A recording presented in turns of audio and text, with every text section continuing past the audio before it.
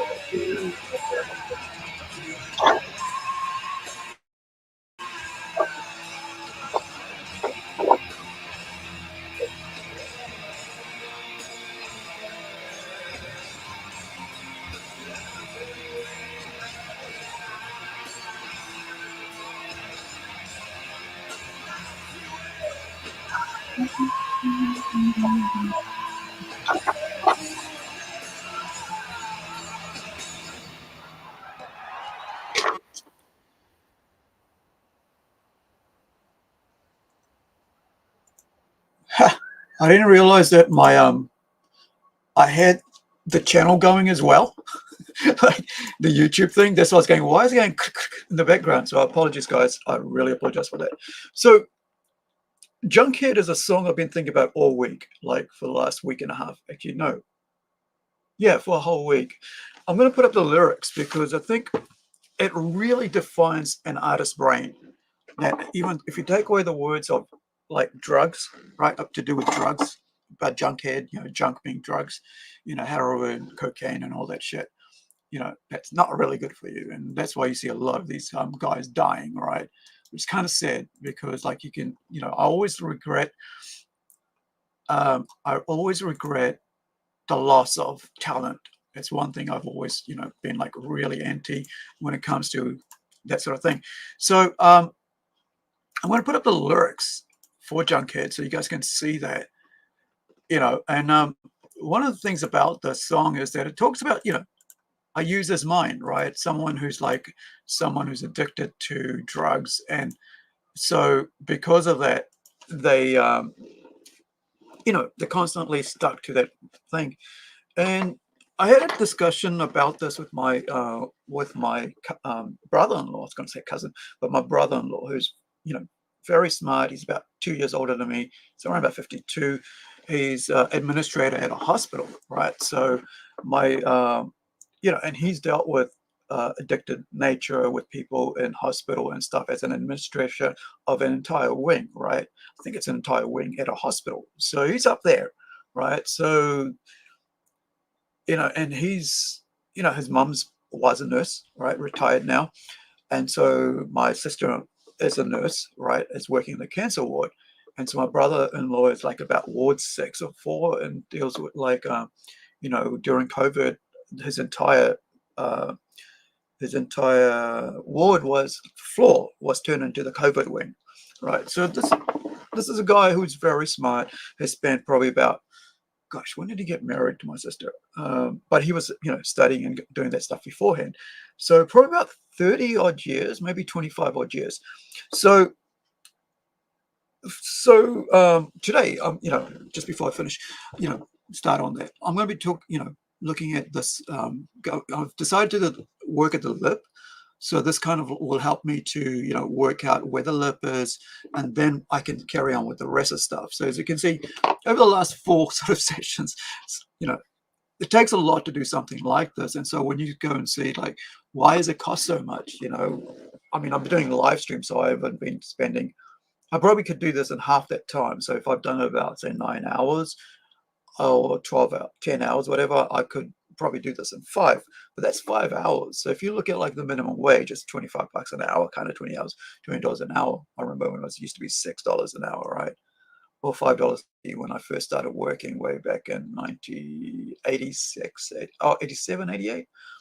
But now you're like, $20 an hour, and somebody's got to pay for that, and it usually ends up being the customer, right? It's not the employer who ends up paying for that because he's still got his bills to pay as well. So it all, anyway.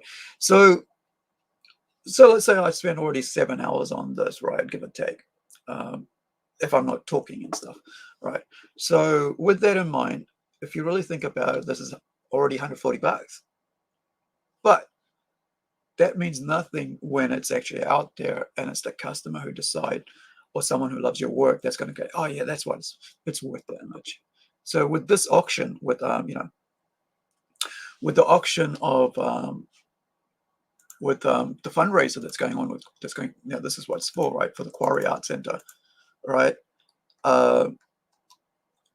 So with the Quarry Art Center fundraiser, right? I just, for me, I just love that place, and I really, really want to do something that's why I'm doing the stream, so I can actually promote the place as well as, show you what I'm doing while I'm doing it for that place, for the trust, and that you guys can see that, I believe in it enough to spend time doing this. I mean, it's also like it's kind of like helps me with you know, promoting and doing this, but also you know, with the channel.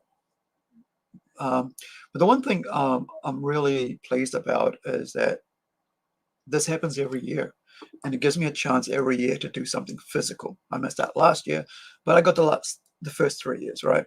So so like I said, it gives me a chance to promote, chance to be a part of that, be a part of my community in this way, you know. So yeah, so let's talk about like you know, this Junkhead, right? Let's talk about this lyric. Now, one of the saddest thing, you know, and this is the thing, right? If you really think about it, actually, would it be better if I go to the page itself so you guys don't see the rest of it? Let me just find out how I can get there without, you know, what page is this on?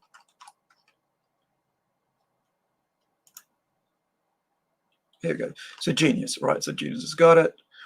So I'm going to read through the lyrics of Junkhead, and then I'm going to show you how, for me, how it corresponds to a creative's mind, right? So let me put this up here. So Junkhead,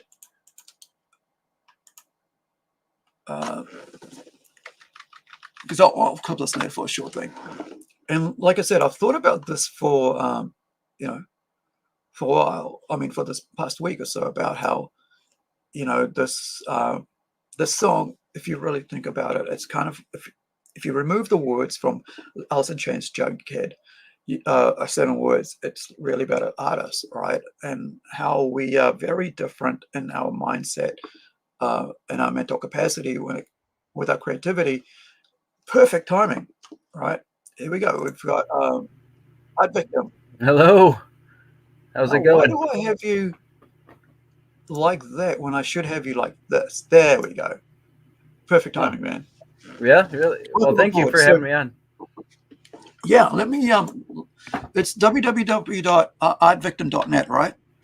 Yes. All right, Yep. let's Our get that on victim. there. Our victim everywhere. I got a link tree. I got. Awesome. Chuck that in the, like if you're on, you know, if you're looking at this on YouTube, chuck that in there. So I mean, like, have you heard of Alice in Chains? Oh yeah, yeah. Right The rooster. now, Right. I'm right? the Yeah, man. I'm the man in the box. yeah. I've been a fan of them the moment, probably like 87 or something, that they hit that in New Zealand.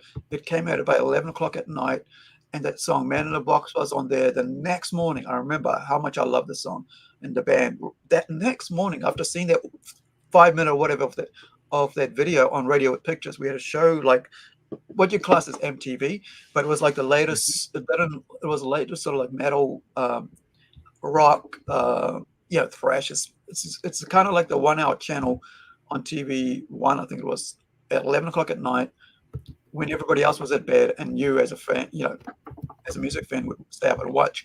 And I think it was on Friday night or Saturday night. It must have been on Friday night, because the next day I went to the city to buy the tape, right? Because all I did at that time was, because I had a Walkman, so tapes were the thing. And so you know, so I went into I listened to that song, and I was like, damn, because you know, I want to get the song, right? I mean, the tape to the song. And Yeah. I went and bought it straight away, facelift, boom, I was into it. And I've ever since that moment, I've been a fan. There's like late 80s when it first came out. So if that song came on like for the first time on the radio, I mean on TV here, that meant the single had just been released for that album, right? For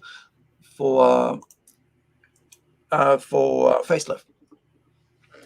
And so I've been a fan ever since. It's, you know, I've got a T-shirt. You know, I only buy T-shirts of things I like, right? And Yeah. so I've got a T-shirt of Megadeth, and and I'm waiting for a T-shirt of Metallic, Iron Man, Iron Maiden. That'll complete my 3 best band trifecta, right? But so I'm gonna play the song because That I've already art played. was great for Iron Maiden too. Oh yeah, Iron Maiden has the best art. You know, yeah. I mean, I used to draw that, by the way, when I was in my teens. And so I love Iron Maiden art, and like I just, I used to like learn how to draw it. I used to practice everything. So that's how I actually really got into illustrating. And for the last 30 years, because of my hand injury, I haven't, and that's why I let everybody else do the work. But I'm going to play the song at the start of the stream. I actually played the video, the live thing. So what I'm going to do is let's play that again, and actually, you know what? I'll play what they've got here, and then we'll look at the lyrics, right? And then I want to talk about the lyrics, sorry, about the lyrics that they've got. Oh no, this is the 30-second thing. No, I don't want that. I do not want the 30-second thing. So here's them performing live. One of the most earliest live performances that they had. This is from '92, so there's only 4 years after. And so Junkhead is from the Dirt album, which is a second album, which I actually I also bought, right, as a fan. So here's Junkhead, and then we'll go into discussions about this, about artists, being artists and stuff.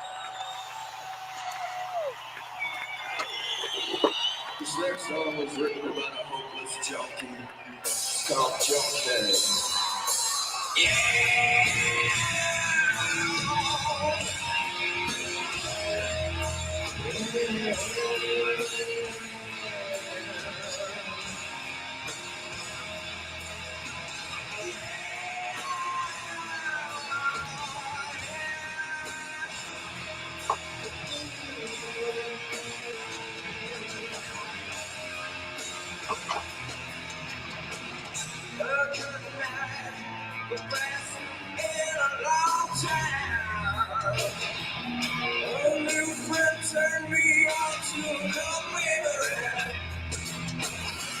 Nothing better than a dealer's hand.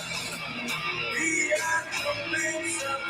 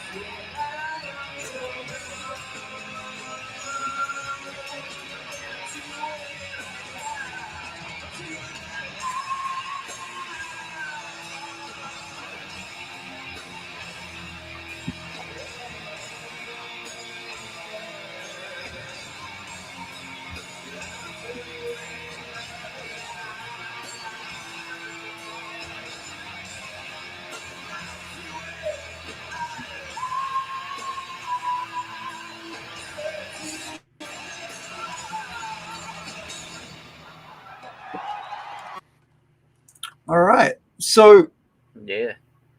the reason I play that song, and as I was mentioning earlier, like my brother-in-law works with people like in hospital. Like uh, he's kind of like administrator of an entire wing, right? Entire floor here locally. And my sister works with after like almost 15 20 years has now moved on to being a nurse onto the cancer ward.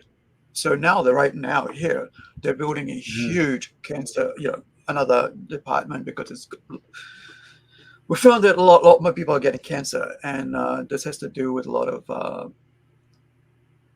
food that is additives and shit like that. I know that because from Fiji, there's a lot of elderly people around about 50, 60 who have diabetes, who have cancers, who have lung and stuff, because all that there's a lot of that happening because they're not used to the food and the Right. nature of how they That eat. westernization, all the America has a huge problem with it, and look what we eat. We eat junk. Yeah.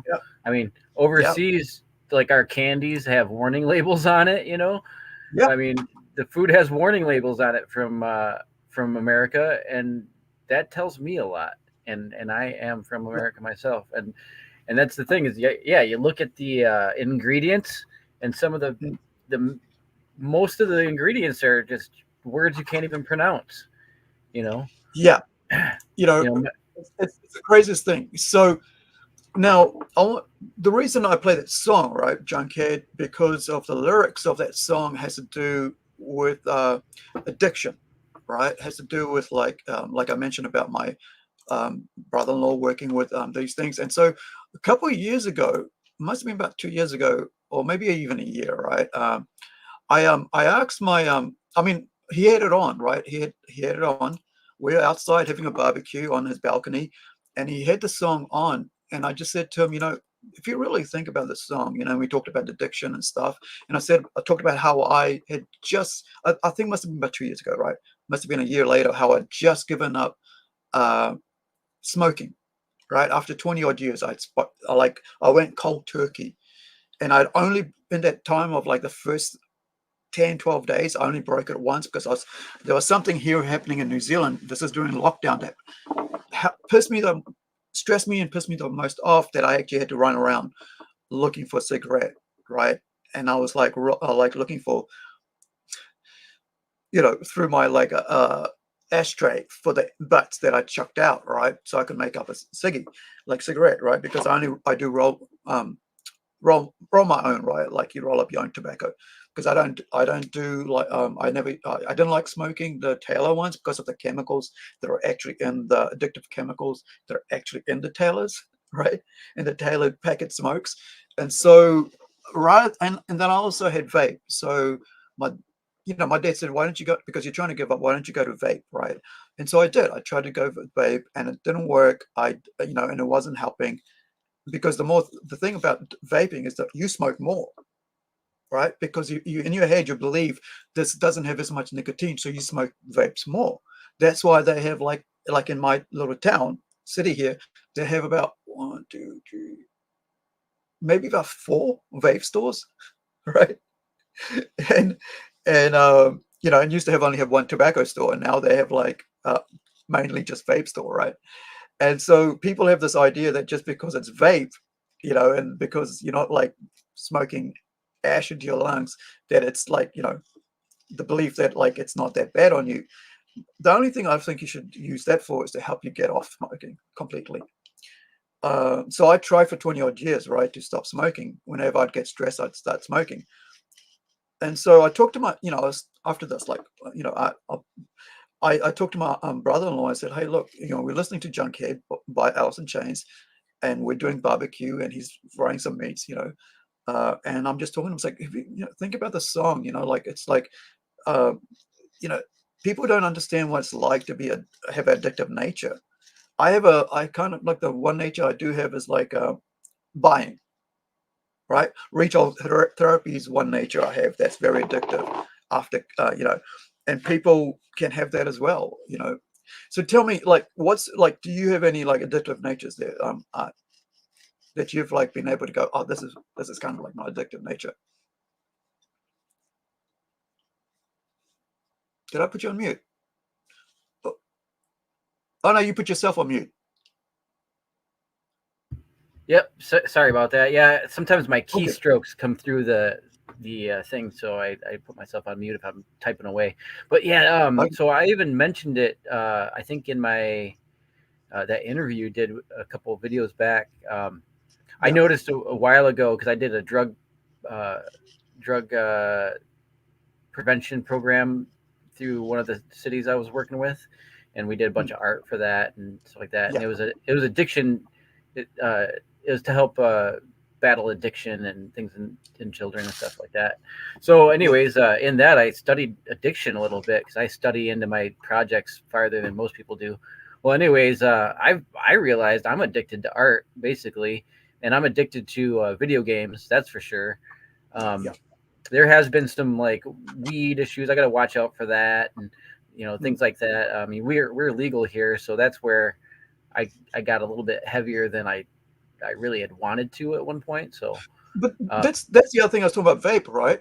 Vape is legal, right? mhm. And so we've seen 12-year-old kids smoking vape. Yeah, and it's very bad for you. Vape is 12-year-old kids. it is a liquid vapor, and it can Yeah, build up in your lungs and collapse your lungs from just the vapor alone. You know, if you're exactly.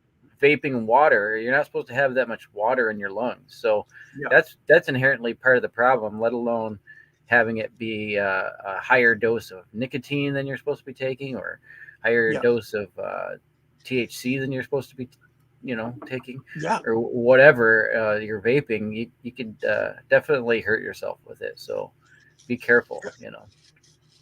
But that's something, when something becomes legal, we actually do more of it, because it's like, oh, it's must not be harmful, right?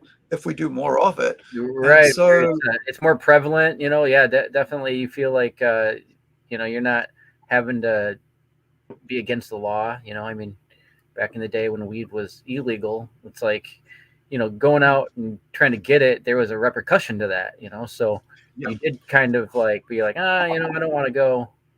I don't want to go out. I don't want to maybe get in trouble or whatever. I was kind of a light guy, anyway, you know, kind of yeah, light on it anyways. But there for a little bit, you know, I was definitely heavier, and you know, it can be bad on your life in many aspects. You know, sometimes, you know, I get anxieties myself. That's what happens to me if I go too heavy on it, and then you know, it hits your bank account too, right? So, I mean, there's a lot of things that can be bad in any type of addiction. You know, addiction to art. I mean, if there's been times where I've spent my rent check on supplies, I can, yeah. And I mean, I can tell, for example, I got these cases that maybe a year ago. I needed to Okay. pay a little bit of, I needed to pay some bills, but there was at the resale shop, there was these cases. They're like a big TV case, basically. Imagine, I don't know, 40 inches by 26 inches or something, these large TV cases. And there was a bunch of them. And I was like, man, I can stick my large flat stuff in there. I've always done stencils. I've always done poster size things. So I'm like, I can stick my flats in there easy. And I bought one of them, and I just went home and I thought about it. I thought about it. I thought about it all night, and then I went back and I spent some rent on it. And I'm glad that I got the cases. So like, I'm not ever going to feel bad about that, but that's kind of what can happen. You can, when you're spending your rent check on gambling, you're starting to think Done that, man. Done gambling that. addiction, Yeah. So anything can be, Yeah. some people it's porn, some people it's, smokes. Sometimes it's drinking. Sometimes it's this or that. But anything that's problematic with your life, you gotta sit back and think, like, am I doing this too much? Video games are definitely another one that I got. Like, art and video games are my main two. If I got a good video game in my hand, I'll just tuck away the world and sit in front of that video game, and I'd be living my best life, really. And so I remember for a while I was living in Colorado. Colorado is one of the best skiing areas of the world, arguably. And, Vail, Colorado. And here I am playing Battle Arena Toshinden. And my buddy's got SSX Tricky. There's like a video game called SSX Tricky where you're snowboarding and stuff. So we're playing a snowboarding video game. And I'm just at the snowboarding mountain, right? Right. And I'm just like, I just kind of looked out the window. Yeah. And out the window, we have a huge mountain, right? There's a huge mountain, like a pretty picture on my wall, but it's a real window. It's snowing to beat all hell outside. And I'm playing video games, snowboarding on a TV. And I'm like, what the hell am I doing? That's when I realized I was addicted to video games. Me and my friends were in a dark little room, huddled around a TV set, just like crack addicts playing this video game. And we got the best conditions snowboarding wise outside our window. We could literally walk up the hill and snowboard and and that's what I did. I put down the controller. I'm like, you dudes, I'm going out, Yeah. I'm going out, and that was the thing to do. And that's what you need to do. You need to be introspective and look at yourself and be like, what am I doing here? What am I really doing? That's why, like, I want to talk about this Junkhead song, because, like, art addiction and artists and stuff like that, we we kind of, I think, for me, having thought about this week, like I mentioned, this song, this thing keeps coming up, so I'm going to see if I can get rid of that. But, like, it's a really good song on, like, realizing if you just switched out the words and you talk about artists and stuff, and what is the artist? Come on, give me lyrics. Give me the good lyrics. Jeff the lyrics. So, he talks about being, having someone introduce him to, to drugs. A good night, the best in a long time. A new friend turned me on to an old favorite, right? So he used to do it, like, because a lot of songs with Alice in Chains has to do with drugs. Yeah. And, a lot of the time period had to do with drugs. They were getting quote unquote better drugs at that time. There was a lot more of them. It was the grunge scene. And not only that, dude, the people that, the label's giving them drugs. That the label has, like, dealers on call, because they have all these bands that they've got addicted to drugs. And that's what's been coming out recently, right? Like, even with the P. Diddy thing right now, right? They talk about how, like, P. Diddy, like, has got his freaking things on call, right? With drug dealers on call. Like, when you have money, right? I've watched this thing about where he walks into a shop and gets like dildos, right? Butt plugs and all that. And this is his bodyguard's talking like this. He's giving his bodyguard saying. So he's in the shop, he walks in and the guy doesn't even know what the hell. What's that shit? Because can I not just fucking shop, shop for myself alone? Can I be? And this is what Diddy's saying, right? This is what the guy's testifying to, right? In an interview. And Diddy gets his bag of shit and walks it, and this I'm talking about money and this about profit, right? About how these guys move at this level, and when it tied back to Alice in Chains. So he just goes up to the counter, doesn't even put out what's in the bag so he can the guy thing in. He just brings a wad of notes, cash, shoves it there, and walks out. And the guy says Diddy never walks around with a $20, $50, $100 note, right? So whatever that was in the thousands. And Diddy's got enough money that he doesn't have to worry about what's there. Mm-hmm. On that day, that guy at the shop, right? Let's say that's the dealer, gets all this money and he shuts his mouth and doesn't say nothing. He's happy. He's got his whole month's worth of wages made or business paid because that's where Diddy goes to. Now, we've had people talk about the music industry. Like, and I've been, because of this Diddy thing, a lot of people have been talking about a lot of things about the music industry, about how they get you addicted to, getting their clients addicted and take, basically one way is to using that to control them, right?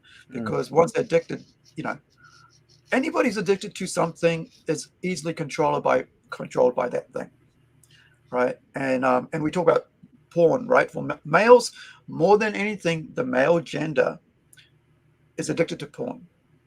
It's a visual thing. It has to do with visual, and you can call. That's why people say like, well, I don't even.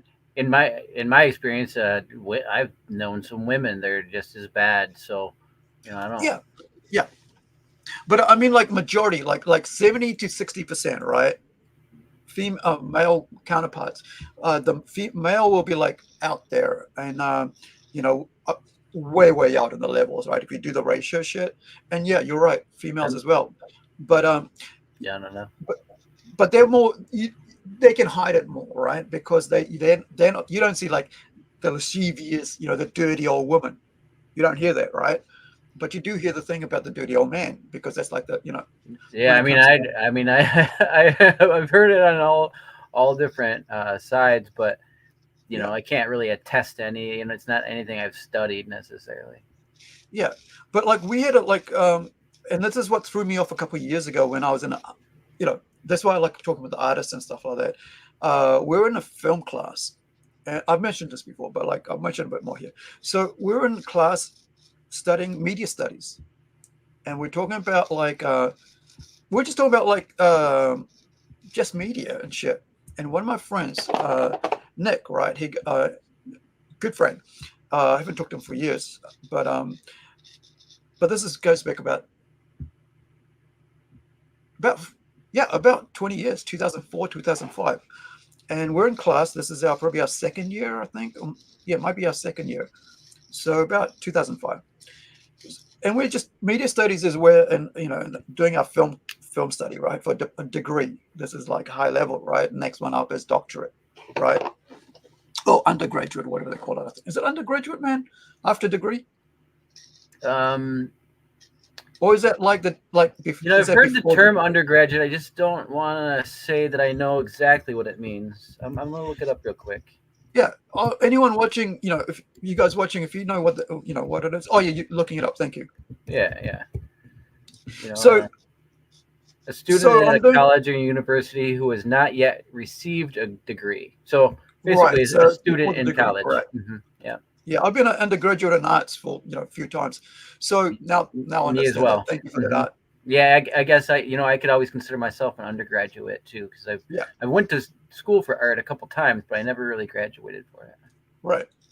So we're doing a bachelor's degree and filmmaking, media studies, which means you're looking at researching media a lot. You're looking at how documentaries are made. You're looking at how films are made. You're looking at how commercials are made and how you can use film, a moving image, to propagandize people. So I'm very, because I'm of the mind where if I capture onto something, I go and look at it a lot. I'll spend a lot of time looking at all sides of it. Like when I wanted to go do my open up my comic shop, right? I spent an entire year researching all over the world what makes a good comic shop, right? And what makes it work, and why would someone come into it who's a child, at the same time another one who's an adult, and why would a female or a male come into your comic store, right? And I won on all ends. Like the only thing I think that I lost on, why I had to shut down, was 2 other shops opened up. One was good, but another one's completely the same as me. And I found that a lot of people like to copy shit if it's successful. They're not innovators, they're followers and cheaters at the game, right? They just like copy out everybody else, and then they go, I'm the first later on, right? Because they think that they're the ones who came up with the idea. And so getting back to the conversation about, the topic about addiction. So in class, my friend Nick goes, and there's an argument happening between a feminist and Nick. Not an argument. We don't argue in our class. We always debate. And that's what I used to love about that sort of situation. Now people argue. It's like there's no discourse. There's no conversation about it. There's no agree to disagree. No, I see a point and I disagree, right? Or I hear what you're saying, but I don't, you're right.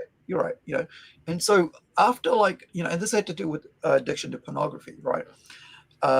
And so he was just saying that males are more susceptible and more exploited by pornography than females. And I said, no, they're not. And then I realized, I said, yeah, because everything is marketed. Sell a car, have a chick in a bikini, right? Well, sex sells, and it is, I've noticed a long time ago in art, if you look at the layout of what is drawn, it's always the woman form, right? Yeah. There's 90%. I mean, you get into landscapes and things like that, and, but and animals, but 90% of what you see that's being drawn by an indie creator is a pinup style person. Yeah. But that's also because males love the female form. Well, and women do too. It's the women's form is just a beautiful thing, right? Yeah, and that's I think that's it's it's a common trope to draw the woman's form. Yeah, and so there are those guys on sort of the male feminists who have a problem with that without understanding the human nature, right? They're our counterparts. Yes, we are going to lift them on a pedestal. Yes, we are going to be attracted to them. Yes, we do want to see beauty because what? Shall we draw, shall we draw animals all day long and not our counterpart, who is our opposite gender, which is the female form?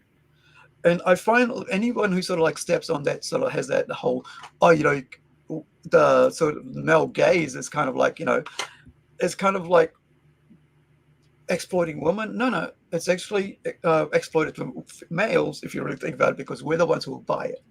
So we want to buy it, right? Like that form in front of you, right? It's not even exploiting when, I mean, there might be somebody out there exploiting or whatever, but not everybody is, No. Some are appreciating or that's it. I don't mean exploiting in the sense of the actual exploitation of something.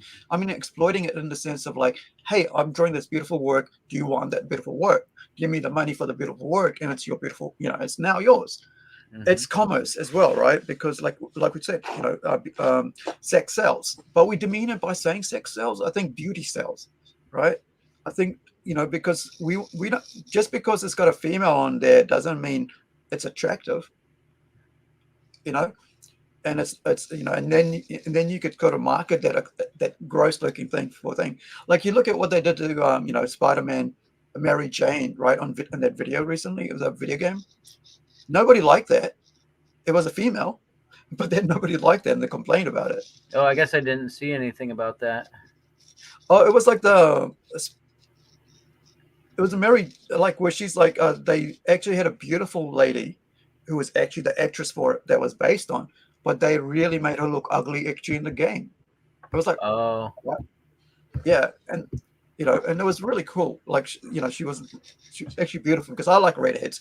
I think red. It's just that they're not that many, and I mean real redheads, right? Because I had a girlfriend who was actually Irish and had red hair, or Scottish. mm-hmm. Is it Scottish or Irish that have natural red hair? I don't know. They call them ginger sometimes, right? Yeah, yeah. I had two girlfriends actually. I actually had a friend, a girlfriend, and then I had a girlfriend who were both redheads, and so yeah, and so I mean, beauty sells, right? Selling at saying sex sells kind of means the whole idea of the fact that we like beautiful things. It's like, why do red roses sell more than white roses? Visually beautiful, you know. Well, and It's the law of attraction, right? Like where yeah, it's ingrained in our genes to be attracted to the yeah, to the opposite sex, right? well, or just especially, and then yeah, I mean it's if you're back in the day, caveman, you're supposed to look for the most adequate mate, right? The one that's going to Yeah, give you the best offspring. That's animalistic in that way. So that's yeah. still in our DNA somewhere. So when we're Oh yeah, scanning a crowd, of course, you are attracted to the one that your mind thinks would be the the one. So yeah. And I think a lot of people don't talk about these things because they think that like it goes into like chauvinism, or or it's kind of like you're demeaning something. And I find that because yeah, it's always like we always get silenced when we talk about the shit, like males, when we talk about beauty and stuff like that. It's like, oh, you shouldn't be talking about that. You don't know what that is. You're trying to, do this and that about it. But like, to be honest, like if you want to sell something, you want to make it beautiful and attractive to someone. You can't just put out something that looks ugly and expect people to buy it. It's like putting out a dish of food, right? I'm a chef, right? I'm a trained chef. If I put out a thing and I just go, you know, yeah, and I go, here it is. You yeah, go, you want your plate to be attractive. There's a yeah, whole art to it. yeah, So it just goes with anything. If you don't want to make an ugly car. If yeah, you're a designer, you want to have a quote unquote sexy car. You want that thing to look money so that people pay money to get 100%. it. Yeah. And I'm someone who's actually helped someone win a silver medal because of how the plate looked. Mm. Silver medal for, and amongst the entire fucking, course, first year, second year, and she was a second year, and I was like a third. No, she was a first year, like helping a first year win silver medal against all her people, all her competition group, that age group, right? I mean, like the class group, like across the, Northland. And because of me, she won that. And I'm looking at, I'm like, if I didn't show her how to do that on a plate, because this is the first time she did it, she would not have won that. And I went, you know, I even though I didn't get the thank you or shit like that, I knew in myself that if I hadn't showed her how to do that shit, she would not have won. Her food might have tasted just as good, but when the shit looking at it, like the judges are looking at it, they're attracted to how that plate looks in the end, right? That's why people go to 5-star restaurants and eat little fucking pieces of shit on a plate, and there's like 20, Mm. 30, $100 for just two pieces of little bits of meat on it, right? Or like when they have like whatever how they dish it up, because it's that's the only reason you would go to a restaurant, because the food's going to be good, but it's also going to be put out to you in a beautiful way, displayed, Hmm. and The this is best what like restaurant I ever comics, went. right? The best restaurant I ever went to, they brought it out in a big, the whole roast, and they'd cut it right there in front of you, and it's like Yeah, just like a beautiful roast, on. yeah, table And then service. yeah, and they had the suits on, and they'd come two at a time, and they'd carve it right there. It was just a good looking scene. Yeah, So and that was money. I mean, that was like an $80 plate, basically. Yeah. You know, so yeah. I mean, with everything, you want it to look good, and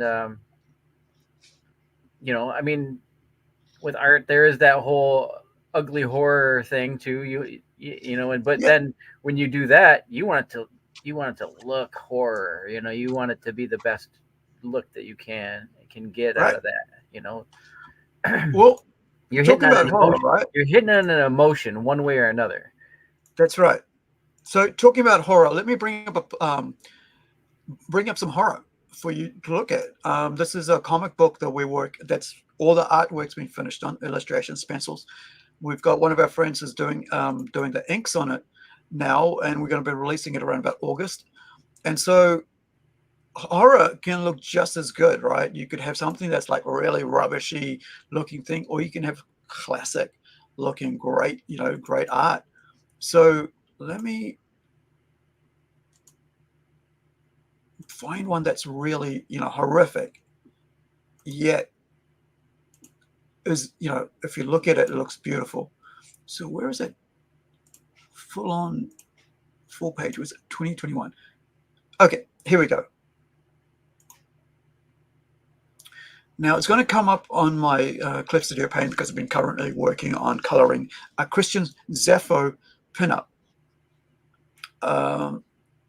So this is a piece by one of my, I'd consider him a good friend now, right?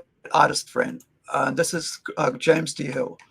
And James, has done so many. Wait, where is it? My bad. Let me put that up. There it is. I just had it down so it didn't even show up. So this here is a horror comic, right? Supernatural horror comic.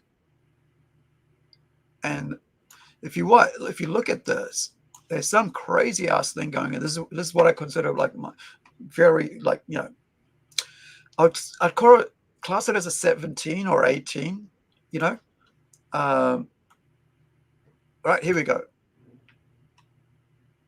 Right. So Okay. Mm-hmm. So you look at that, right? And you Ripping go, the guts wow, out that's and the pretty tentacles full in the on, back. right? Yeah. Yeah. And the And it's a scene skulls. from hell. Yeah. So this is Templeton Rise and Fall art for issue 1, and that's why, it's not for kids. It's not even, I wouldn't consider for teenagers either, because there's some really mature things, images in there that's like a bit more in the sense of like, NC-17, so I would call it our red label, right? When it comes to our putting out a comic book. So it's not an M13, not M15, which is mature reader. I think it's more in the NC-17. And so,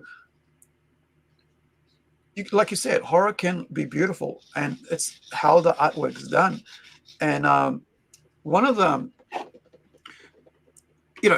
I love the fact that we can have classifications, right? We can release it to older people or younger people, depending on the content.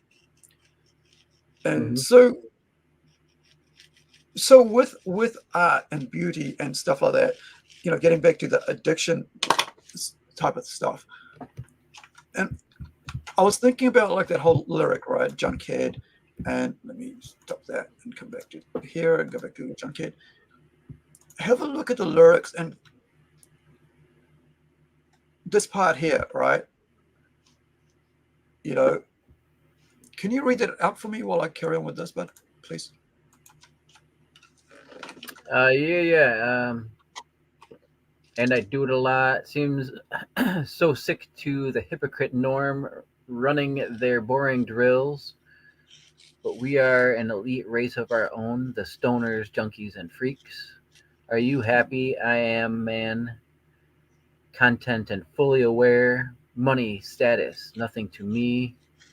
Because your life is empty and bare. What's my drug of choice? Right? Find more lyrics. Oh, okay. Wait. they interject their own little thing in there. Yeah. What have you got? Don't go broke, and I do it a lot. Yeah. And I you don't go know, broke, and I do it a lot. and the thing about that is like you know, like we were talking earlier, like how they're like when you make it, when you get to the at the top, you know, and I've heard people say when you get to the top, there's just more, right? Oh yeah, When you get you signed to know, record label, whatever you had before, there's just more of it, like a lot more. And who's that guy from like when Reacher? you get to a point, and you're just you're conditioned to that point, and then you're like, okay, this is normal now. Yeah, This is normal. I Then you look for something more. You look for something more. yeah, I can't remember what wrestler it was, but there was a show that was like the real side of wrestling, and I was watching right. it, and and I don't remember if it was like Jesse Ventura or Jake the Snake. One of those big guys was in a, they were interviewing him in a dirty hotel room basically, and he was saying, he was just like, he's like, man, he's like, they're like, what ruined your marriage? He's like, man, and don't quote me exactly on this because it's been a while since I Mm, watched it, but he's like, pretty much like, he's like, dude, when you had two strippers and all the cocaine that you can afford, yeah, in one night, he's like, regular sex is boring, He's like, you go home to your wife and there's just normal missionary. He's like, once you've gotten to this level, like everything else is just boring. He's like, so then yeah. it ruins your life basically because it's not like you're gonna have that. He was like pretty much saying like, it's like you're not gonna have that peak all the time. And that's basically chasing that high, right? It's chasing a dragon. Like Yep, there yep. was a book called that, right? When I was in Christianity, and like happy Easter to everybody else, right? Wherever you are, if that's if that's what you follow, you know, happy, happy Easter to you guys. I have a background in both, being born in Indian, you just basically get into Hinduism becomes your de facto religion by choice. But my mom, like 80, around about mid 80s or early 80s when she came here, she just put that aside. She was really very heavy into Hinduism. She had had a little temple, um, religious idol set up in her cupboard. That was where she worshipped, right? However, a couple of years later, she realized that that was just idol worship, and that was just not Hinduism wasn't for her. So she turned to Christianity, and so she's on and off has been her thing for that. However, I have like families who are like extended family members who are Muslim, who are also Christian, and who are also different parts of Christianity, right? Like Hmm. Anglican, fundamental, whatever, Pentecostal. Myself, I've been through all that. And the reason I say that is like I respect it, right? And if that's where you're at with religion, I respect it. I'm not going to go out of the way to like piss on you or spit on you or make you feel bad about what you believe. That's not what I'm about. I think that's not how people should live.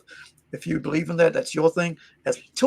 Until you step over and try to harm other people, that's where I'm like, yeah, nah. Or you push your stuff on other people, that's where I'm like, no, no, no, thank you. Carry on. But tomorrow I'm looking forward to it. I get to hang out with my sister. We kind of do this every year. Every Easter and every Christmas is very important to me because where our family gets together. And so I get to go hang out tomorrow, have a roast lamb, and a glass of wine and so on. So kind of like celebrating the whole Jesus rising on Easter Monday. Hmm. But I enjoy that because you need rituals, right? When you have young family members, it's important to have rituals. And I don't mean in negative rituals. I mean like, hey, let's go and have dinner at this time of that year, right? And then that becomes like a regular thing they can Like look forward a to. family tradition, you're saying. That's it. That's what I mean by ritual, like tradition. And so I enjoy that. I like kind of do that with with my sister's family because they're the only ones that are close by. My brothers are overseas in Australia, and sometimes with this stuff, mum and dad are able to come up. They're a bit dad's a bit elderly, about 80s. Mum's in her 70s, and so we don't try to push them too much to come up. But I get to hang out with my niece and nephews once a month. That's one of my rituals, one of my traditions, right? Where I want to make sure that I am not getting too egotistical in my brain because all the shit I do, right? Because sometimes you can become a bit what we call here big-headed in New Zealand, Mm-hmm. because you're doing too much, and people call it pride or ego. I kind of find like if I go and hang out with every time once a month, if I go and hang out with my family, with my sister, I'm just normal uncle, brother.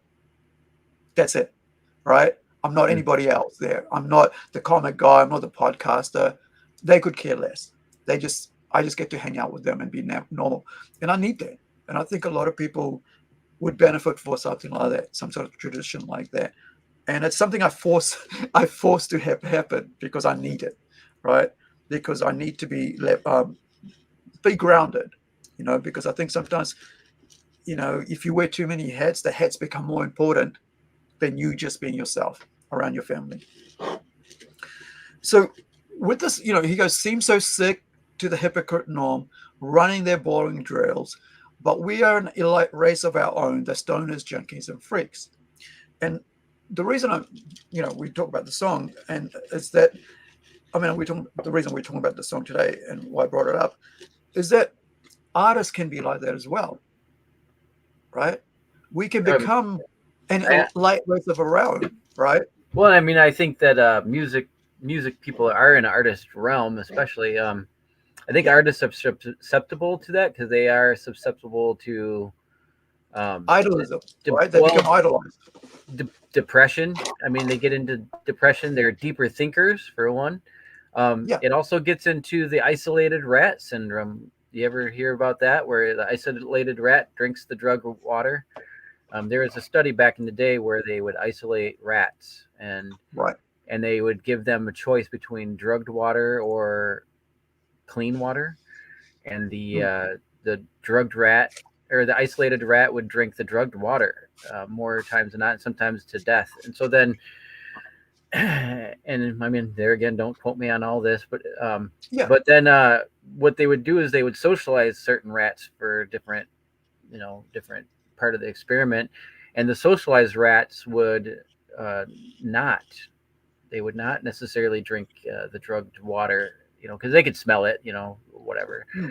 And so, or whatever. So then that was kind of the test, so that's where artists sometimes they isolate themselves a little bit more than others.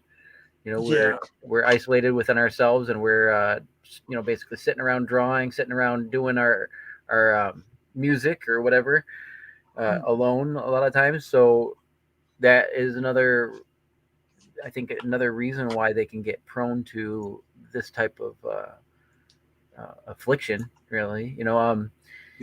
So with that deep thinking, that depression, that isolation, I think that's where you see artists getting into addiction. And then there's another whole aspect. There's another whole aspect too, is that and I've seen it in the tattoo world. Here you got somebody that doesn't make any money, right? Artists don't make any money generally, on the waters, they don't. So they're not making any money, whether they're a tattoo artist or they're or just a regular artist or, a musician or whatever. They're not making money. Put them into a position where they are making money, and then all of a sudden they're a rock star. Like that's why I say tattooing, is because you got a guy that knows how to draw a skull. He's doing it. He's doing it on his kitchen table while he's hanging out with some friends. And then he gets into tattooing. I've seen it a million times where they get into tattooing and all of a sudden they can make $200 a day, $300 a day, $400 a day, blah, blah, blah. That makes them rock and roll all of a sudden. Like, they think that they're hot stuff because they just went from making, McDonald's wage to rock and roll money where they're making $300, $400 a day. And all of a sudden they got access. They think they're hot. So they're out spending it on, like they think they're P. Diddy, right? They're spending it with stacks. and then it gets into a rock and roll attitude where they're rich today and broke tonight and rich again tomorrow. So then they, I've seen it a million times where then they start having a big head on their shoulders, and then a lot of times, what are they doing? Like I saw a lot of them in the industry. They'd make $100 in the shop, and then they'd go try to flip it on the street.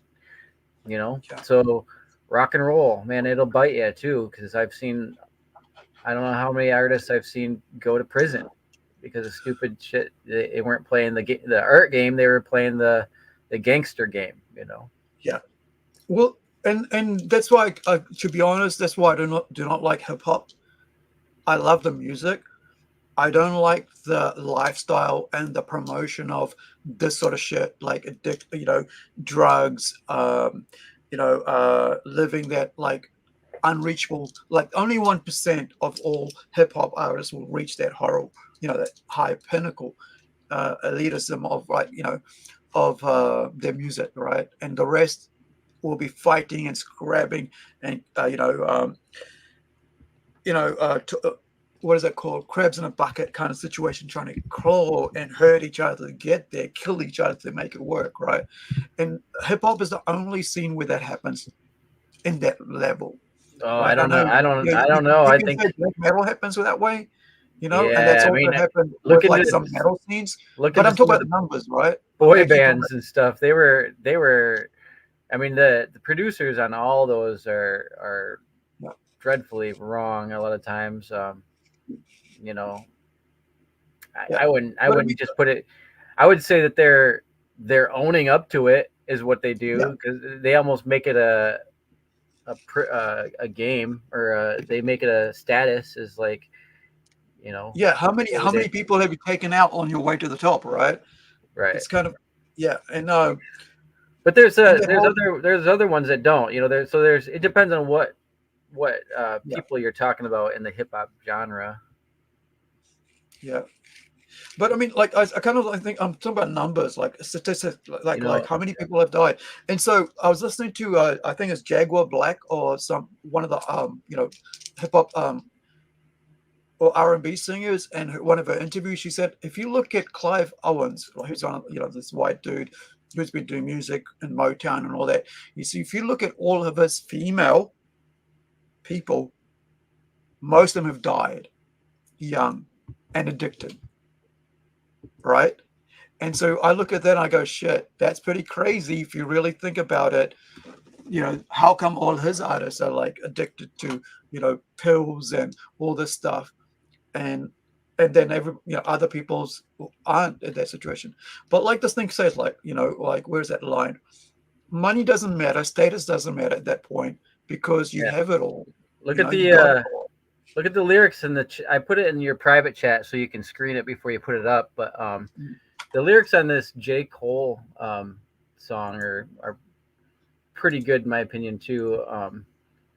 And he basically I say it a lot in my own life is the good thing is, man, you went a long way, but the bad thing is you went the wrong way. And Yeah. it what it is, it's guarding, it's saying, dude, you can go a long way in this game, but you just got to watch out for going the wrong way. You And can. carry on. I'm just gonna bring this up, but I was gonna. Is it yours? Love yours? Is that what it's called? Am I on the right song? Yeah, yep, J. Cole of yours, like there's no such thing as a life that's better than yours. Hold on. Let me bring it up so you can everybody can see it. And like I said, guys, if you want to be part of this discussion, like I love having these discussions, and that's why like I invited Art here, because two artists shooting shit, right? And I know there's other people like me who think about these things deeper and more, because I think it's important to at this age, you have to think about these things because now people are looking at you, right?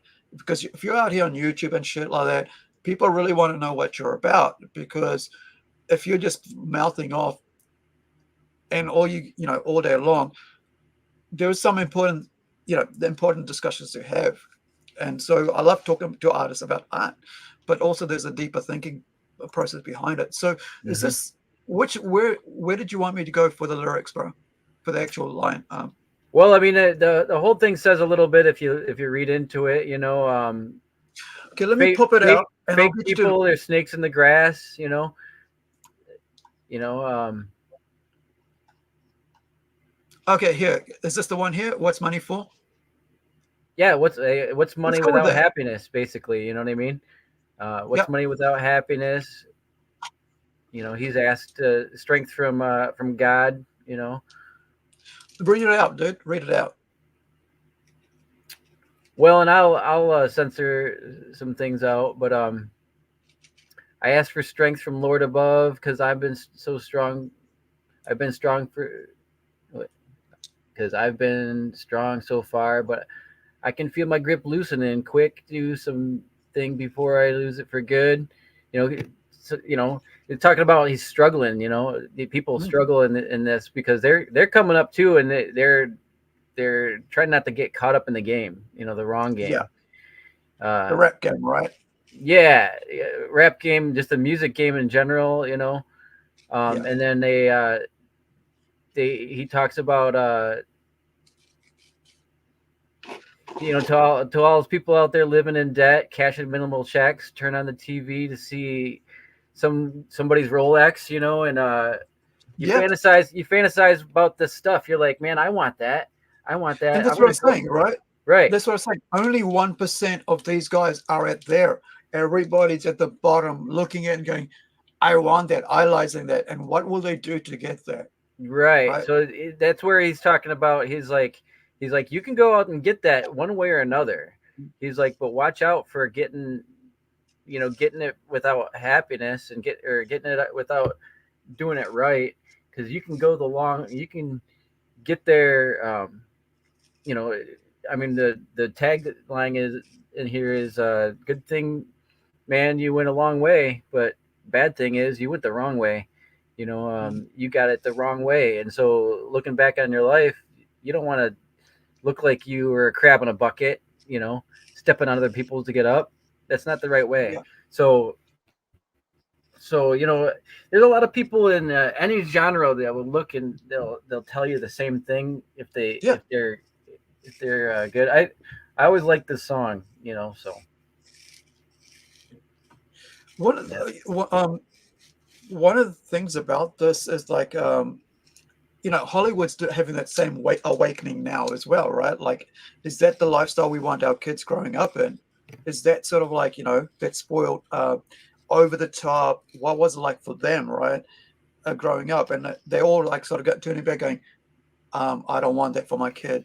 I don't want them to be part of this Hollywood, elite sort of thing, because then they will get um, you know, all get twisted. They'll get it twisted. So Alan Richardson, right? He talks about like how his agent, female agent, tried to Me Too him on purpose, and he basically put a rope around his neck in his attic.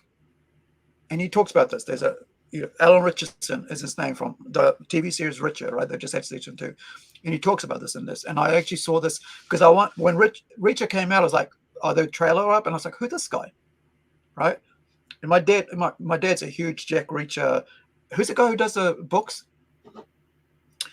But he's a fan, and so is my brother-in-law. Like, they love that series, right? They love their books. They both read it, and they're both, But my dad's been reading it for years, and mm, so he goes. Alan talks about in this interview with the guy who played Lex Luthor in Smallville TV series. I can't remember his name, but he's a bald-headed guy, right, in that show. But so he's got his own podcast, and he talks to Alan, and Alan's like, it's about an hour and a half, hour to hour and a half interview, and he talks about how he got his agent, but he walks, he goes to go see his agent about some contract, and she goes, if you don't sleep with me today, I'm basically gonna say you raped me. mm, This is at the top. The guy, and he goes home and he goes, I'm done. I've got kids and I've got a wife. I'm done. If this, and he puts a rope around his neck or whatever it was, he's hanging in there, and he says, and I only saw this again recently, it must have been like yesterday or something, you came across on this, and they're talking about this whole game, right, at the top. And he says, and all I could see is my kids as adults, and it's almost young kids now, as he's got there as adults, and talking to me saying, I'll let you guys watch that. And he says, this, and when I saw that vision, I just said, I took it off. Like he just said, and if he hadn't done that, we would not have Reacher right now in that class, and that everybody loves Reacher, right? It's such a big, huge show. Yet you look at that young, that actor, right? I won't say young. He's probably about 35, 40, so he's younger than me. I don't think he's 50. We wouldn't have that show being the way it was without him. And that's what I mean. I hate losing, like having lost Lane Staley at a young age, right? Because that means we've lost so many decades of music. It's almost like what 90s he died in, with overdose and stuff. And so with art and that addictive nature of art, right? That we have, like I remember putting up and thinking about this week. I remember putting up a post about how I was having a difficulty being an artist, in the sense that like that whole addictive nature of being an artist, that I couldn't, like I had to do it, right? I feel frustrated when I'm not doing art. I'm when I'm not creating. It could be anything, whatever I'm doing. Like I could be doing pottery, like doing a sculpture. I could be painting, acrylic, oils, whatever. I haven't done oils probably in about 30 years. No, about over 20 years. I wouldn't say 30 years. And by the way, there's dozens of paintings. No, probably just over a dozen oil paintings I've done, which is around the world. I've done acrylics, like way over the dozen. And actually, talking about Easter, I actually did Jesus on a cross, and digital. There was like a little tiny image. There was like back in the 90s, right before like memes and all that shit was available. You had a huge book that Microsoft put out or somebody put out. It was just full of like that came with a disc. There was just clip art, right? So I took this clip art that was black and white of Jesus on the cross, and just an outline, and I made a huge 1 meter, a 1 meter by 40. What is that? Yeah, about 40 across, bright red, like this red background with Jesus on the cross. I think there was 3 of them. Golgotha, Skull Mountain, what do they call it? And so that was the 3 images of that. And I actually won a competition with that, and I just gave it to my friend. Right, Sonia. I just went, here, Sonia, you have this for your birthday. Right, that's how I used to be. Right, here, you have this, you have that, you have that. Because I felt that was better than giving somebody a voucher or somebody something that I bought. Like if you make something, it's actually sharing your time and energy, and has more value than if you're just giving, just buying something, right? So a lot of my work is all over the place. Now, so I was struggling, this is about 2 years ago or something, maybe even 3 years ago, about being creative and struggling with the idea of having this nature as a creative person. And anybody who's not creative might not understand that. And that's why I say like Junkhead, right? That song kind of makes me feel like that's what, like the best way I could describe artists is, having that addictive nature. You can't understand an artist's mind, right? That's what I was thinking about this week. But try with your books and degrees, and if you let yourself go and open your mind, I bet you'd be doing like me, and it ain't so bad, right? And what's my drug of choice? It's art, right? And what have you got? I don't go broke because I can just do some artwork, and I do it a lot, and it's kind of that's what really got me. It was like, are you happy? You know, I am, man. This is what I was getting frustrated with my art. I was like, fuck, you know, and like I was talking about my brother-in-law, right? Um, and he's like, he works at, uh, he's dealt with addictive nature, you know, addiction and people with addictions in the hospital, right? At his wing and stuff like that. And he's at his high level, you know, administrator at that level, right? And so he puts out, he goes, listen, you know, and I was saying like normie. I mean, I wish the thing was, I was so frustrated. I said, I wish I was a normie. I wish I didn't I wasn't an artist. I wish I wasn't a creative person because I wouldn't feel this way, right? I've said this. I've said that so many times. Man, I wish I wasn't weird. You know, like, Yeah. I wish, like, it's almost like an ignorance is bliss type thing. I wish I wasn't this way. Yeah. Hmm. And he just turned around and he said, look, don't worry about it, right? It's better than being a normie. You have something, right? And I I'm mean, paraphrasing here, right? And he said that. He said, like, and I was like, yeah, why the fuck am I getting frustrated over being a creative person? And well, I this is mean, why I get frustrated, right? That's why I'm right now being frustrated with people who are talking about like not listening to creative people because they're in the production. They're all about production. They're all about the executive producer. That's what, like, of, you know, of the film. They're not the actual person who makes the film. The director who's on the set going, okay, stand there because I know this shot with you in that angle will look beautiful here. And if you then turn this way a bit and say that, it would be more impactful if you say like face to face. That's the creative person. The production guy goes, yeah, that's good. Now stand over here. That's good. You know, they don't understand that part. And so that frustration that comes from being an artist is what makes us, and I don't want to like hype ourselves because it's just, we're just what we are, right? It's the nature of the beast, right? You know, being a creative person, we go through all these emotional things. That's why like a lot of us get addicted to a lot of alcohol and drugs and all that because we don't know how to deal with the frustrations we have as a creative person. mhm. Carry on, Art.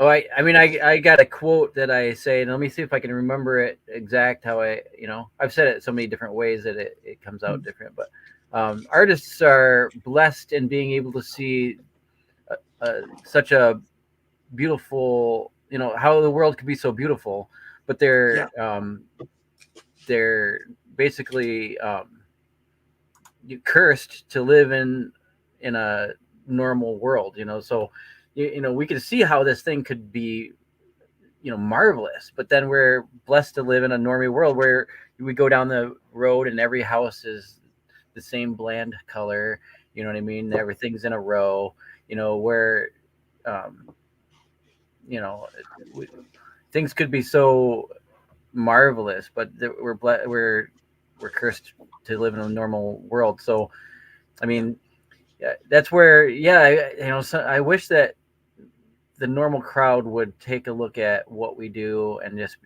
let us run with it. But they a lot of times will say, you know, just take all the cool right off of that, you know, take the balls right off that piece because it almost blows their mind, right? Like they're looking at normal landscape art and they're like, oh, that's beautiful. Well, we look at surrealism and we look at, you know, abstract, and we look at all these things. That's what we're into. We're looking at the next level. We're looking at beyond next level stuff, and we're beyond everything that they see. So when we show them that world, it almost blows their mind too much, where they can't even handle that much, and they're like, whoa, back it down, back it down a little bit, so that they can ingest it almost. You know what I mean? yeah. It's like, so yeah, I mean, I get it, but that's where the struggle is. Yeah, it's you know, where there's always that back and forth. I had a teacher in one of the colleges I went to, and he was kind of, he was so pretentious. I didn't really even like this guy, but he was just like, he's like, throw away your old friends, basically. He's like, you're not even going to be able to go back and talk to them anymore. They're not going to understand you. And at the time, I definitely didn't understand that. I mean, he was just way too pretentious for my liking, and I was like, okay, dude, you know, you got a big head on your shoulders, right? Well, I mean, I kind of understand it a little bit now. You know, you can tell somebody, listen, the composition is all off for that, you know, and if you were to change this hue just a little bit, you know, it could give you a better mood, you know. And then people are like, no, I don't know, I like him right in the center, you know. Why can't you put the dude right in the center, you know? And you're like, well, that's, you know, it's drawing, it's not as pleasing, you know, but that's where art is in the eye of the beholder, and 90% of the beholders are normal sometimes. So it's kind of, you know, that's the trick of the thing, right? Are you making for yourself, or are you making for the normal crowd? Yeah, I think, I mean, like, and you can lead a horse to water, but you can't make him drink. And if it's not right, attractive to the normal crowd, sometimes it's only attractive to a certain mindset. And sometimes, right. you know, And that's where I noticed in my art, sometimes the people that like my stuff more so are artists. You know, yeah, sometimes I'm looking, you know, I'm looking at my fan base. I'm like, I got more artists that are into my stuff than normal crowd, because if I do something for myself, it's not necessarily hitting a trend.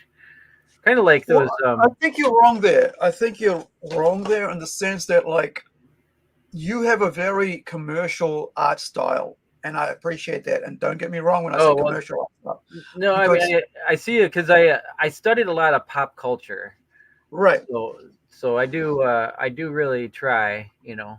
yeah. So the reason I'm doing this with the light is, and then also, by the way, I'm someone who picks up stuff on the off the road, right? So this is a you know, just to carry on with the art thing of that. So this is a belt from a belt sander, right? A handheld belt sander. So Okay. I found this on the road, and I'm like, I can make use of that. And Yeah. right now I've made use of this. It's like I've had this for probably about 3 years, right?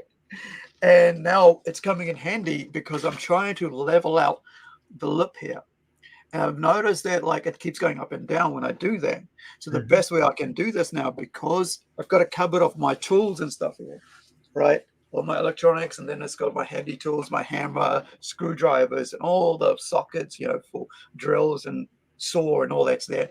So I've remembered that I had this. I have a finer one, which I won't use, but this is a very rough one. So if you look at it, it's quite rough, and it's perfect for this, right? So I can do that. And I'm gonna put on mute when when I start. But now I've forgotten what I was just saying.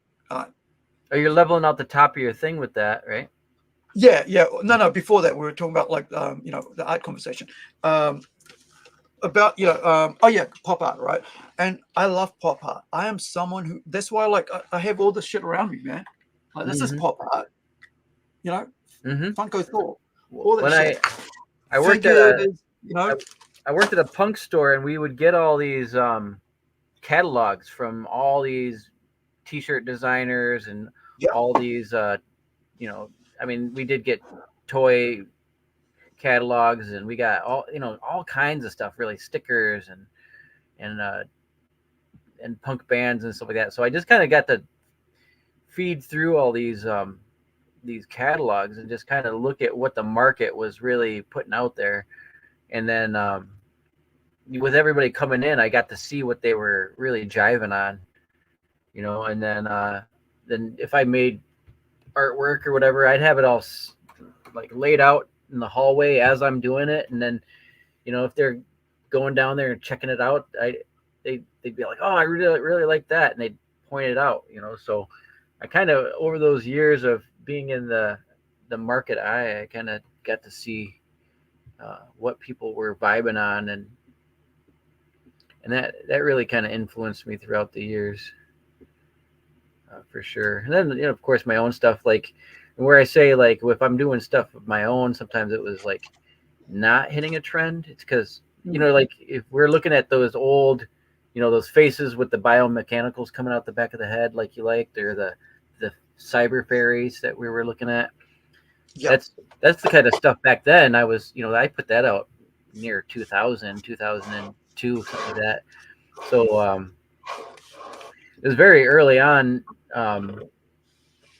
you know, and it didn't receive a lot of people liking it. You know, people liked it. They'd be like, "Oh, that's cool," but it's just not like they were buying it up or anything because it was too progressive for the normal crowd.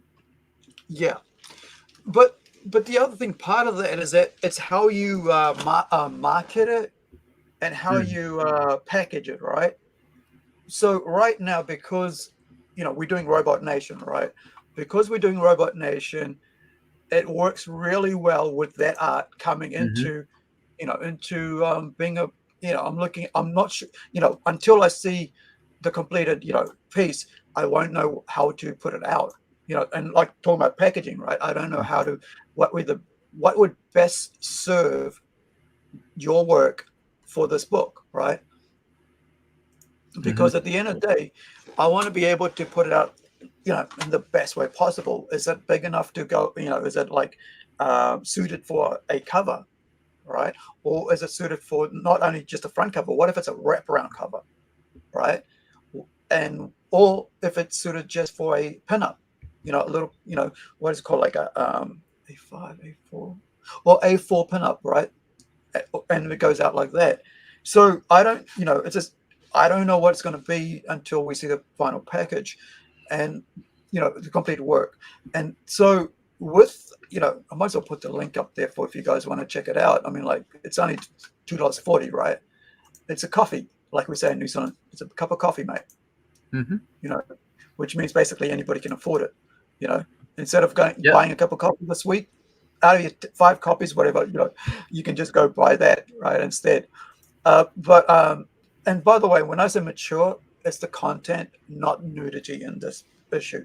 But because issue 2 and 3 might have nudity, I made sure that I would let not do a bait and switch on you later. So right away from number 1, the standalone number 1, so which means it's complete. You And don't have to wait. it's got a little bit of violence. I don't, Yeah.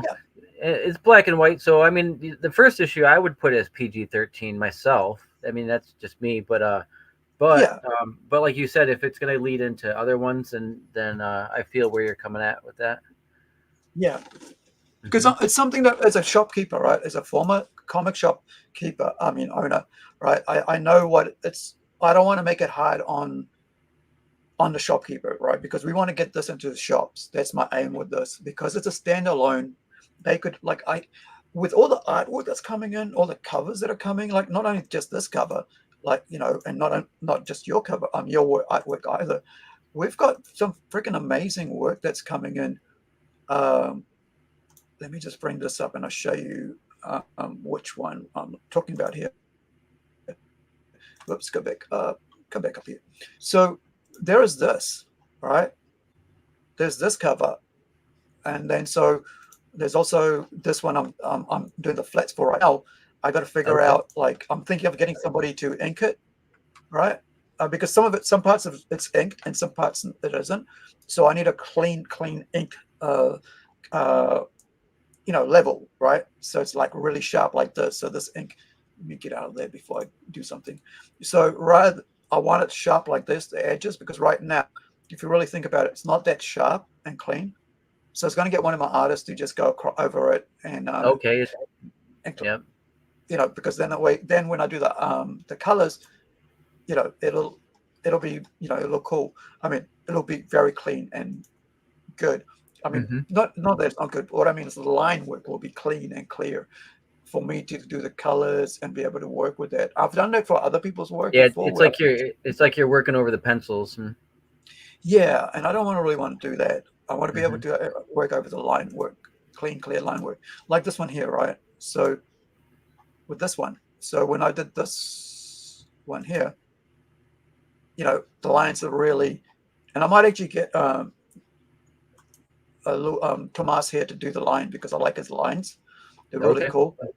So you can see, like, when I put the flat colors on it, when it comes how clean it is.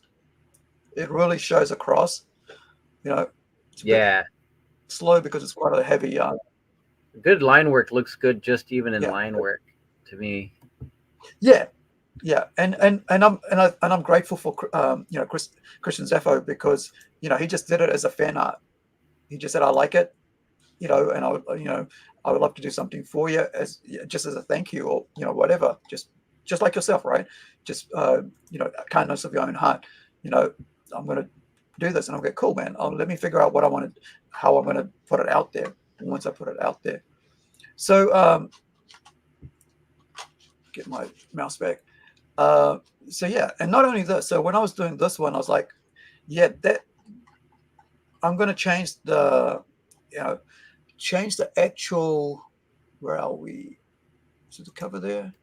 So there's an actual logo I'm changing as well for this. So it gets displayed in a different way. Let me find the right logo. So there's a logo here that is side that it's probably better if I do the Robot Nation over the top for this, right? Because then I'm not covering his artwork. That's one thing I'm very pedantic about, right? When it comes to art, I don't like covering it. I'll try, even when it's like the pages, I try to do move bubbles around a lot, and so that I'm not covering art, because I know how much time goes into doing an art piece. And I can say that because I'm coloring, and I'm also, used to illustrate. So I don't want to like take that away, by putting sort of bubbles everywhere with this. So there is this one, and then there is also, so that's two pieces, right? But there's another version of this that's a secret version, and that we're going to release on Kickstarter when we go to launch, and that's the only time you'll know that what it is, the secret version of this. So this is one of the very awesome covers that's been done right now, and it's a variant cover. So I've put here, like, I've had, there's another dozen, like, what you call, like, version, early works, pencils and all that, and displays. So this is all the colors that are coming in here, right? The stages of that. And I'm just so excited to have this as part of this, and, once we've got the final piece, we'll go into, the full cover art as a variant cover. And I want to do it like as a really kind of like a 5-5, right, for the public and 5 for us. So it's only 10 off, because I think this deserves that, right? And there's a couple of them like that as well. I want to have low numbers, so that when we release these, that those people that have that, they're the only ones have that, right? And that and not only that they see that we value that art as well. So only going to release a limited number, and whatever the number is, it'll be very limited. I mean, if it was up to me, I'd just go one off, $200, right? The only one in the world, right? But also you got to pay the artist as well, right? So I got to make sure that if we did that, it's got to level out. And I think, a lot of things about this is like, I'm learning myself, right? And I think, well, and it's this one, it's the Andy Warhol way, right? He always said, sure, I could wait around for somebody to buy this for $1,000, but if I make 100 of them and sell it for $100 each, that do the numbers type of thing. That's kind of exactly. his idea is like, mass produce things, put them out for a smaller price margin. Yeah, I was talking to a couple of ladies, and when I went to search out this for a venue for our out of town event for our plunge convention, and the lady was one of the mentors of this kid who's 15 or 16. He did this really fine A1 size pencil inked piece, and it had run about $500, right? And I'm like, okay, how about doing about 10 of those at about $100? That's $1,000 now he's made. And she looked at me like I was like dog shit. Seriously. Like I was, it was taboo what I just said. It was like sacrilege that I would suggest something. I was like, yeah, because you know why? he would make back his money rather than waiting for that fucking $500 to sell, and maybe nobody's going to buy it in the next 10 years. But at least he sold a whole bunch of them for maybe about $50 each. Right? And people really are very ignorant of the world when it comes to these things, because they're stuck in their galleries, stuck in their classrooms, because they don't know, they haven't looked at what the rest of the world is like. And I think for us as comic book and artists who do pop culture, pop art, who do easy accessible work, which is what comics are when it comes, sorry, let me rephrase that, easy accessible art work, which comics are, right? And which pop culture art is, right? There's lots of ways you can make really good bank, you know, and not be known as a poor artist. Like, you look at yourself, right? Niobe, you just had a sticker for Niobe go across on his, and on his, and got everybody that went to that site, right? Went to that Kickstarter or wherever else he put it up, Twitter, you know, wherever he showed it, and all across the board, right, online, that wherever everybody's seen your work, whoever went across there has seen your work. That's marketing, right?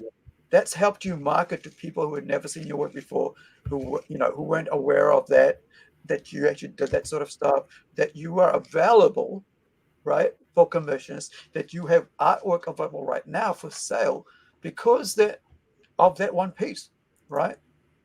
And yeah, the one you're just showing right now, right? Let me just pop that away, you know, that sticker.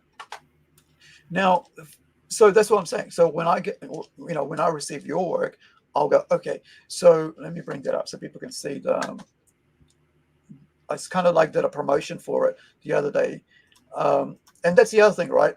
Even though I did a promotion for it the other day, I actually attached you to it.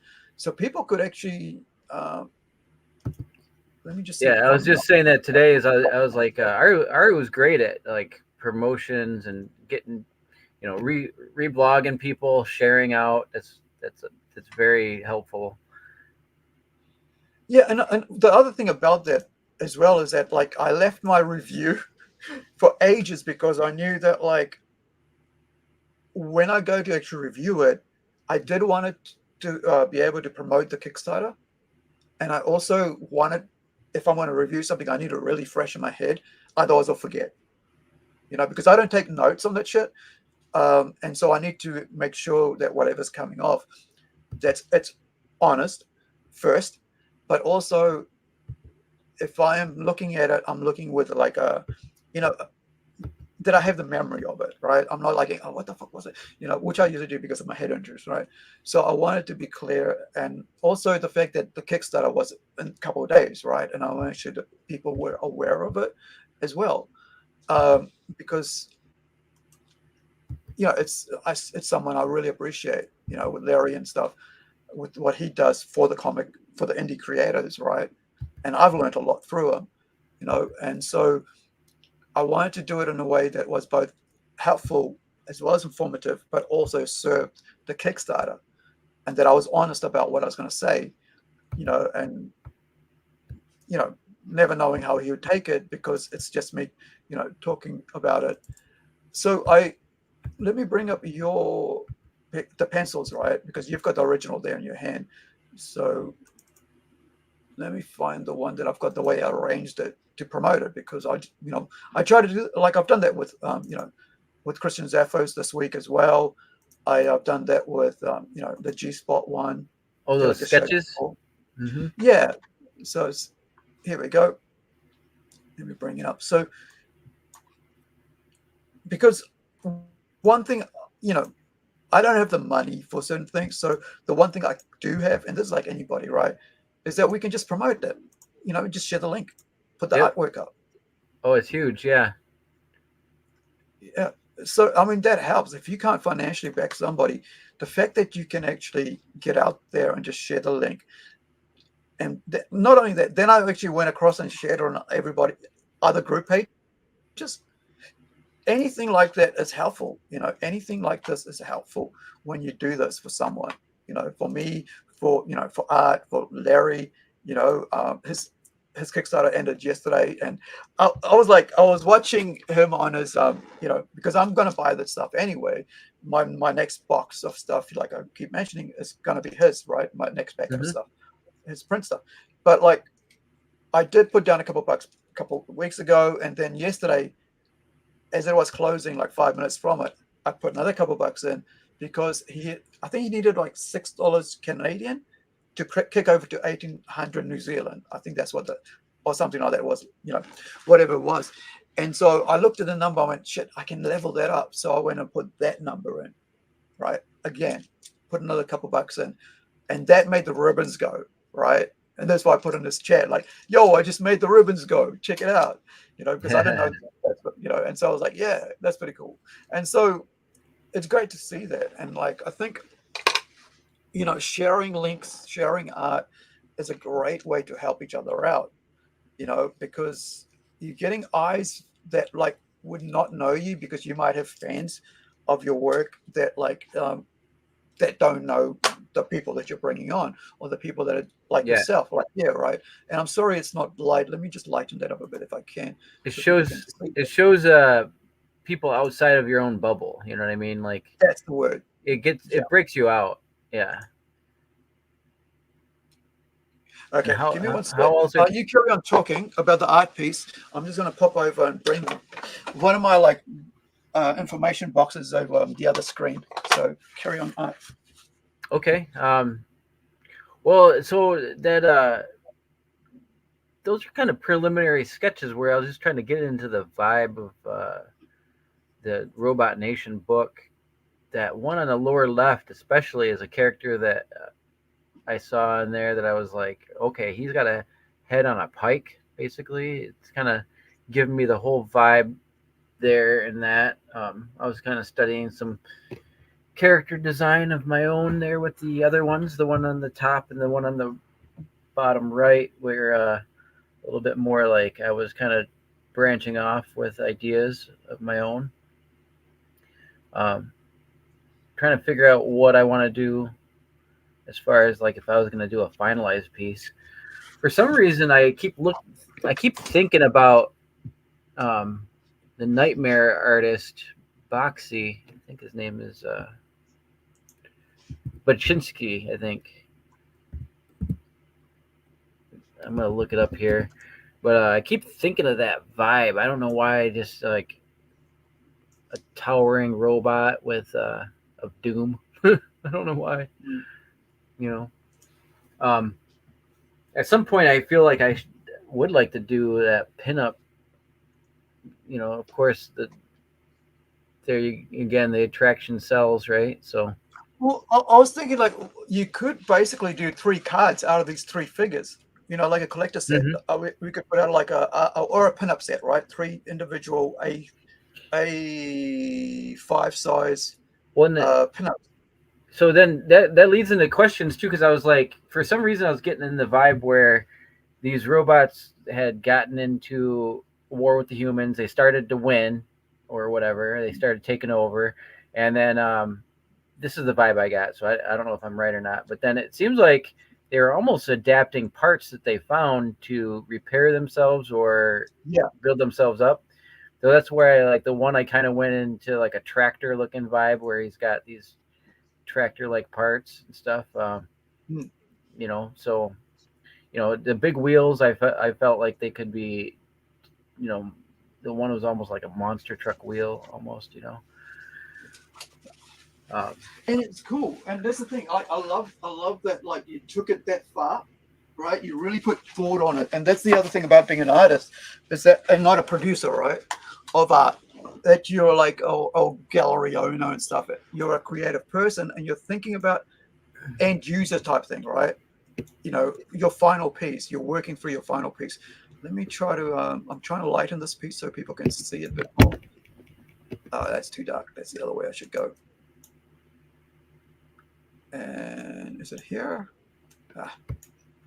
Well, I actually have some time. If you like those pieces specifically, I could just fire those and line them out. Yeah, man. Like I think, let me take this off so you can see that. And right, so bring up your yeah. Have you got that in front of you? Yeah, let me do that real quick. Because I like the words on it, so you could actually make up 3 separate pinups, right? I mean, like, you know, separate them and then have it on like so we could do like a, yeah, like I said, like about A5. Yeah, or is it A6 is smaller? Which is smaller, A5 or A6? Yeah, it's A5, A4. Sorry, A1, A2, A3, A4, A5, A6. So yeah, so if you just basically, you know, scanned it and then took it into, you know, and then Well, kind and of so did it at like a, I don't even have a scanner right now. What I would do is like I could either take a photo through my computer like this, hmm, or what I'll do is I basically take those pictures I sent you and then put them into my Photoshop and just blow up the picture to whatever resolution I wanted, then just hmm, line them on digital. yeah. Either Let that me or I try could to line them. I of could that. line There we them go. with my pens here physically, and then take a picture the same way. But then I'd still, computer wise, I would just always probably line them out digital anyways, because Yeah, that gives a clean rendition for your colorist or whatever, or anyone that right. was a So color I after could basically use that one image. I mean, you know, after you finish, you could use that one image to make 3, and I could do it like the Artvictim set, right, Yep. of 3 posters, pinups, not posters. Posters are bigger, right? So we go for Hmm. the pinups, and so that allows for, you know, 3 versions, you know, each one having that sort of thing, and we'll put it into a little pinup pack, the Artvictim pinup set, you know, and yeah, if that's, you know, if you're keen for that, like, I mean, I'm not Yeah. going to push some shit idea on you if you're not keen for that.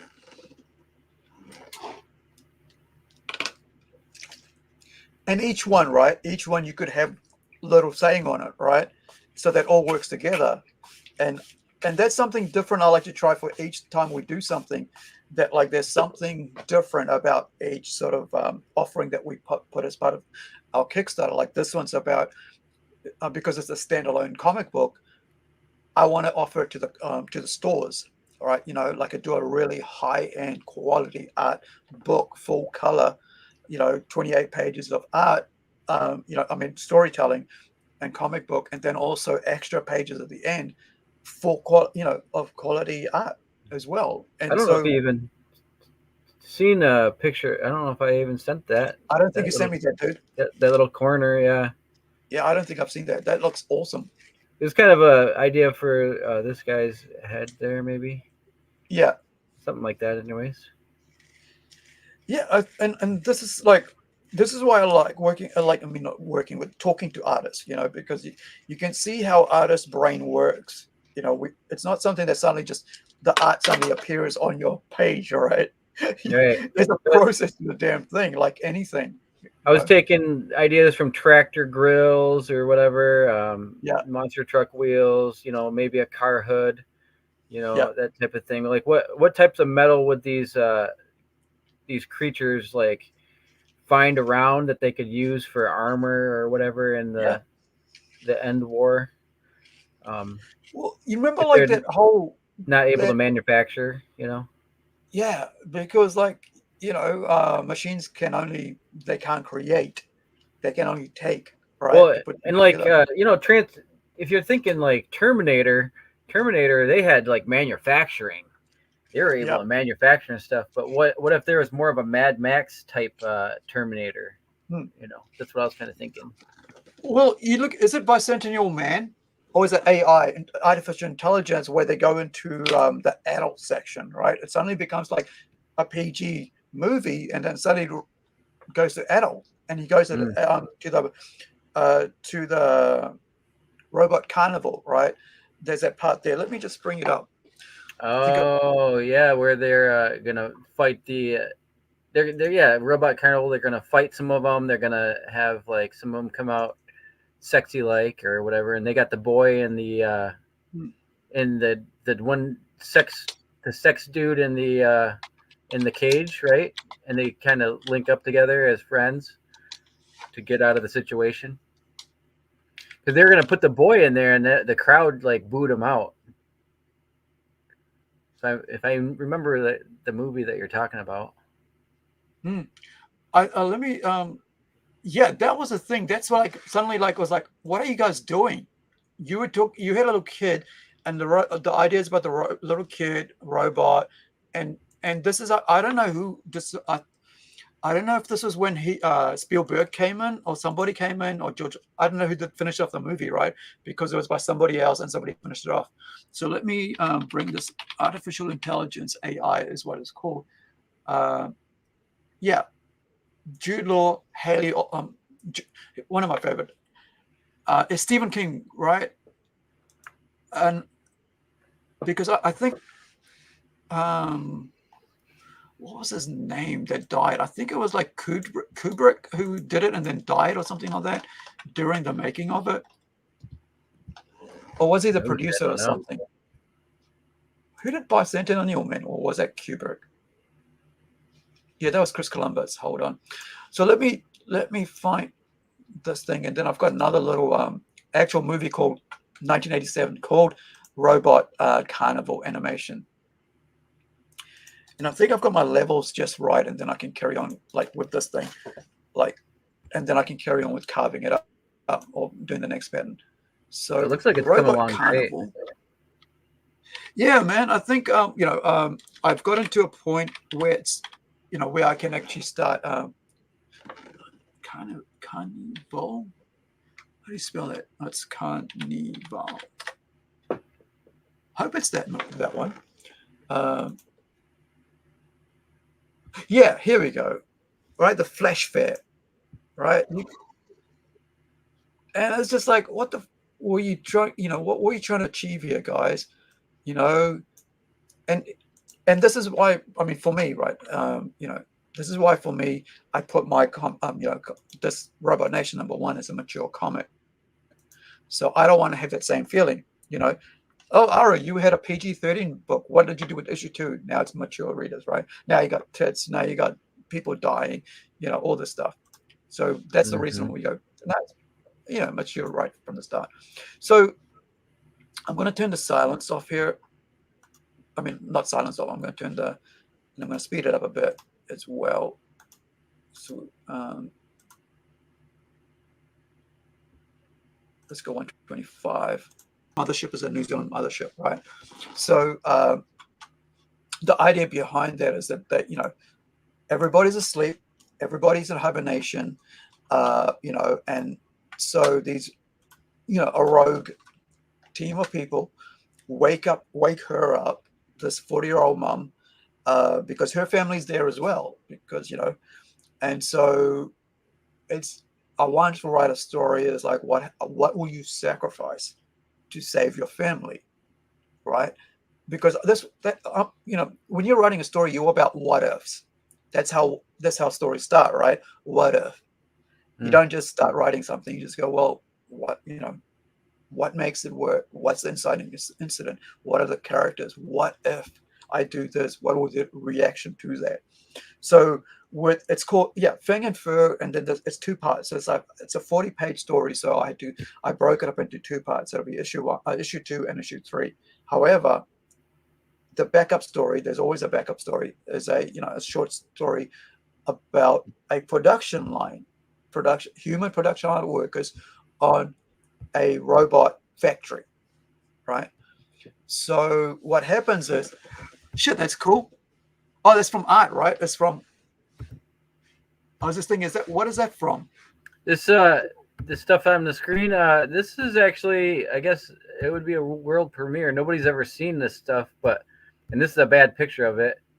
I could bring up if I could find more, but these are robot parts I was making. I make these. Wait, hold on. We have to do a little clip of this, so we make sure that when I clip this later, world premiere.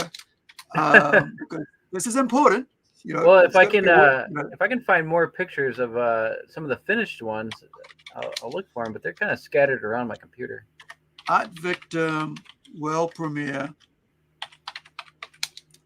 Artvictim. I've got to spell this right. World premiere. secret projects that I've never released. Hold on. Don't start talking. Okay. Let's get this right. I want to have all this knowledge for clip video later. All right, here we go. Art, what is happening? Tell me what this is all about. Let's go. This is a pile of junk, but no, I never released these things, and I've since lost them. But I was making robots, and I don't know what junk robots, whatever. Out of some of this is cement. Let's see, I'll zoom in here. Some of this is wood. Some of these are, this guy here. If I can zoom in right, he was made out of wood and gears and broken computer parts, and a headlamp.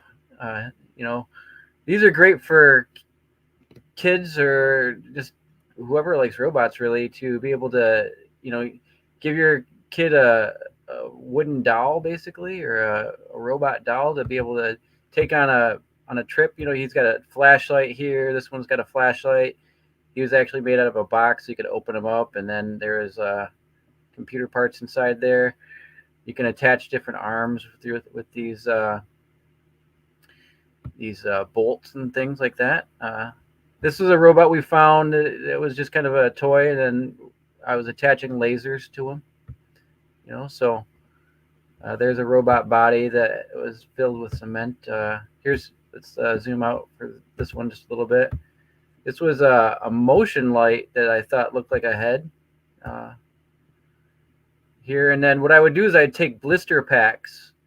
If you take a blister pack of some, whatever, you can throw cement in there and kind of let it harden up. And then you had your screw through there, and then you can attach arms and legs and all kinds of stuff.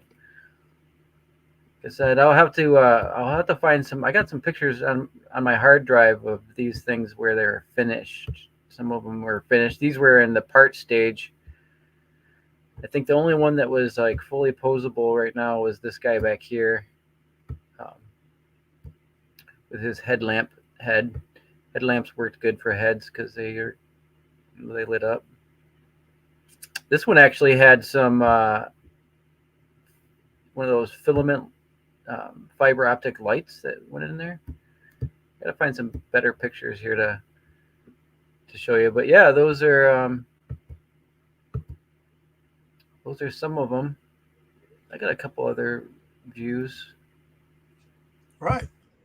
That's awesome, man. Thank you for sharing that. I mean, yeah. Nobody's ever seen that. No, nobody's ever seen this stuff. It's cool.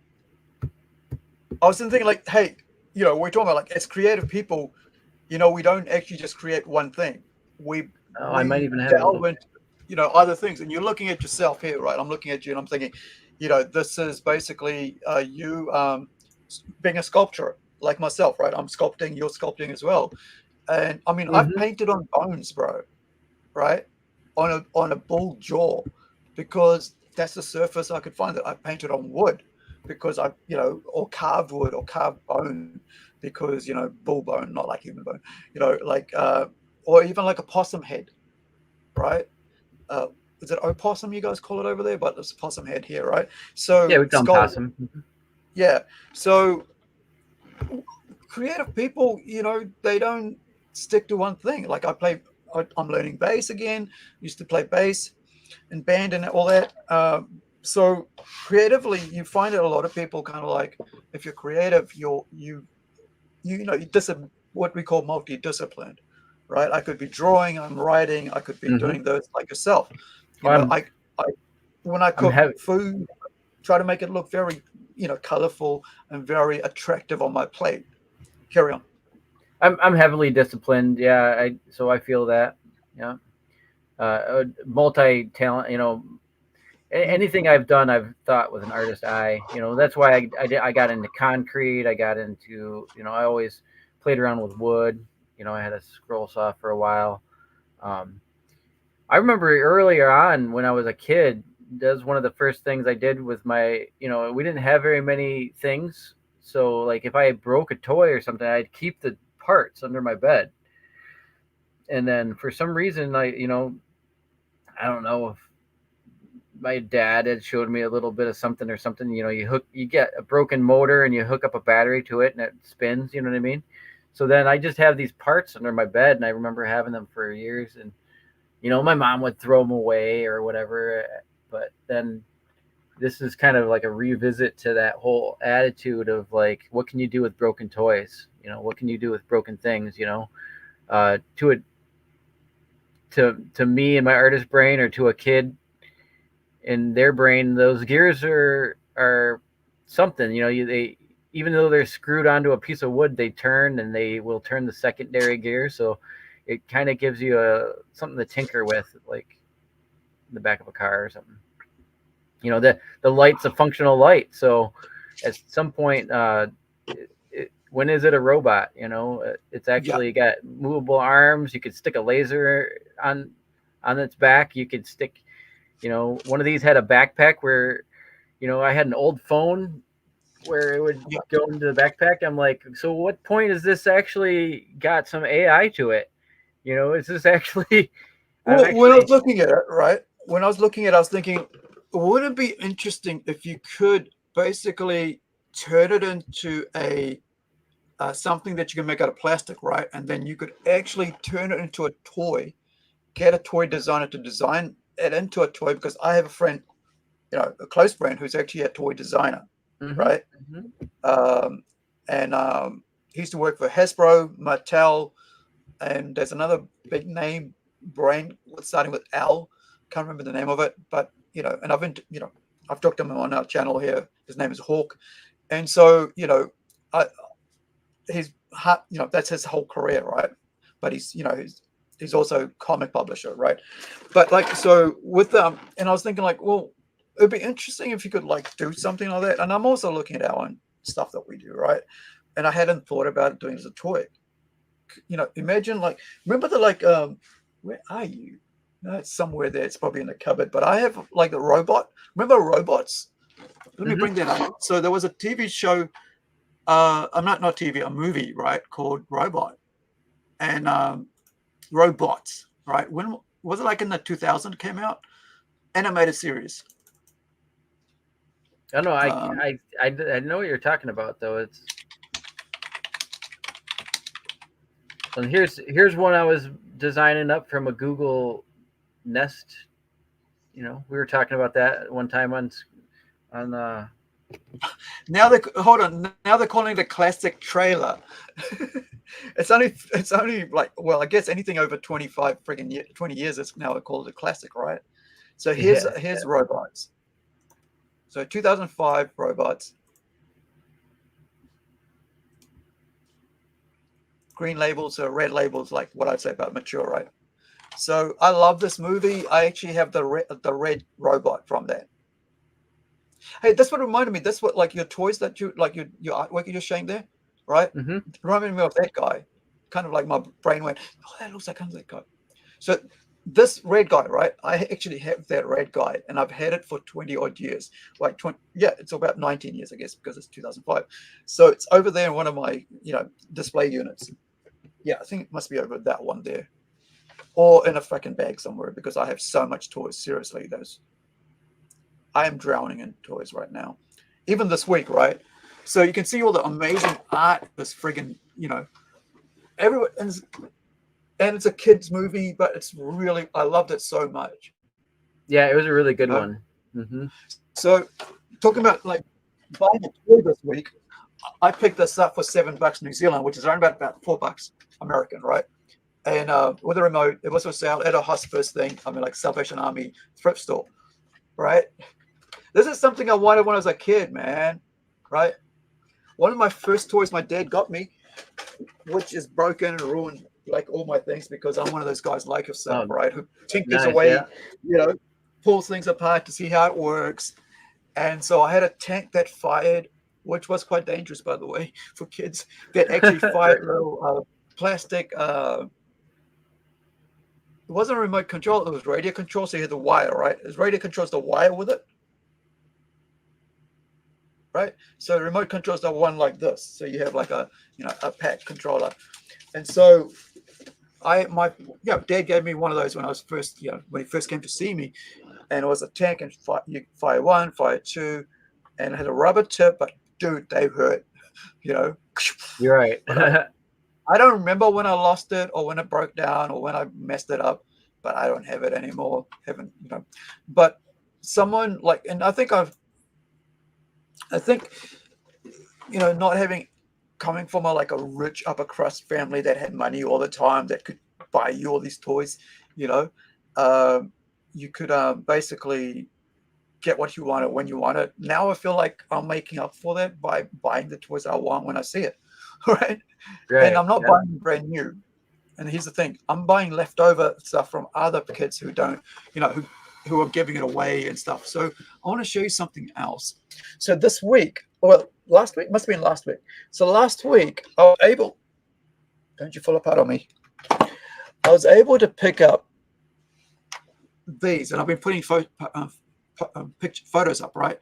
And I spent, because I've been feeling a bit ill with my back because I've been doing a lot more sitting up than I have done. Basically, I've done enough in a week that I've done in a month. That should be about a month's worth of sitting up. So, which has put a lot of stress on my spine. So I was able to, these are about, if you buy them brand new, right? From what I understand, they're about $120 as a pack because Lego costs a lot. And the reason I'm mentioning that is because I'm going to show you a clip in a minute about Lego, right? So I built these and I looked up the price and stuff, and it was like I said, $120 for this New Zealand. And this as well came in a bag with it. So there's another set, right? So yeah, I saw that go by your feed. Yeah, the Minecraft sets. Yeah. So where is it? I'll make sure it goes back the right way. So that's 1, 2, and also this lot came with it as well. So there's another 2 pieces, right? But the last piece had the bases missing with it, right? So but this base came with it, right? And so I built a separate piece. Oh, I got to put thing at the bottom. So I made a separate piece of my own design, how I wanted to look if it was a Minecraft, right? So it's all messed up, different colors, because that's what, I use a lot of non-Lego blocks to make it up because I didn't have all the pieces. Now that's 3 sets. Let's say 2.5 sets, right? Because, with all this, almost 3.5 sets, 2.5 sets, right? Almost 3 sets. Each one of them is $100, give or take. I paid $10 for the whole lot. Nice. Right? Hospice. Right? It's just somebody came and thinked it off. I guess it's like some elderly person passed away, they had it for their grandkids, and state whatever just came and gave away, and I got to pick it for $10. So that's basically $3 each for each pack, which is worth about $100. And proper set. It's got all the little bits in it. It's got the little, where is it? Yeah, look. And this is legit, So I was able to pick that up and get that sorted, and gave me a bit of fun. Gave me about about 10 odd hours of just chilling and making it up, and that kind of relaxed my brain a bit, right? Because sometimes I get overwhelmed and stressed, and I've got pain down my back, and I'm getting all frustrated, So I don't want to be, I want to be chilled and take my mind off it. So I thought that was pretty cool, doing that. But I watched this thing yesterday, which is, which is what I want to show you. It was this is really funny about, because in a sense, how pricey, Lego has become. And so because of that, there's all this fake Lego, and China does a lot of fake, things. So let me find, is it China News or China Undercover or something like that? Because this has got to do with what's going to happen with the West soon, with all that crazy stuff that's happening in China. There's a lot of stuff that's happening, out of sight. And so there was this one little video I saw. Gosh, I don't know. is it China undercover? Because this, Lego Chinese kids, and they're talking about how I'm going to do this and I'm going to do this to get my, I can't afford China's. Oh, here we go. This is it. So the title of this, right? It's just, come here. Don't run away from me yet. So, and this is like any kids in the West, but it's kind of, any child. So Chinese kids are crying, unable to afford Legos, as many middle-aged,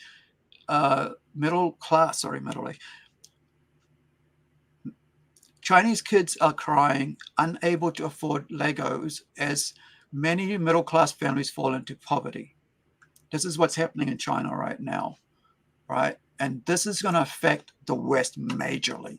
There's something that I think a lot of people don't see, and it's something that I myself have made my, I'm acutely aware of what's going to affect manufacturing, production of people who are doing printing books. Because even here in New Zealand, we know that like a lot of our printing is done in China, comic book, graphic novel, because it's cheaper. Well, everything happens in China. I mean, they get the biggest manufacturing of everything. Right. As far as I know. Yeah, because it's low. People are getting paid like hardly anything, right, compared to what we're doing here. So let's have a look at this. Well, they have the facilities too. You know what I mean? And then not only that, but with some of especially the trade routes and stuff, they're in the center of everything over there. So they also have access to everybody. So cheap labor, really, and actually slave labor as well, as we found out, right? With I can't remember with the Uyghur people, slave labor, and all that. So let's have a look at this. I think there's only about like 5 minutes. Five. Where are you? I think it's about 8 minutes long, and then we'll just chat about this. So let me get this there so I can put that as a title. Because talking Lego and stuff like that, I think because I'm it's kind of toy collector, but I don't buy. I buy new, but I buy on sale or discount because I've just I think that's the best way I can afford to and then still buy comics, shit like that, and support my friends. Owning a set of Lego toys is the dream of most children around the world. In the video, a 5.5-year-old Chinese boy, after fighting with his brother over toys and losing, cries while swearing to pick up trash to exchange for money to buy Lego. 我小时候 After I grow up, I'll spend all my pocket money. Can you guess why? Because I wanted Lego. I can also use torn pieces of paper to exchange, sell them for money, and use the money to buy Lego sets that I need and like. If some are expensive, I won't get them. If I save enough money, I can buy some expensive ones. A father takes his son to the mall. He said that he always felt that he worked hard enough, but he couldn't even afford his son's favorite Lego. His son wanted the Paris Eiffel Tower and the Titanic, but he couldn't afford either of them. It was disappointing for his son. Over a decade, Lego has been popular among Chinese children since entering the Chinese market. In recent years, it has even expanded into the adult circle, becoming a way for the middle class to show off wealth.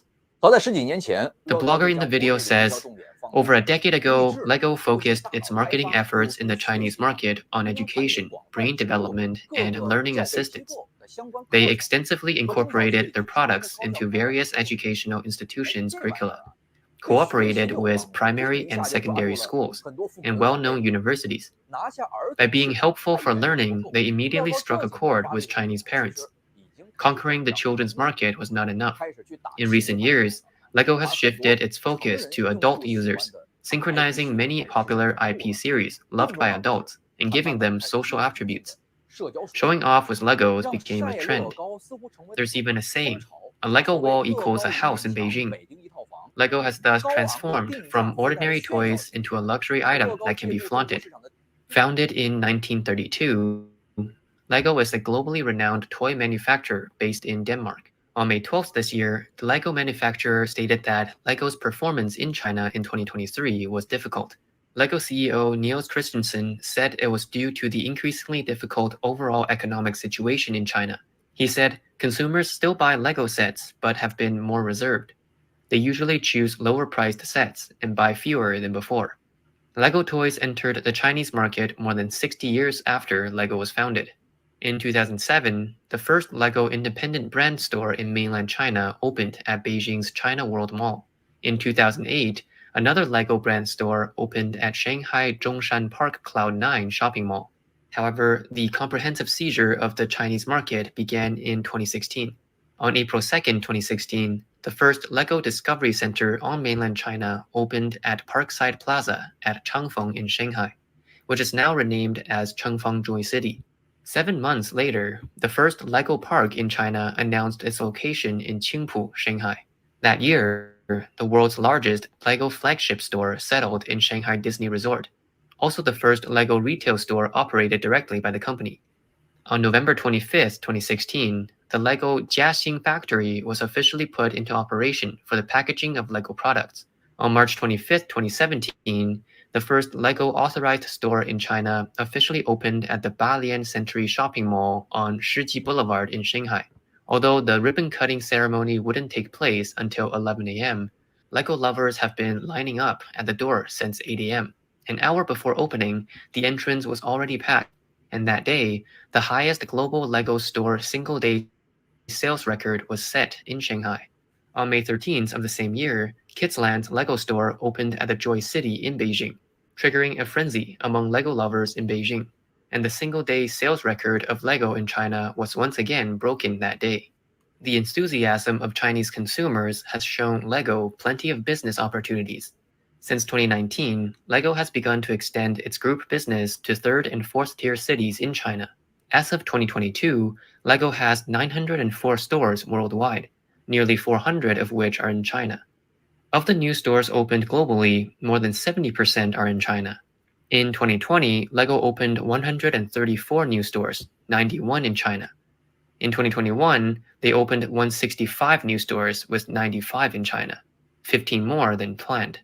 In 2022, LEGO opened 155 new stores, 95 in China, and in 2023, opened 147 new stores, mainly in China. LEGO CEO Christensen said the number of LEGO stores worldwide has exceeded 1,000, and it is expected to open about 100 more in 2024. For the past 17 years, LEGO has been deeply involved in the Chinese market, achieving tremendous success. Its coverage has expanded from Beijing and Shanghai to over 100 cities, but LEGO's growth momentum reversed in 2023. Due to China's economic recovery falling short of expectations, waves of unemployment, pay cuts, and business closures swept across the country, leading to a trend of downgraded consumption. The high prices of LEGO made many people hesitate to buy.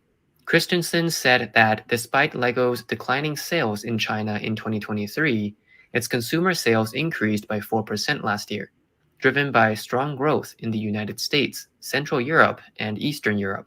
On the US side, I think we've seen very, very strong progress, Christensen said.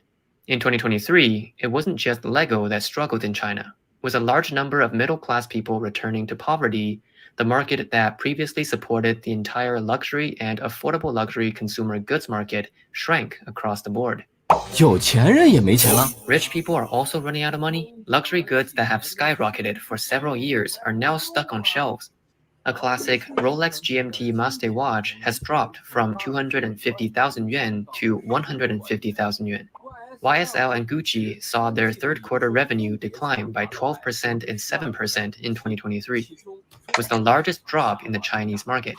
The LVMH group reported third quarter revenue of 20 billion euros, lower than the market's expected 21.1 billion euros, and the growth rate is lower than the 19% in the same period in 2022. The financial reports of luxury giants have filled the entire luxury goods industry with pessimism. After all, the rapid growth of the global luxury goods market in the past 10 years has been largely caused by the active consumption of Chinese people. Many Chinese people went abroad to shop, becoming the largest financial backers of local luxury stores. Over the past decade, China's consumer market has been dominated by people who value brands and love to spend, and young people have become a main force of consumption. Among them, excessive consumption and overdraft consumption are very common, and foreign investors are optimistic about the Chinese consumer market. The reason is that they believe China's middle class will be a reliable source of consumption growth, because the CCP itself claims that there are 400 million middle-income people in China, and this number will expand to 800 million by 2035. But everything changed dramatically in 2022. With the lingering pandemic and the economy and employment continuing to be sluggish, the income of many white-collar workers has greatly reduced, with many losing their jobs. However, debts and living costs remain high. The middle class in China is shrinking, and many people have even returned to poverty. This is confirmed by the wave of supply cutoffs across China and the decline in consumption of luxury goods. Before, I couldn't understand the phenomenon of the middle class returning to poverty. But last year, many people around us had already reached this state, including many executives I know who used to earn an annual salary of 700,000 or 800,000. I wonder how could these people have no money? After earning so much money for many years, where did all the money go? Until one day, a high-level executive from Alibaba said, "No one would have guessed such a large company like Alibaba would suddenly fail or collapse, or lay off employees all at once." He believed that his income was very, very stable, so he bought houses ranging from 8 million to over 10 million.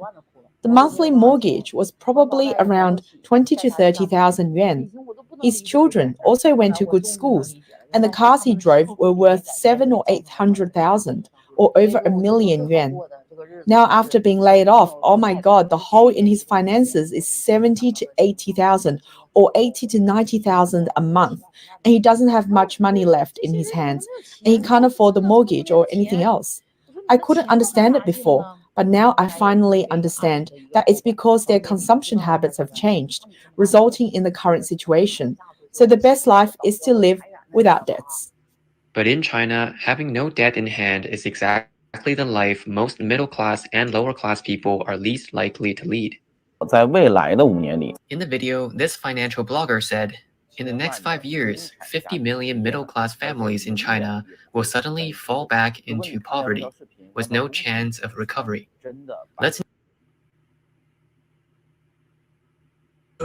So you heard that, right?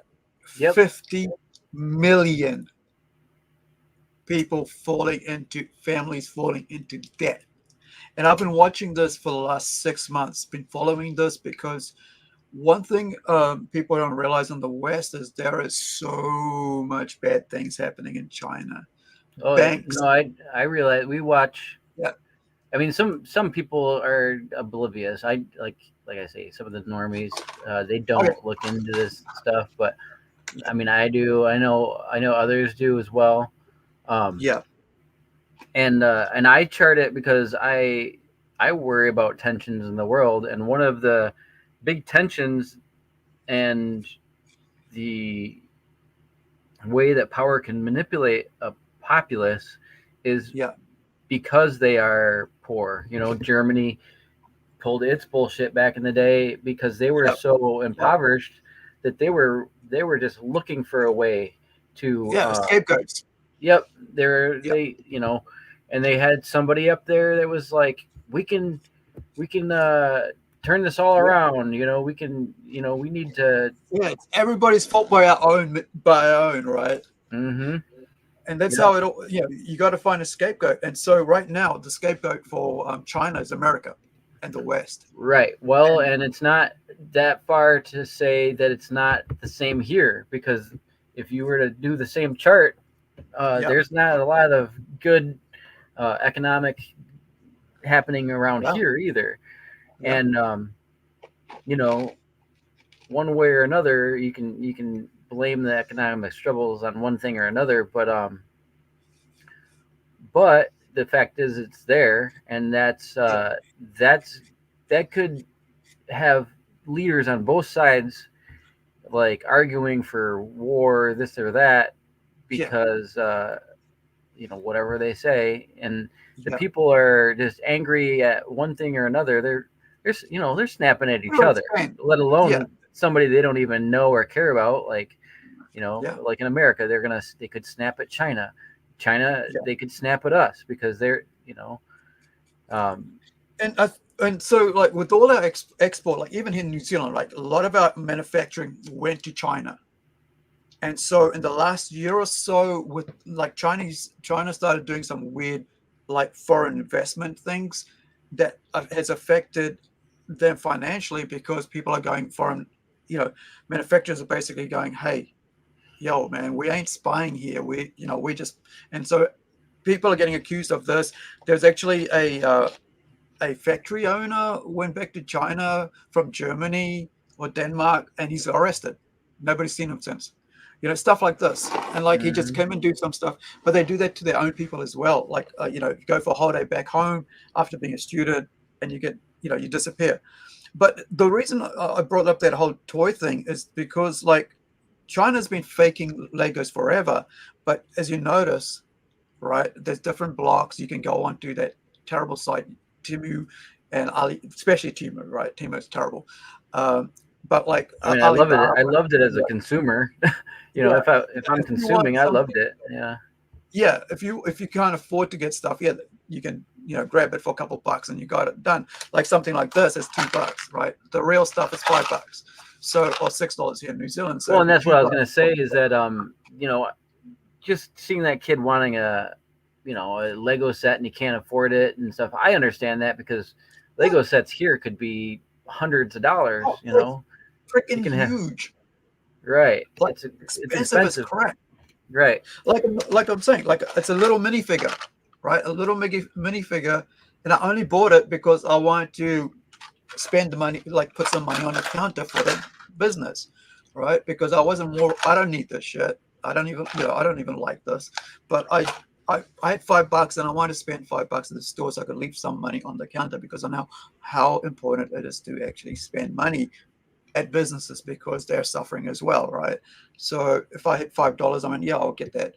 That's why it's still in a packet, right? It's just there.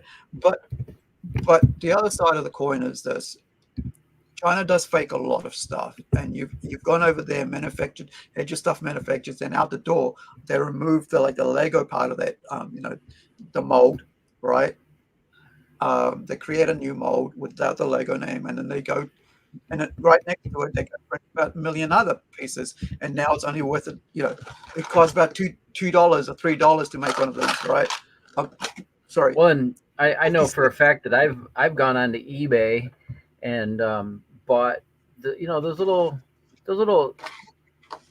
characters, 40K? or like a little toy dude or a little toy girl or whatever, Yeah. of Legos, and you can buy them 10 for $10 on eBay. Yeah. Where they're like, they're expensive here, so But it's not the real thing, right? And that's the thing. It's like, it's not the real thing. Or if it is a real thing, it's because it's like, and your comes kids in don't, your kids of the family don't know. They don't know it. They don't care if it's the real deal or if it's like whatever. As long as they got 10 little figures, they're pretty happy little dudes, So I understand anyone in the world wanting a Lego and not being able to afford it, but that doesn't necessarily say anything about the economy. But when like over here, I know that people are spending more on their food. They're spending more on gas and groceries, and I know I live in the northern hemisphere, northern part of America, so it gets really cold, a lot of snow, things like that. Our propane was so ridiculous to get our heating gas. It was. I actually went without heat 2 winters, basically. right. A winter and a half. I just I got a van that's set up to camp in, and I basically camped in my van last year because it was cheaper. So you know, for a second there, the jobs were paying more just to get people back in, but then they went right back down to not paying anything. You know, the job I work at now pays me barely anything. Um, you know, for my economy, anyways. You know, if I were to say $12 an hour, that might be a lot to somebody somewhere, but when you're paying $5, $4 for a jar of mayonnaise, you know, or I don't know how much milk is, $5 or something. You know, we're paying $3 for eggs right now. So when you're working So you're that talking about hour and you're $3. Are you talking about $3 for a dozen eggs? yeah, well, I think we're at $3 for 2 dozen, so it's $1.50 for a dozen. I think it could be $1.80 for a dozen, because then when you buy 2 dozen, you get a little bit of a deal. You know what I mean? Yeah. So the reason I say that is because, like, I think it's about $5 or $6 for a dozen here, right? Which is like, because you're talking American dollars and I'm talking New Zealand dollars. So yeah, right. it's gone up, right? Because it used to be like about $3 or something, so it's gone up to $6 or $5 for that. And so, and I understand that, like, and so the whole point here, this is all about, is ruining the middle class. To be honest, it's about ruining the economy of the middle class. That you're no longer being able to go up to upper middle. You're getting pushed down to the lower middle class, right? Right. And They're taking out the middle class. And because then not only that, but the middle class, to be honest, has always been lower class. There's never really been a middle class. It's not like, you know, like it's not like there is a real middle class. You know, it's lower and slightly higher lower class. You know, I mean, there is probably a middle class, but it's pretty small. And then there's the upper echelon. You know, and the upper echelon, they are like 1% of the population. So, you know, the Bezos and the Musks and the higher living people. But then I don't necessarily want to blame all capitalism. Well, I mean, all those people are creating jobs for other people. Like, I mean, you got to have manufacturers, you got to have creative leaders, but the other part of that is, like, there are other nefarious people out there who are trying to destroy families, trying to destroy manufacturing. But like, that's the whole idea of taking. You talk about the powers to be or whatever. But see, I don't necessarily always blame the powers to be. I blame us as well, because I notice a lot of like frivolous spending, a lot of silly people out there. I could take people I work with, for instance. They're basically living. Some of them are living kind of ghetto. I mean, they live in a harder part of Detroit, right? Yeah. They're making a little bit, a manager might be making more than me. Another worker is working the same as me or whatever, but they go and they'll come to work and they're living basically from paycheck to paycheck. And we're working at a fast food place, right? Right. We get half off of fast food. Well, they're not gonna, for lunch, they don't buy the fast food that we offer. They'll buy the fast food from across the street at full price, and they'll do it twice in a day sometimes. So so they're basically spending, $30 to make 60. You know what I mean? In a day or whatever. I'm just breaking down numbers fast or whatever, but they're also at home. They're like spending their money on Netflix. They're spending their money on Disney Plus. They're spending their money on this and that. They got to have a new coat that's fancier than last year's coat. They're not like necessarily thinking very smart. They're thinking from like serotonin to serotonin. What's gonna make me happy right now? That Chick-fil-A or that food item or that whatever. They're not saving up. They're not investing it well. They're not, you know, they're definitely oblivious sometimes to the world around them. You know, I thought about this with video games. There again, I'm like, you know why some of these countries could be getting a leg up on us. If I'm thinking of another country getting, building up where America is falling down. If I'm thinking that route, I look at Xbox and I'm playing Xbox, right? And I look at Xbox and I'm like, it starts lighting up where everybody, they got a map on like Call of Duty, and it'll show you every player that's playing on a map, and it'll light up your city more and more. America is just lit right up all day long. Yeah. Like lit right up all day long. Yeah. Blah blah blah. Well, right. Talking about that, And right? And then the other parts of the world, talking about that, not even playing nothing. They're working. I just imagine them working while America's playing games. So talking about that, right? Are you able to hear me? Yep. Oh, cool. Yep. So talking about that, so there's people who are who are able-bodied, in their 20s, late 20s, right? Who are out of school, who can work but choose not to because guess what? They have an Xbox at home. Mm. They can do that all day long. That's one part. Roll up a joint, right? Roll up a joint and smoke, right? Mm-hmm. And that's all, right? Wait for that paycheck and do that again, and wait for that paycheck and do it again, week on, week out, week on, week out, and you get used to it. They say what is like, but after 7 weeks, it's becomes a habit, and so to break that habit, it's very hard for people to get out of that, having done that for 7 weeks. Like I was saying, like being addicted, right, to tobacco and stuff. It was really hard, but going cold turkey, I was able to get out of that and force myself. And one of the reasons was that I wanted to save money. I wanted to be able to save money, to be able to buy what I wanted to buy, and think of and not be frivolous, right? But also, like I said, I don't buy new stuff. This is probably the only new stuff I bought at cost, right, at retail value, and because it's only $5, so price of a coffee, like I said, and talking about which, you can buy our comic book for the price of a coffee right now. Our black and white, kind of quick segue, black and white comic book, Robot Nation, right here, beautiful as it is.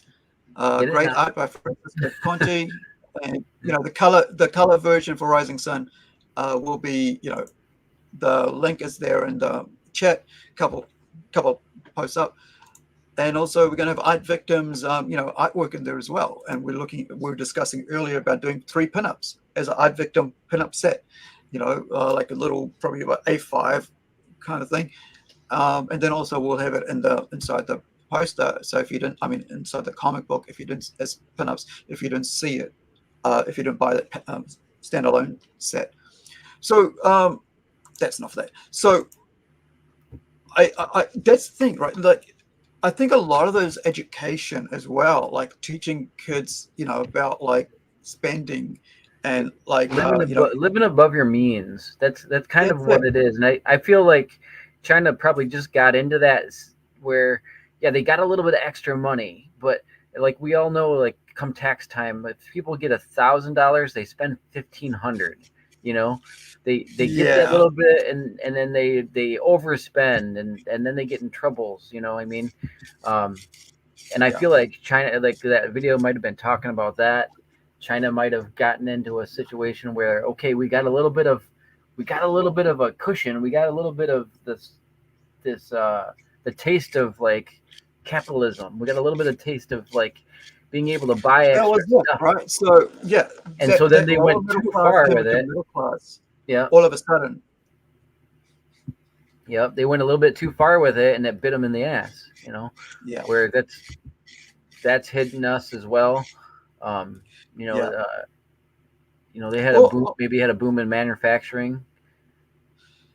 That whole that saying, the Joneses, right? Be like being like the Joneses or something like that. Yeah. You know, trying to like outclass your neighbor. And like when I was in my like 20s, late teens, because I was earning my own money, right? So every money that I had, I could afford to buy brand new shit, right? I wouldn't bother with like secondhand stuff. And then around about like late 90s, I was like, this is not good. I said I was like seeing my sister do the same thing as me, but like buying labels, and I was like, and she blames me for getting her into that, by the way, and I regret that ever since. So I'm a bit more cautious about what I say to people now, or influence. That like you could save so much money, and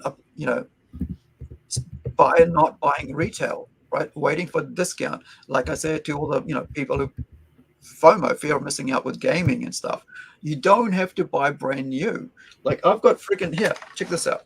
All right, I've been able to buy DVD sets, Blu-ray sets of freaking Avengers, $3, Mm-hmm. right? Well, Because and even that can get you, because then you're starting to think $5. like, Sorry, my bad. you're like, $5 ain't so bad, but if you do that 100 times, there's like $500, so Yeah, it gets but that's $2, $3. I think that's about $3 US though. mm-hmm, mm-hmm. Yeah, right. Yes. So So I mean, it's just I haven't even opened it. Let me see. in that time where I was like struggling myself, and like I said, I was living in my van or whatever. I started living simple, and that was I studied Shiva, and he and some of the Hindu ideals. And Shiva teaches you to not swallow the universe and to live life simply. That's basically one of the basic teachings that Shiva seems like he puts out there. And then I started getting into that, and I was like, I didn't need the things that were in my house. I didn't really need it all winter. I didn't need this and that. I kind of lived a little bit more simple life. And then it's definitely helped me out. Well, the other thing about it is like, we're talking about like fundraising for this, right? Putting this up as a fundraiser, an item, right? Sculpture for fundraiser for the the creative cup for the quarry. Charity, the Bible teaches like, where it is that like charity begins at home, right? And like with the 12 rules for living by, what's his name? I can't remember his name now, but he talks about like everything. How can you like fix the wood if you don't fix your own bedroom, right? If you don't tidy up after yourself, if you don't help your mom and dad, if you don't do the dishes, if you don't clean your room. And I think we've gotten to a point because of this whole consumer mentality that we got to compete with everybody else. There's this idea that we have to look like we, a certain way, and one of the things is like even YouTube, right? Trying to like put on this facade of being rich, right? And or being, you got to do this, you got to do that, and so to make yourself be above everybody else, or whatever. It's kind of, it's in the end everything comes out to the fore, but while you're trying to get there, you actually, I guess you can actually, especially if you're influencer, right, in the world, right? If there's a lot of, that's why like with our channel, I kind of have like enough for kids, because I don't want kids getting influenced about what we're saying. The only thing I like them to learn about is the art, right? But the thing about like that whole influencer mentality is there's a lot of kids follow those shows, and next thing you know, they want to be just like their number one or their favorite YouTuber. And that YouTuber is basically faking videos, right? And lying about what they're doing because they're trying to compete with somebody else. I watched, I watched something called Aroc yesterday, like about half an hour expose on the fact that he said he's going to go around the world, and every day he goes around the world, every day for 30 months, he's going to like, for 30 days, he's going to put a video up. He didn't say a new video, but everybody expected that to be a new video. No, what he's been doing is putting up the things that he'd already done. right? Mhm. That he had Okay. now he wanted to put it up, and it's like he's trying to be the new Beast, Mr. Beast. And here's the thing: I know about Mr. Beast. I've seen some clips. Never watched this channel, ever. Right? No, I've never watched this channel either, to be honest. Yeah. And but like he's like 100 million followers. I'm like, what is Anyway, it's out of my zone because I don't really care about that stuff. I care more about the comic scene and creative scene. And so if you're just making videos about this and that, I'm not really interested. If you're talking about comics, yeah, I'm interested. If you're talking about music, if you're talking about how to play a bass, how to use tablature, how to do movies, animation, trailers, that's where I'm at, right? So I'm not into the whole creating content scene for the sake of creating content scene to get more people to like what you're doing. But I think kids seeing that, they like their whole dream is to be that because they see there's an easy way to get money, and so they are they're getting formulated by how to create the content for these like these guys who are actually faking content, and also people will do anything to make a buck now, right? And we've seen that people will, like parents will give up their kids to nefarious people because, hey, that'll get me a leg up. That'll help my family out, And this is why I kind of ended up calling this a sacrificial bowl, right? Because we were talking about like the first time we did this whole thing, I was like, what should we do? And then we watched the Beastmaster thing, right? Was it Beastmaster?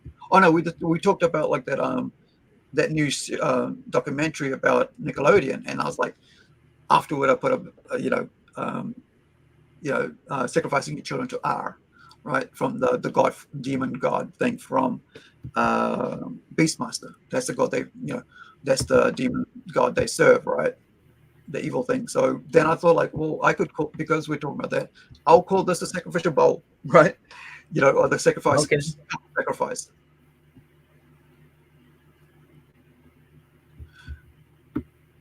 Now I'm just, so I've done the lip the way I want it now. So I'm going to leave the lip like that. I'm just going to smooth it out. So the way I'll smooth it out, because this is rough, is I'll wet it and then I'll go across my fingers and I'll kind of smooth it out like that. So it's nice and smooth.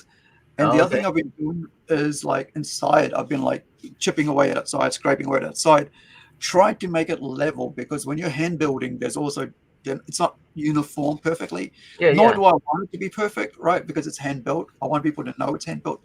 So there's some places that are higher and lower. So I'll go along with this plastic blade, and I need to make another one like this out of metal. So because the friggin' handle's too thin.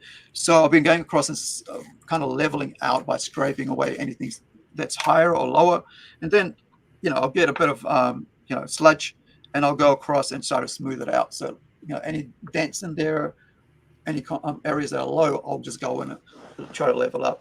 Not going to be too fussy because I do want people to know this is made by hand. And a lot of people already know that. But there are lumps like right here that are way higher that need to be chipped down. You can sort of see it rise. Yeah, you want to be picky to a point. Yeah, and no more than that. So otherwise you'll be there forever trying to get very pedantic and very like perfect and stuff. So what have you been working on lately, dude? Well, I mean, I got I did this. Let me get over it real quick to you. I was just about ready to drop this into my. Just right now, I've been trying to find more of those robots, but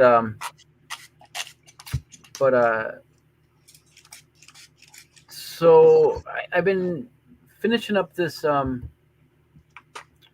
picture of Zumba, which is like another chibi character. On screen, I got we were talking about this the other day. So before I leave this screen, but on screen I have like where we were talking about me doing concrete desktop things, because you had your bowl out. Mm-hmm. So what I would do is I would take just cement or concrete and just throw it into like molds or like coffee tins or whatever, coffee cans or anything that you could throw cement into. And then, you could put things in there, candles or whatever, that then you can pluck them back out when it hardens up, and then you have a candle holder, you know. But Yeah. then if you notice over like this one spot here, I was throwing in old spray cans as like a tabletop look, and then I made a pen holder with different you know, I'd do markers or whatever, and then you could pull the marker back out of the cement after it was done, and then you'd have a hole in there for your pens or whatever. So I thought I'd show you that while I found that picture. But as far as let's see. So here's the final for Zemba that I just got done with, and that's sent as of tonight. So that's going to be a sticker for a guy named Jason Lennox, who does a comic called Lord of the Cosmos. Right. And let's see if I got a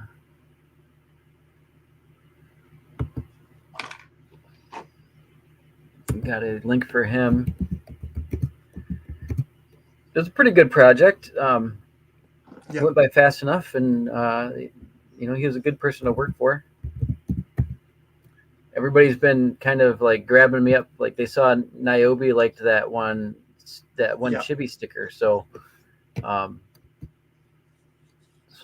they've been grabbing me up for those little chibis there for a little bit. And so here's Lord of the Cosmos in the YouTube chat, and then let's see. Then I just started that little side project of that girl that was let's see. It hasn't gone through, bud. What's that? The link hasn't come up. Oh, I put it in the. No, I put it in the wrong chat. Yeah, not in our one. I got too many tabs running. I'm like, where is it? No, I don't know why it didn't go there. Here, I'll just put it in the StreamYards. Yeah. There we go. Sweet. Yep, and this is so he's starting his Kickstarter, so this is like a pre-release. You know, if you look up Lord of the Cosmos number 4 and number 3 and stuff, this is number 5, so they look like they're fun books. She's like, you know, I haven't really gotten any issues or anything, so I can just guess she's a space chick, and she's got like a zombie horse looking alien horse that's pretty cool looking. So the look is real cool. It's got some mutant aliens in there and stuff. Yeah, I mean, and I love the colors. Right. You know, it's kind of a neat amalgam of like aliens and horror and robots and that robot horse thing that has like a unicorn on it. So that was a fun job. And cool. So that was just finished today. I think I'm gonna probably, now that I got a couple days off, I'm probably gonna I might animate her with like maybe a blink, and I might roll that side light to like different colors. That'll be a quick animation, and then I can put Lord of the Cosmos in front of her, and it'll be like that same little deal that I do with Niobe, where it's just a quick animation to make her blink and to run that Niobe around her hand. You know, something I could do in an hour or so. Yeah, it's a good little marketing tool. Yeah. So anything that like sort of like helps yourself and whoever you're working with, because it's all about making sure it all comes back, right? Because I think that's the thing about being artistic, is that like you can, whatever you create, it's going to kind of like show your work to someone else, and you don't know who might want something, you know, who's out there looking for someone like you to do something for them until they, you know, until they see something that you've created yourself. Right. You know?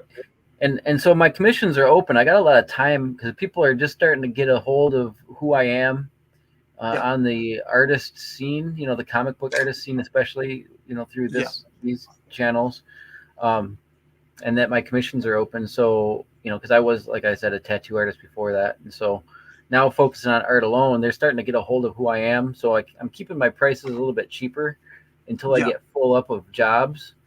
And so then in that, I'm also just trying to slay each job like in its entirety, you know, just trying to really crush it, and then give them more bang for their buck. So each of these guys like got like high resolution, like this, even though it's a sticker, she's 9,000 pixels tall, you know, by, you know, the picture is like 6,000 pixels by 9,000 pixels. So he'll be able to use that for posters or products or whatever he wants, basically, you know, even into the future. So then, you know, Niobe's was the same. Then I did that little animation. It's like, I kind of want them to feel like if they hire me, they're going to get a lot more work than what they pay, you know. Yeah. You know, bonuses. And the other thing is, like, when you've done all this work, you're going to get busy, and then you're going to run out of time, right? And then you're going to limit what you're going to be able to do. So it's probably better to get you now, right? While you yeah, I'll eventually get to a point where I can only do so much, and then what I'm going to do is I'll cap off, like, okay, I can't take any more work, and then what I'm going to do is I'm going to start raising my prices. You know what I mean? And this is the way, because I do need more money as I go along. Like right now, I need a lot more money. I'm pretty broke, but you know, say I'm doing the prices as they are right now. Even if I get full up, I'm going to need more. So then what I tell them right now, and I told this to Larry, and I told this to Jason, and Lunchbox Warren is another one. He was a really good one there. Let me see if I can pull up his picture too. That was a cool one for Marv. But what I remember even specifically talking to Lunchbox Warren about it is that you know, in the future when I raise my prices, I'm going to keep these original guys like at a discount rate. You know what I mean? Yeah. So, you know, as I raise up, then they can still be paying the same amount there for a little bit if they're like, you know, because it's basically kind of a bet right now. Here's another one I did for Niobe, Vira. Yeah, that looks cool, man. Yeah, you like that one? Yeah. I didn't do an animation for that, but not yet. I'd like to maybe do some if I got some extra time. Yeah. And then so then in the future, if I raise up, then they'll at least be the first ones on because they bet on me, right? Like right now, it's kind of like a bet. Like, is this guy going to come through? Is he going to do a good job? You know, and so if they're betting on me, I feel like I'm gonna give them a discount card. Yeah. You know. But I mean, like, that's also like you're setting up like who are here in the start, right? Helping you set up. Yeah, exactly. And it's sort of like, you know, kind of a tribute. Yeah, and the other thing is, like, you know, you don't want to make yourself like what is it called? Like where you like I made it to the top, right? Now I'm here, like. Yeah, I don't want to be pretentious on people. Yeah, it's like, who got me here, right? Right. And that's the thing with me. Like, I'm loyal to a fault sometimes, but like I've learned over the years, you can't be as loyal as you know, where you're like you're over loyal, right? Like, yeah, no I gotta be loyal to myself first. Just is basically how it is, and I gotta be able to eat, and the only way I'll be able to do that is if I get my prices to a point where I can live off of it and not have to go to like a normal job that breaks my body and things. So here's Marv. That was for Warren Brown. Lunchbox? Yep, Lunchbox Warren. Yeah. Yeah, man, he was a great one to work for too. He was really cool because he was like, do whatever you want, man. You know, he pretty much gave me free reign. And then that gets to a topic I was going to talk about earlier too, just a couple minutes ago, is that these jobs are just basically, they're just using you as slave labor, you know. I've had to really put the rules to my job and tell them, listen, I'm not gonna do this and that for the money you're paying me. I'm just not. Yeah. I'm older now. I can't be doing two people's jobs. You know. You know, they're trying to schedule not enough people on certain shifts, and I told them they can't be doing that to me. I'll walk out. I just will. 'Cause I'm not. I'd rather go home and struggle at home than burn my body and come home hurting and have to sleep 2 days to work one. I'm not going to be able to do that anymore. You know. I was in a volunteer, like I was doing youth work, right? I was volunteer, so I'd do about 44 hours a week of full-time work, like really full-time, where I was lifting stuff, like where I was moving stuff, where I was selling stuff. Oh yeah, right? it's very, very physical. Yeah, and then after that, I was doing 20, 30 hours a week volunteer work, and I had a breakdown, like totally emotional breakdown. Like, so I'm very careful about ever since then, I started being very careful. And that was when, like, I think I must have been about 27, 28, 26 maybe, having a breakdown, you know, like half a life time ago, you know, because I'm 50 now, so like about maybe 25. And so I learned real quickly how to make sure I was on top, you know, like to take care of myself, right? And so I learned also after that, after being remained redundant about 27, that self-care for myself is more important than whatever the work I got to do for the boss. And because, like, at the end of the day, the boss is trying to get the most out of you for whatever, right? Because he's looking at the bottom line. And that's why they say last in, first out, right? Because they don't really care about you as a person. They just care about how much you can make them. And I found that a hard way. And I think that's what a lot of people, you know, if you're not watching yourself, you're going to find out the hard way that you don't matter at the end. You got to really be careful about how you put yourself out there, you know, in the world. And whatever job you're doing, you got to be very careful because, you know, someone's always going to take advantage of you. And that's why I don't deal with contracts, like with artist contracts and stuff. I just don't. You know, I'm just a creative person. I'm trying to put a product out, create a product so that it can benefit everybody. You know, but I'm still, you know, I'm still trying to get a comic book out. I'm still got to promote the hell out of it, take as much time to make sure we got, you know, when we go out, it's a banger. It's not something that's going to fizzle out, you know, after day one. And that takes a lot of time. And I think one thing that I think a lot of people don't understand is that there's a lot of work goes into creating comic books. You know, like you're doing your artwork, you know, there's it takes a lot, of time. And before we started, I mentioned, you know, before you came on, I was mentioning how if I'm supposed to like go for minimum wage, that's $20 an hour, right? New Zealand. So equates to about $15 US or something like that, maybe $12 US. So it's about even. So yet I've already spent about 7 hours on this. And that's not including the talking and all that. That's just straight out 7 hours on this. That's $140. Nobody's going to pay $140 to this unless they really know, you know, they've been following, they know who I am, and have, you know, understand what I've been doing. So I went across on my DeviantArt. I posted this like 2019, is it? And this is a piece I did way back when, you know, in 2019, and as part the same thing, the Great Plate. Now it's called the Great Cup or the Creative Cup. This is, you know, I did that for then, and the red I used really, I didn't put enough on it, so it came up like that. But a friend bought it. You know, it was my first piece out, And let me go back. There's another piece here. I also did, I think, is it on this one? No, it must be on the other one. Let me just go back there. Here we go. This is the other one. I did this in 2018, the year earlier. You know, I like that. again, again, I did this is why I kind of like stopped doing colors, because the colors started ruining what I was trying to do with my, my art. This is a hand built one, by the way. I built it from a piece of mud, right? Mm-hmm.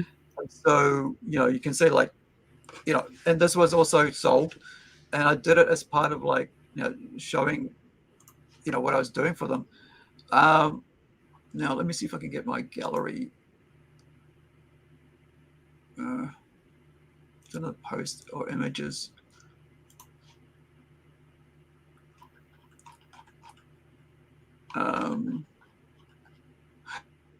Showing people like the coloring that I did before we got, for the stages. What else is there? Where is this damn thing?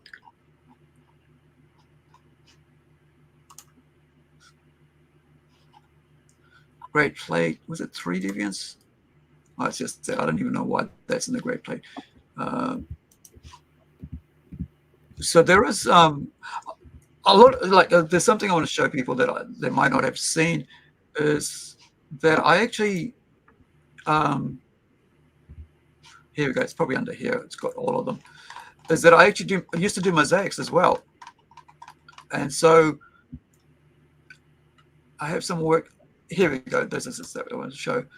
So here's a stage. I actually created a paper cutout of the design I wanted, right? Damn, it's spelled all right. And then I put that on there, and then I went over and like layered the everything on it, so you can see the relief of it, right? Yeah. And so there's an ink that's kind of ruined it for me, and I was like, I mean the glaze, sorry, not ink, but actual glaze. So it's quite layered thick. Yeah, because glaze kind of melts and goes a little bit where it wants to, kind of, right? Yeah. So I was going to do this, and then I realized that was a bit too much, and the plate was too small, and so I did that one. Oh, sorry, I just realized something. That this is a plate that was already made. I think, and then I just sort of did my patterns on it. And so I just want to, and so somebody made it, and then I got to, do that. So this is the one I was going to show here. The other day I was trying to find, and I didn't find it, but this is it here. Oh, okay, that's cool. Yeah, wood fired. So you can see the shine. That's from the like the glue, the gum from the tree, or the sap from the wood. Yeah. So that's it there. Like before I put it in the kiln by the looks of it, and then this is it here in the kiln. So this is what I was saying, like, making a little one so you can put in your pocket and you can take it anywhere. How we're talking about like doing large pieces and doing small pieces. Yeah. And so, if you're going touring, if you're going back to your country, if you're from overseas visiting New Zealand, and you decide to come up and check it out, you can, you can basically think it. So this is something that I've done, and we've lost where it was. I don't know, but in all my moving, I don't know where this is, so I haven't been able to finish it. So this is from Blade of the Immortal. That's really cool. That's really cool. Right. So that is the size of this, like I'll show you how big, like the size of some of them is smaller than my little fingernail. Okay. And some of them is like actually a quarter of it. If that's a good picture of that, you could probably do a print of that. If you can't find it, you might be able to do prints. So this is actually Blade of the Immortal manga, right? The English version of it. So they had like about 9 images, like 9 little, like this big. So what I did was I took it to photocopier, and I blew it up to this big. So that piece there is about 60 by 30, maybe. Yeah, quite big. And I don't know where they are. So that's one of them. So that's my tattoo, I should say, design. That's up here. So 60 by 30 centimeters? Yeah. Same here. That's cool. Actually, might be 40, 60 by 40. Okay. Yeah, yeah. So if you look at that, actually, yeah, 60 by 40, because that's would be 60 by 40. So that's on a side. So you can each background I want to do different, you know. So with that one, you saw it was just like chips, right? Little, you know, chips in the background. This one here is you know, a bit more different, like really mashed up. I never got to finish that piece, you know. So you can see what I did, right? I took it into, you know, photocopied it and drew it on. Like a mosaic. Yeah, and then create a mosaic. So this is 2 of those. So now it's 60, right? By 60 or 60 by, yeah. So that was a 2-piece. And then you got the single piece, you know, single one. And then you got an upright. I bet you those sold like hotcakes. They didn't sell because I never finished them. You know, so I don't know where they are. I'm hoping it's at my parents' place. So I went to their sheds and look at and search it out, go through the house, because everything gets moved around over, you know, whenever my mom spring cleans or my dad spring cleans, right? Because everything piles up. And so so I'm kind of bummed out. I've been asking my parents, you know, my mom, where did it go? Where did we put it? How? Because I know one time I knew where it was, and then we moved, and then suddenly it was gone again. Let me get out of here. But I do have one piece that I've kept. Come on now, how far do I? Oh, here we go. Finally there. No, went too far again. So, because I used to sell tiles for a living, right, for about 4 years of my life. Okay. So you got all the tile cut. You might have tile cutters and things like that. Tile nippers. Yeah, everything. I even had a machine, you know, for cutting tiles and all that. But I want to find where we are with the actual other pieces. Are we earlier, or do I have to go back to earlier? Here. So this is actually, you know, talking about being sculpture. This is a 12-meter, a 1.2 meter high. It's at my parents' place. This is the only one I've kept out of the big ones. Like a vase, an upright vase, like it's about this fat in the mouth, which would be around about, was it like about 25? Yeah, about 40 centimeter across. Yeah, about 40. And my mom uses it for umbrella and stuff, and she's got another pot on top of it. But this is actually, is it this, if I go to back of it? No, I don't have the back of it. So this is the, you know, a wood fire, like we were just talking about, like this thing, right? Vase, and that's the only one I've kept. And so you can see there's some damage here at the bottom. They got chipped away, and that's why I'm a bit more careful now when I like go in, put stuff on, that I really wet it, slurry it up so it doesn't chip. But yeah, I mean, it's like it's about this much off the actual surface, and it's 2 different clays. So there's like a sculpture clay, which is more has a bit more dirt and more crusty feeling to it, and then you've got a smooth clay up top, and that's why it sort of looks that way. But yeah, I was selling this at, you know, way back when for $120, but at the end didn't sell it, took it back home. Now my parents have it, one of the original pieces they ever done, right? So I was going to show you this other big piece, and I'm going to show you a piece of mosaic that I actually have from that. Is this? Oh, just saw it there. Dang it. Come on down, and I'll show you the image, then I'll show you the actual piece. Come to daddy. There you are. The Ronin. So I actually brought it back from my parents because when I came back into, you know, comic books and all what have you, and, you know, trying to get back into shops after 2 years, trying to help some folks out, you know, with their business, I brought them. And so you'll see how big this is, right? So this is a frame that I recycled. I should have kept both of them. I gave one away, and because they probably just chucked it out, which was kind of like sad.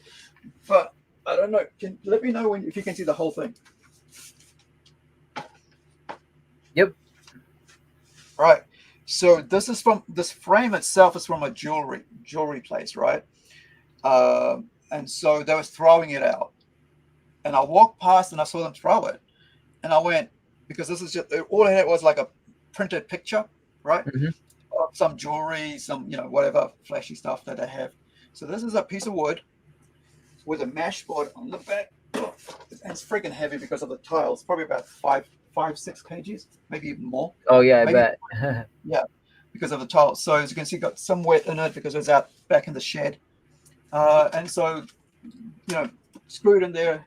And so, I took it home. And when did we make it? 2006, Ronin. Right, so 18 years ago, right? It's about 18, isn't it? Yeah, 18 years ago, 24. So, what? So you can see how small it is, right? Can you see my thumb next to them? Yeah. Yep. So there's pieces here that are really small, like a spot. Yeah, like half a centimeter sometimes. Oh, the biggest you probably got is probably about a half a centimeter. The smallest is like something tiny like this. If you can see my finger here. Okay, like two millimeters or so. Yeah, man. And like even like little ones, like like here, like a millimeter. Just about 2 millimeters, I'd say, is the smallest. So as you can see, the size of them, right? And so what I did was I, gratted it all, stuck one piece at a time with a tweezer. By the way, with a tweezer, because you got to move it around, because you got to get the right thing, space out. Now the other thing about this is that the background is it's all shiny, right? I'm not sure if you can see that. Yeah, I can see it shining. It's kind of got a dazzle to it. Yeah, so it's it's sort of like a gloss finish on there. So this is Mount Fuji, and then you got your Ronin samurai with the 2 blades, katana, right? Mm-hmm. And you can even here in his hands, it's got he's got a bandage on, right? And so and bandana, because he's got black hair, you can't really do much with it. So it's blue, navy blue is in this bandana. Then it's also light blue. Yeah, and so there's different, light blue, darker blue, kind of a bit more blue, and then you got. Yeah, I think it's a beautiful piece. I think those are a hit. Yeah, and so I was bummed out that I couldn't actually. Are we still seeing that other one? So let me get this away from there so you can actually see fuller, right? So let me just actually let me pop you out, and then so I can show it, so you can see. It's friggin' heavy, so I don't don't have it on my wall. I just have it on, against the cupboard door. So, when you look at it, there's my elbow, that way, and so there, right? So it's twice the length of my elbow, and so, yeah, I'm gonna go put it down because it's giving me a bit of stress on my back. Let me put you back in, and we'll go there. Yeah, so. I haven't done anything with this since the last time I did anything with tiles was for my parents. I mosaic their porch, the entire porch, and so before I was going away down south, my parents, before I went to film school, I just said, hey, look, I'd love to come and do some work, and and so probably about 4 meters by 2 meters a porch, just did it for my parents, and stuff like that. But it's a lot of work and a lot of hours. I must have spent about at least 20-30 hours on that one piece. And so when it comes to art pieces, a lot of people don't understand a simple little drawing could take ages, hours and hours. And so unless you have a big name to yourself, which is that your name has been developed over a decade or so, or if suddenly somebody puts it on there like an X-Men comic book and everybody sees it, now you might be interested in hit Liefeld. I especially feel that with paper stuff like this right here, this that I got on the screen. It could take 20 hours or so if I fully finish it. Yeah. And then I'll have and then even then it'll be digital. So then I'll, after this, I might actually do it. Yeah. I might actually do it on, I was going to line it and do it on some watercolor paper. So, right. So I might do it traditional and then take it to digital. but then Yeah. so then I'll have 20 hours into something I might get $100 out of someday. I don't know, but then even then, Yeah. it's not like somebody's holding something in their hand. It's like they're holding a piece of paper. So I feel like Yeah. where you're going with your with those tile pieces, at least if you're putting 20 hours into something like that, and say you put a couple $100 on it, they're at least going to have something heavy in their hand. I don't know. Yeah. The weight does make a difference, I feel, sometimes to people, and that's why people like, they'll spend a little bit more for oil paintings Yeah. or something like that because they got a weighty thing. Oil has Yeah. that stigma, you know what I mean? Longevity, right? Yeah. Because oils can last like couple of centuries if it's Yeah. if it's well, the mixing is well done. That's why we say the masters, right? That's why Yeah. they go for millions of dollars because of that. Because it's Well, and they do get a richer color than like even Yeah. acrylic can get some pretty rich colors, but not as deep as a oil. Yeah, and now they got like stuff that you can fake it, like not fake it, make it more glossy, right?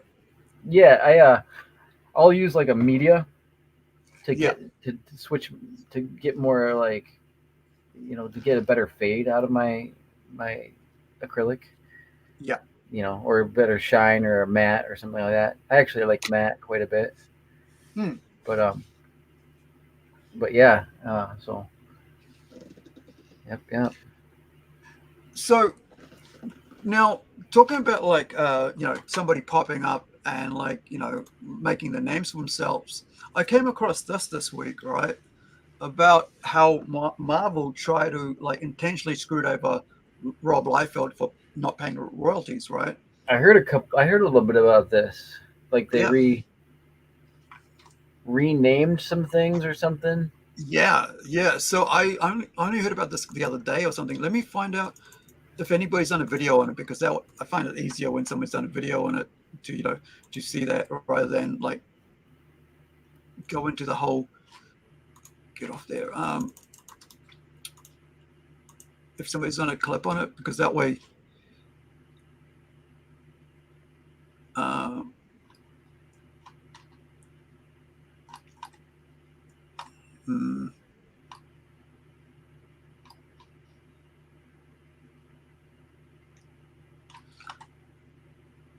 no, nobody's done it. Marvel data will come with recommendations.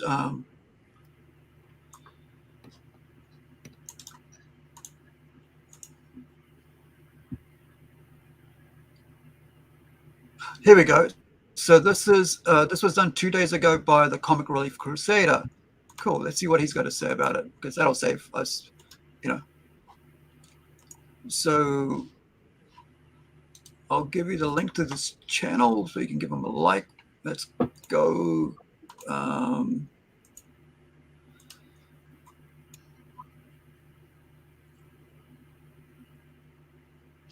Whoops.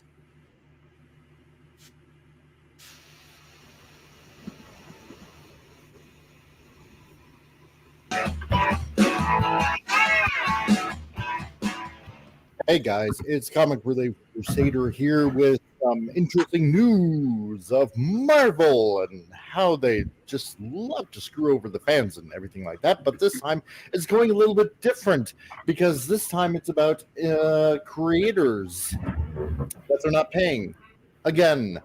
So X-Men editor Tom Brevoort, who's been no stranger to controversy, especially, and tarnishing Marvel Comics over the past few months, has been posting on Substack recently, and he's revealed Marvel's cynicism when it comes to identity politics and talking openly about bad business practices and that intentionally screwed over creators. This time about Rob Liefeld, unfortunately. Now, as we know, Rob Liefeld created a whole slew of characters into particularly the X-Men comic books and whatnot. Cable, X-Force, bringing back New Mutants, essentially back from cancellation. Deadpool, of course, everybody knows about Deadpool. and going off on his own tangent to start Image Comics with Youngblood and all the other characters that go along with it in the Extreme Studios, which was fun back in the day. Now, Brevoort isn't exactly a fan favorite with most people out there when it comes to comics. Teasing changes to the X-Men's forthcoming reboot, especially with images labeled like, Back from the Ashes and ending the Krakoa era and whatnot. Plus, on top of that, saying that it would be more of a political book, that the message Just is what the you need right premise, now in comics. and essentially calling fans and critics. That's why you should buy indie comics and support don't indie want to put up with identity That's why I think politics, especially sometimes in that's the why comics, indie comics calling do them so good. cretins, and alienating fans and whatnot. Not exactly the smartest business practice that you would think.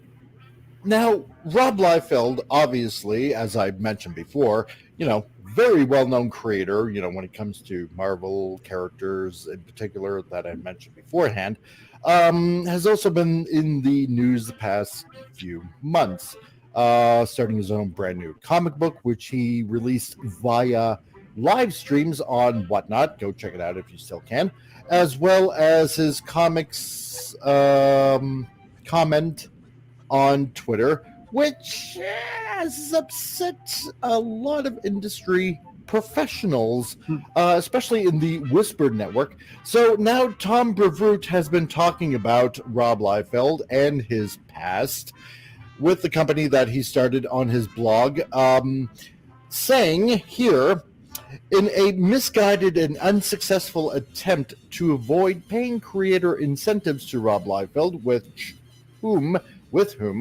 he'd had some bitter encounter, Bill Jemas had decided to relaunch and rebrand the 3 ongoing series that Rob had creator participation in: Cable, X-Force, and Deadpool. So Cable became Soldier X, X-Force became Ecstatic, and Deadpool became Agent X. And all 3 of them suffered failing sales and were ultimately discontinued.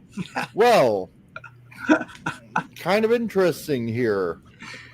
So basically, this kind of confirms that Marvel Comics has actively tried to screw Rob Liefeld out of royalties with name changes to their books, showing the company's basic attitude towards creators, which is right there on full display, which is pretty pathetic.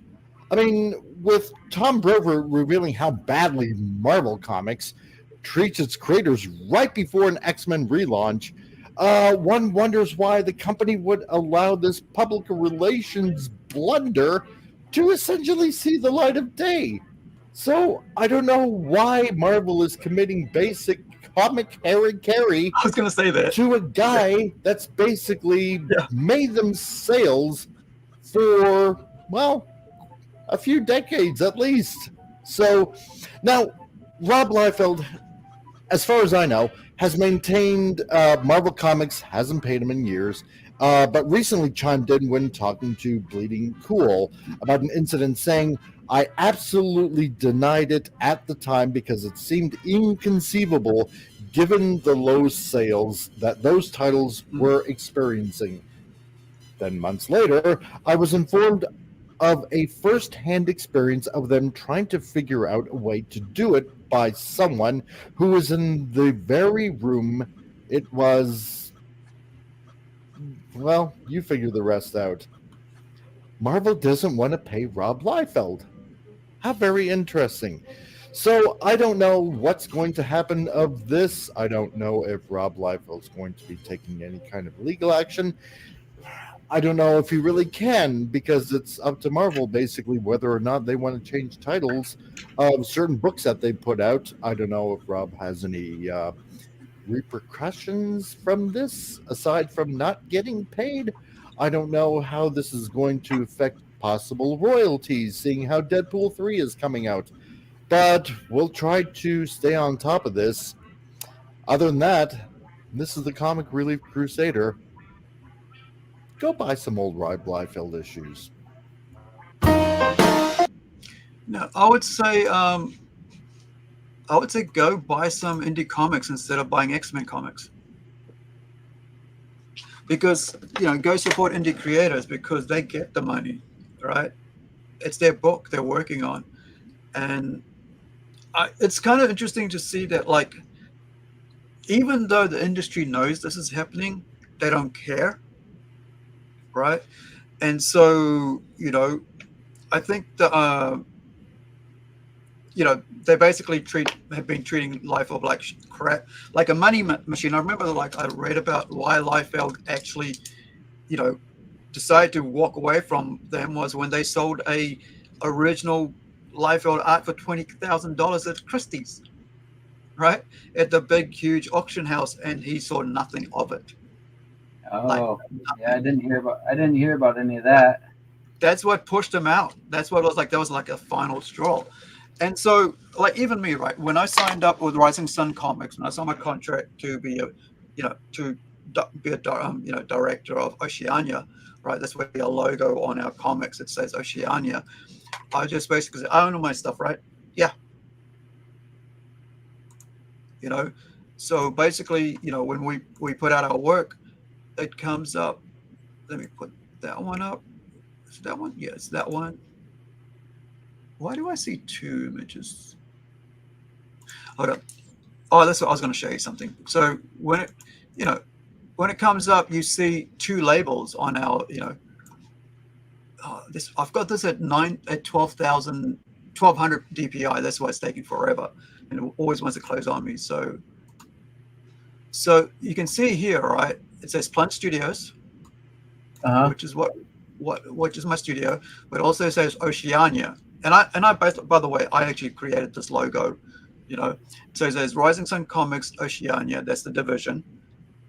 So that means that if somebody wants to come and work with me, it'll be under, outside of my own studio, right?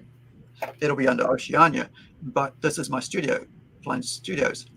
And so, I get to say what goes on in it, what gets created, who I work with, what projects they get to work on. I have the final say, and so that allows, and as a creator, that allows me 100% freedom, right? I own my project, I own my, content, whatever I'm creating, my characters are mine, right? I can do whatever I want, like put my t-shirt on my, draw my t-shirt on my character as part of the thing, right? Because I want to promote Incredigle as well. So I go, well, there's a guy there, wearing, as part of the artwork. Now I'm just going to chuck in a red t-shirt as I color it. This is actually the T0T's artwork, Tomas's artwork. He's from Argentina, but he's living in France right now. And so he's working on a manga that we're doing, right?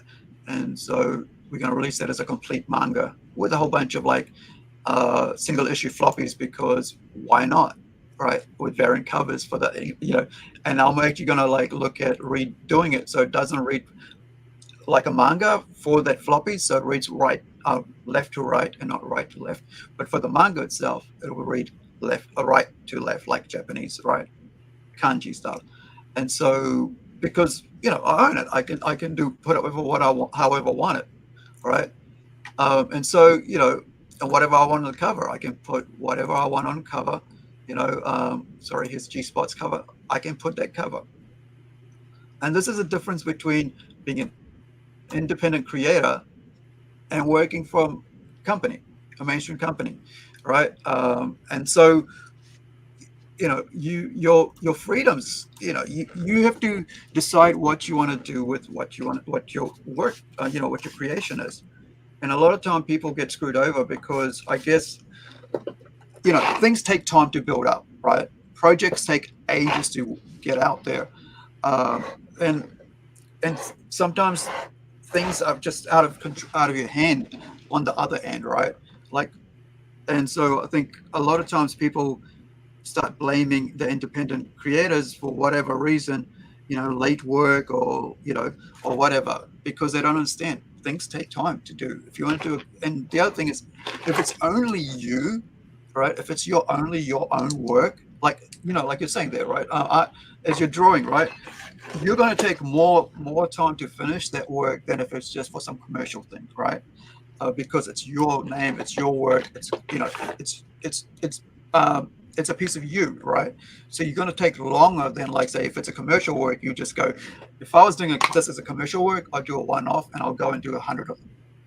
I'll do a mold and it goes 100. Sometimes, like, I find myself personally sometimes skipping out because I'm like, if I get the idea down, I'm good to go. Because somebody was I put it to the internet a little while ago. I'm like, if nobody's buying my stuff, why do I even need to do it or put it on the internet? I'm putting it on the internet for them, basically. Yeah. And if they're not liking my stuff or whatever, why do I even do it? Because honestly, and honestly, I can see it done in my head. I can see her done in my head right now. I don't need to actually finish this out. The reason why I'm finishing it out is so somebody else can see what was in my head. Now, right. Because I can imagine, right? I can just sit back and close my eyes and I can imagine her done.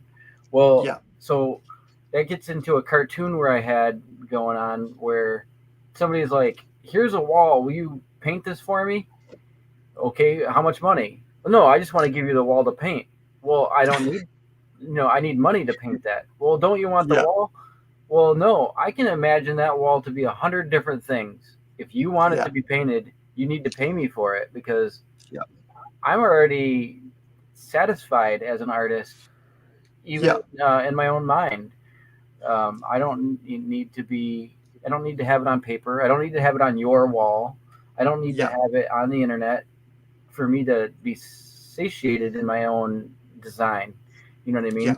So sometimes it gets to be where I'm a little bit more lazy on paper than I am for myself than I am for a client. Because if somebody pays me money, I'm going to take it to the next level just because I want them to be happy and I want what's in my head to be on paper for them or to be on file for them. Because they can't imagine it like I can.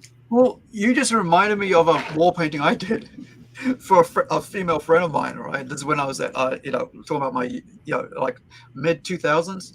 And she wanted a paradise scene on her wall, which was like probably about 1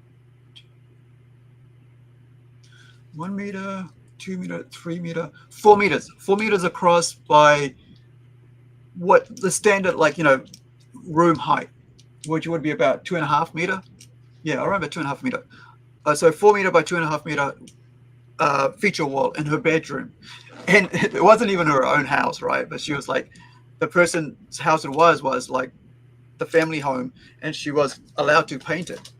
And so I went and made this beautiful sunset, Fiji sunset, palm trees, coconut tree with a boat, and also with like a sunset. And so each side is trees, and then you had like leaves and whatever have you.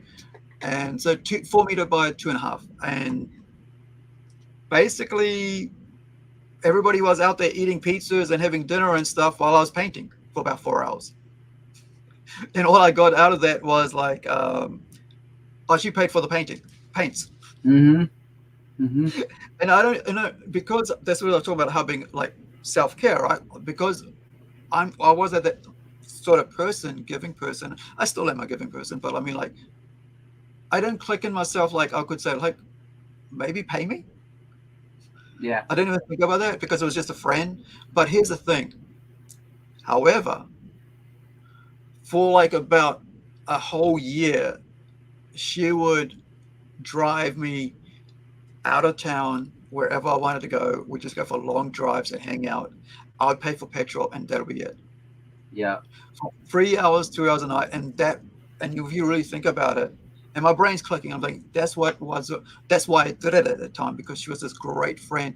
And I needed, at the end of my Friday of working that friggin' entire week, I could go out of town, middle of the night or late night, and just be driven around, just chill out, have the talk with a female friend.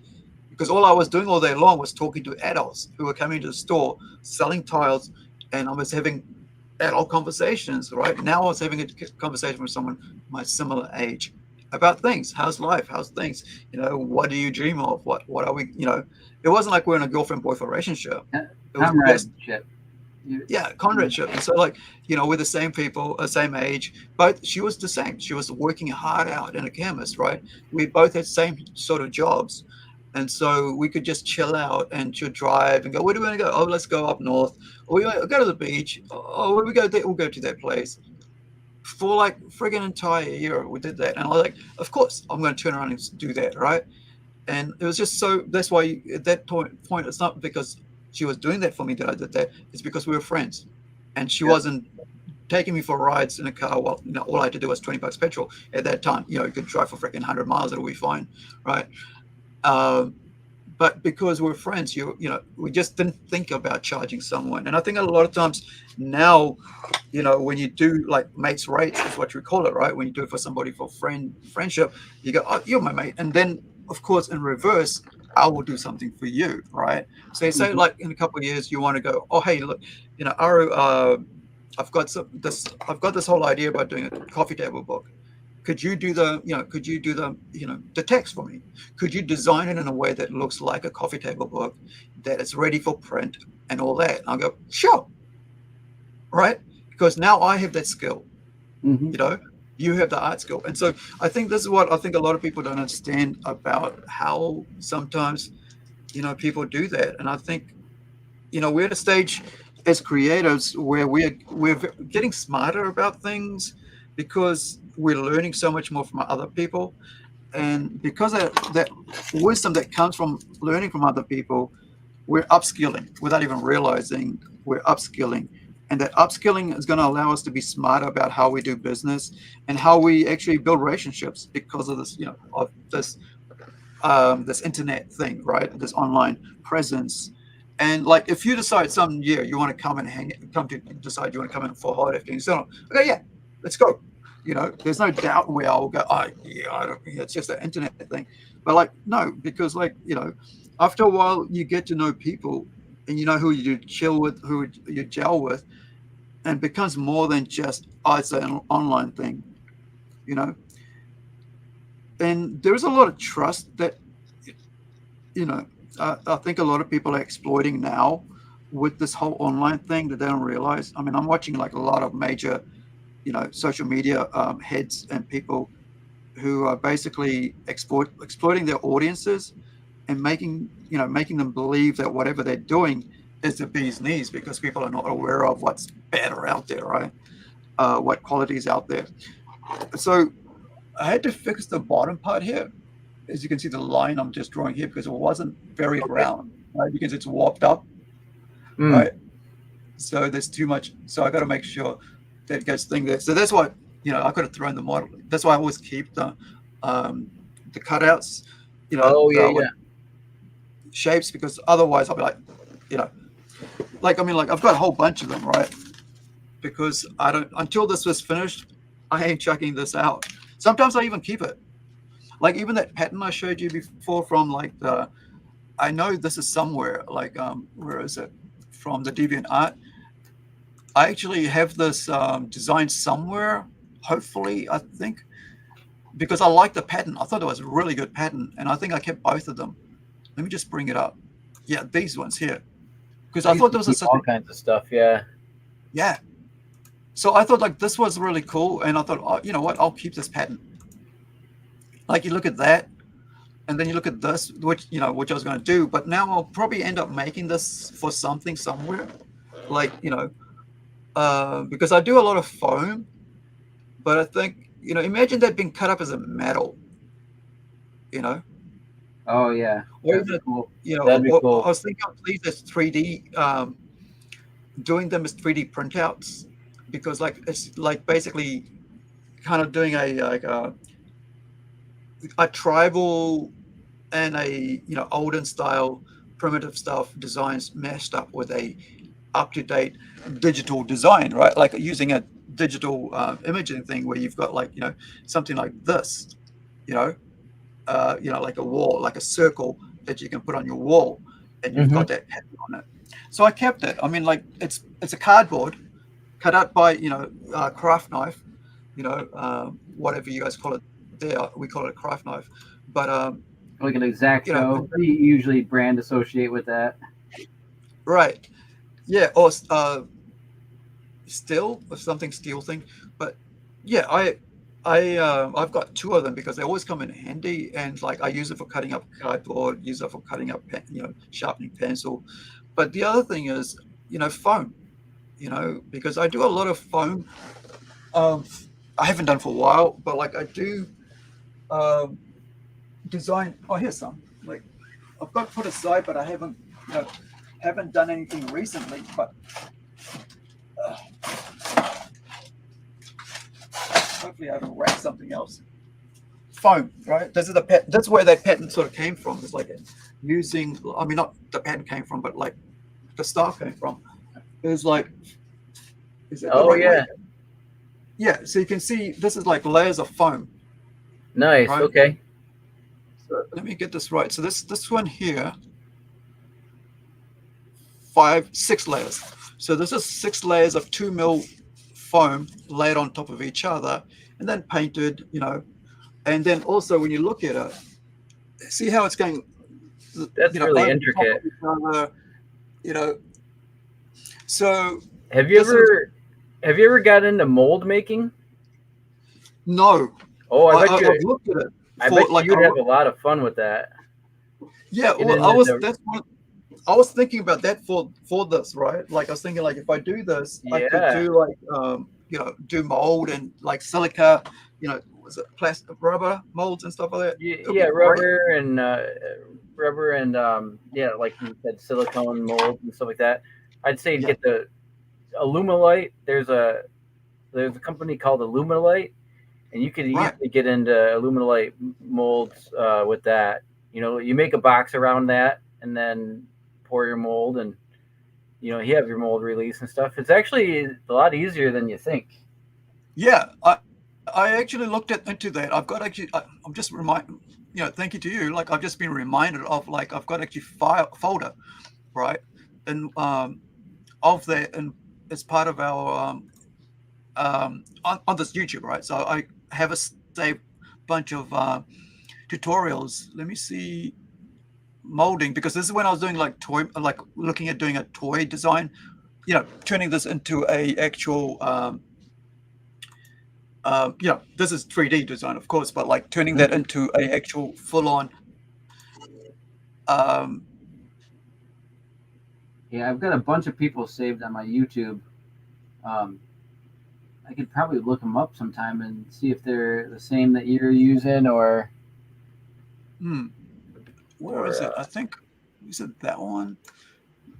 But like I was just looking at like the videos that they've got, like, and like it's looking like the bronze casting, and also like from like clay, right, or using a 3D design to actually be able to create a mold from. And so and then I because we decided like expensive, like you got to actually have like a 5K to actually make Robert Talone. The dude's name is Robert Talone. He's kind of an older dude with glasses. I mean, basically, you find him you start typing mold making. He's one of the main dudes, but he's. I mean, some of those guys are really good, and he's definitely one of them. Is it on? I'm just trying to figure out if it's on this channel or if it's somewhere else. But I mean, do you have the link for that? Yeah, and I don't know if it's going to be the exact. Oh, what was the name of the guy? Sorry, just put us the name. So Robert Talone, Tolone.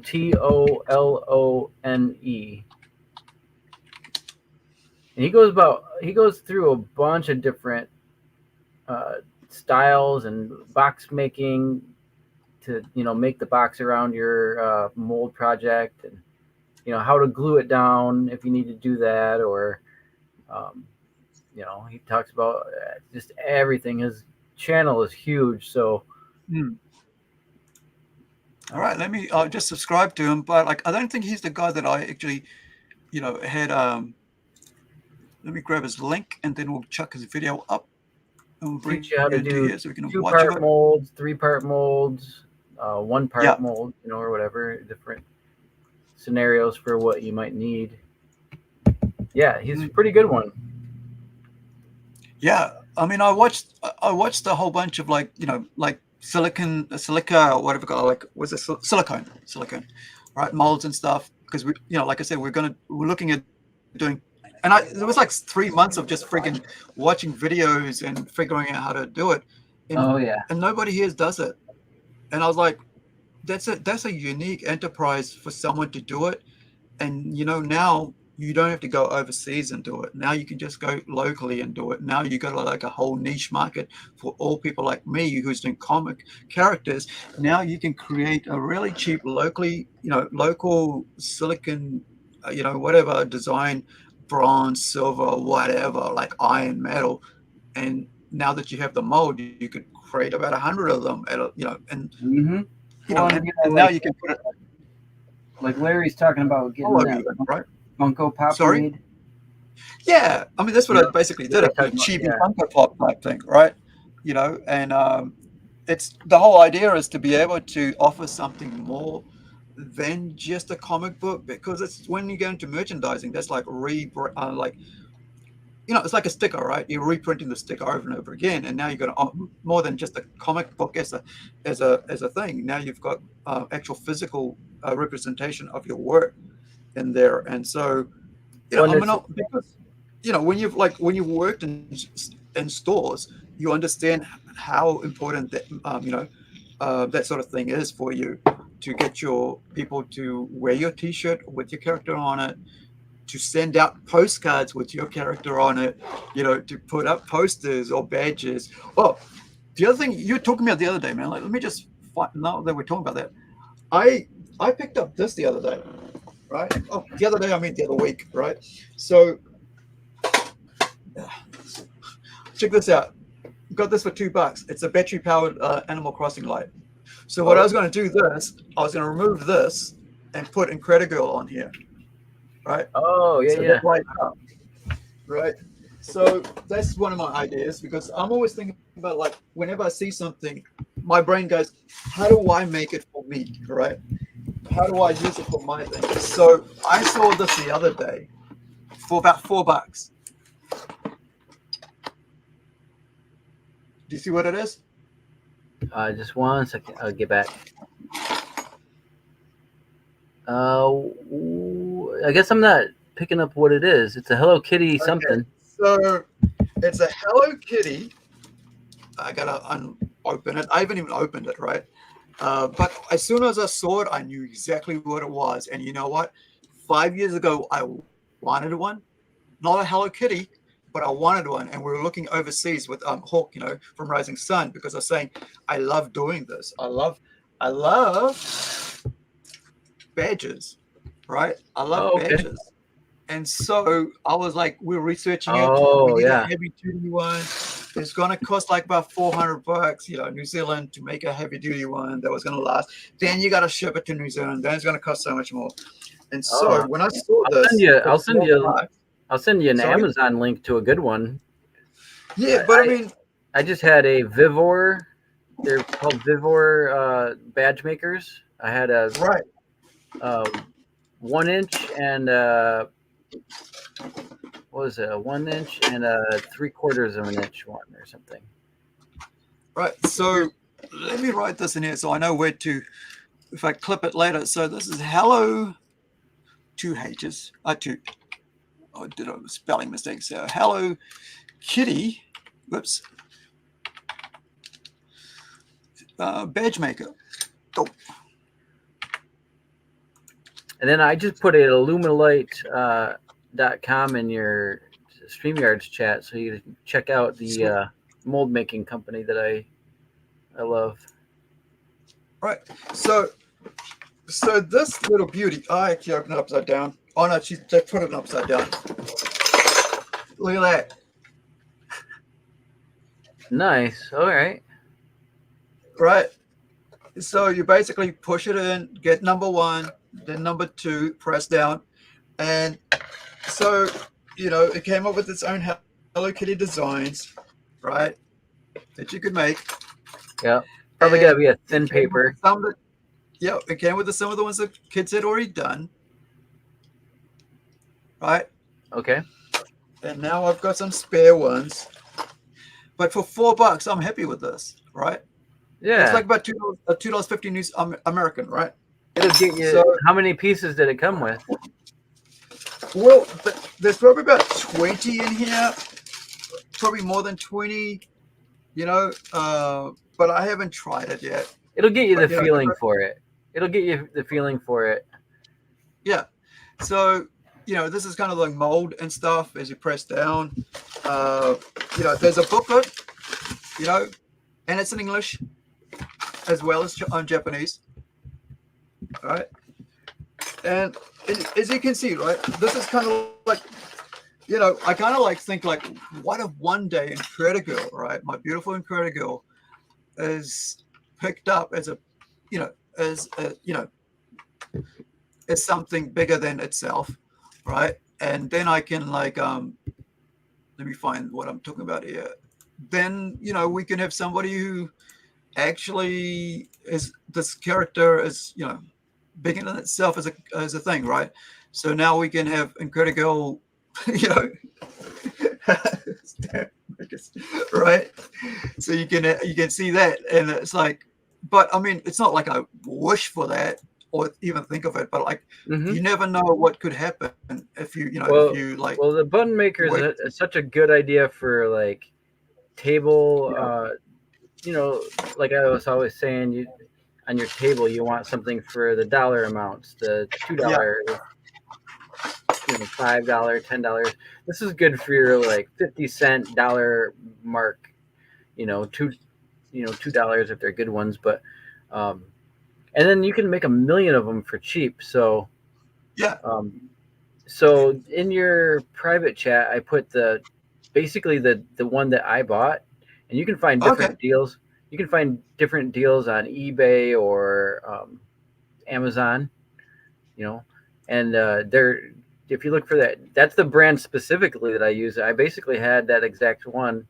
If I ever get talking to my ex again, I might get mine back. But yeah. But I have a bunch of them. I'll even bring them out and show you. Yeah. So from what I can see here, the way this works is. So this is what it should look like, right? And that's how they want to do it. But the way they've got it here. Oh, by the way, I was showing you this earlier. There's like a little stamp. Like if you want to make a little, stamp of Hello Kitty, right? Oh yeah. As a veg, and so you've got that. So where is the little? Yeah. So how it goes in here, like you get that one, and then you get that one, and then I think. That presses, you put this through, and that sort of like A will do that, right? Like stick the edges of that over, and then the other one will come on. Then you put it upside down. Then now you put your image on there, and now it'll like basically seal up together. Yeah. This is quite probably 80s or 90s maybe. I'm not sure when this came out of, but like I said, for $4. Yeah, it's a neat little kit. I wish you had more parts. Hopefully, you'll be able to get the parts separately. Yeah, you mean this stuff, right? Like if we could get the badges and stuff, like more of it would be so cool. Yeah, so this is made in. Hopefully, it'll take the age, dude. So 2002. So it's not that old. 22 years old. I thought it was the 90s or 80s. But yeah, Yeah, it's just so cool. It's a neat little kit to find for sure. Yeah, and like we talked about badge making before, but like I had only just recently got this, so I hadn't even thought about it the other day.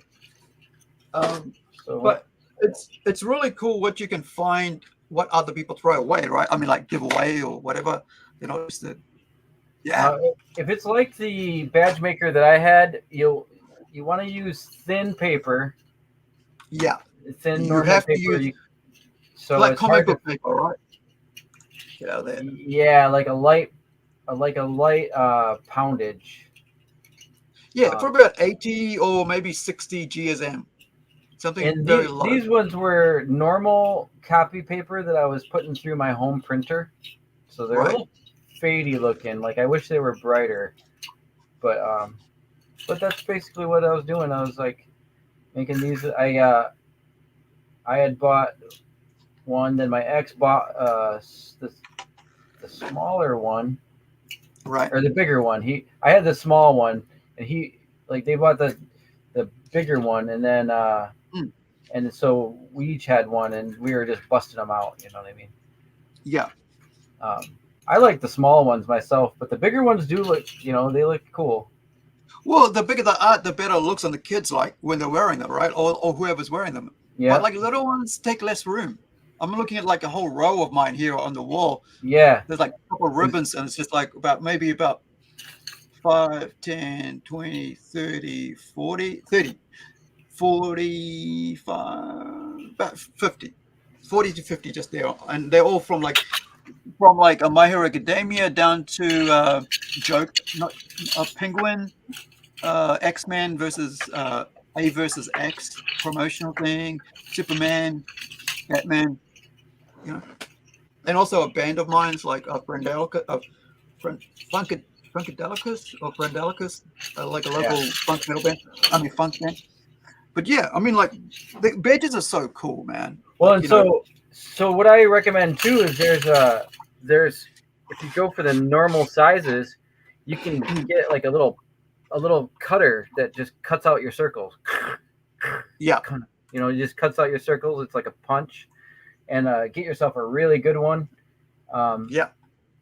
Sometime I'll find you the cutter for that. Or if you type it into Amazon, you'll get the cutter. Yep. So there's your link there, right? So it's not bad. It's actually like when you're trying to like send it overseas and stuff, like, but what was I going to say? So when you find the cutter, you'll look for, like, if you're going to get the 32 millimeter, you'll find that you look for the cutter that works for a 32 millimeter, because what it does is it cuts a little bit bigger, because then it's got to wrap around that shell, So if you find the cutter that's perfect for it, though, that's what you want, because then you don't have to sit there and try to cut them out circle perfect and all that stuff, because you want it to be like a production. Then you can print out your own deal and squish them all night. Yeah, and it takes a trick. You'll kill some of them before you start making them perfect. Yeah, and you'll start rolling, and it'll be good.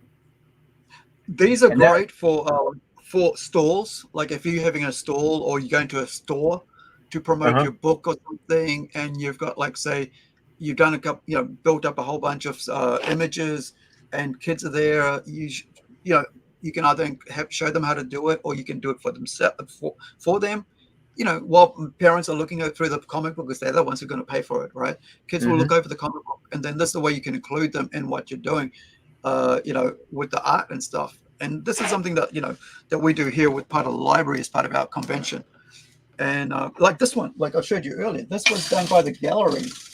That the last artwork I did, right? They did it as part of a promotion thing, because they said that they had a maker, a stamp maker there, but they couldn't find it. So the manager, who's friends of mine, right, basically they went across and found it. They did a huge cleanup, and so that was the first time they used it. And I was like, oh, it kind of went full circle, because I think it's good to utilize, especially with the kids. They love that. I love that, but it's just a good thing. Anybody even older with a punk background, just we used to sell these. There was a ephemera that we used to get ours from, and they used to sell like the specials and the Go-Go's, and just all kinds of bands would have these things. So Because it's all about promotion. Like if you like you're using that, like the bands were using that to promote themselves because it looked cool on that, when people were wearing them around. And so you got to, people see you, oh, what is it called? DRI, dirty, rotten imbeciles, stuff like that, or suicidals. I think I had a suicidal, like not a badge, but I actually had a patch, suicidal tendencies patch. I had a Motorhead patch, a big, huge one on the back. It's kind of like you're kind of like supporting the band, letting people know which group you're into. It's just same like this. It's like you're letting people know which artist you're into, which comic book you're into. Bring it back to, even if people aren't using all the stuff that I was showing was my own, but this one, like, we were just taken out of a magazine a couple times. Like, I just want this, and you could clip it right out of a magazine or something. Yeah, and that's what magazine, like, you can make so many cool things because of it. Make them like, I don't know, like quotes. You could put quotes in there instead of just, Yep. I love, I hate cutting up comic books, but I made one with a comic book. Had to do with there was some really cool there was something from like Witchblade. There was like a revival of Witchblade. I wonder if I've got it here. And she said something like, God can help, you can let God take care of it. It's like, well, sometimes God can take care of it, or I can, I'd rather take care of it myself, than wait for God to take care of it, wait around for God to take care of it. Oh, I found something else. Oh, look. So, and then if we're talking merch, even other than buttons, I've been doing these magnets.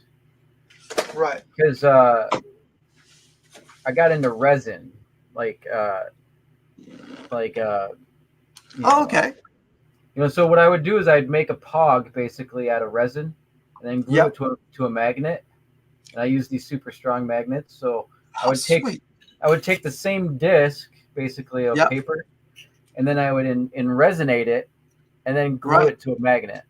So these were like my DIY magnets. That is awesome, man. What's like if you're making a single one? What's the resin like? What would it cost for doing the resin then? Well, I guess singly it would be less than $1. Yeah, because you got to buy a whole pot of resin, right? Yeah, we would buy it in a bottle. I don't know if I have a bottle that the size of I don't know, like we buy a bottle like that big of resin, and it would be $12 US at Hobby Lobby or whatever, and then that would make.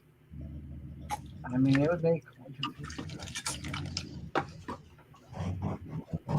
I'd say it'd make 30 of these. Just kind of guessing, it'd make 30 of these, and then the magnets were the big price point. They were about $1 each, because these are tough. These are next level magnets.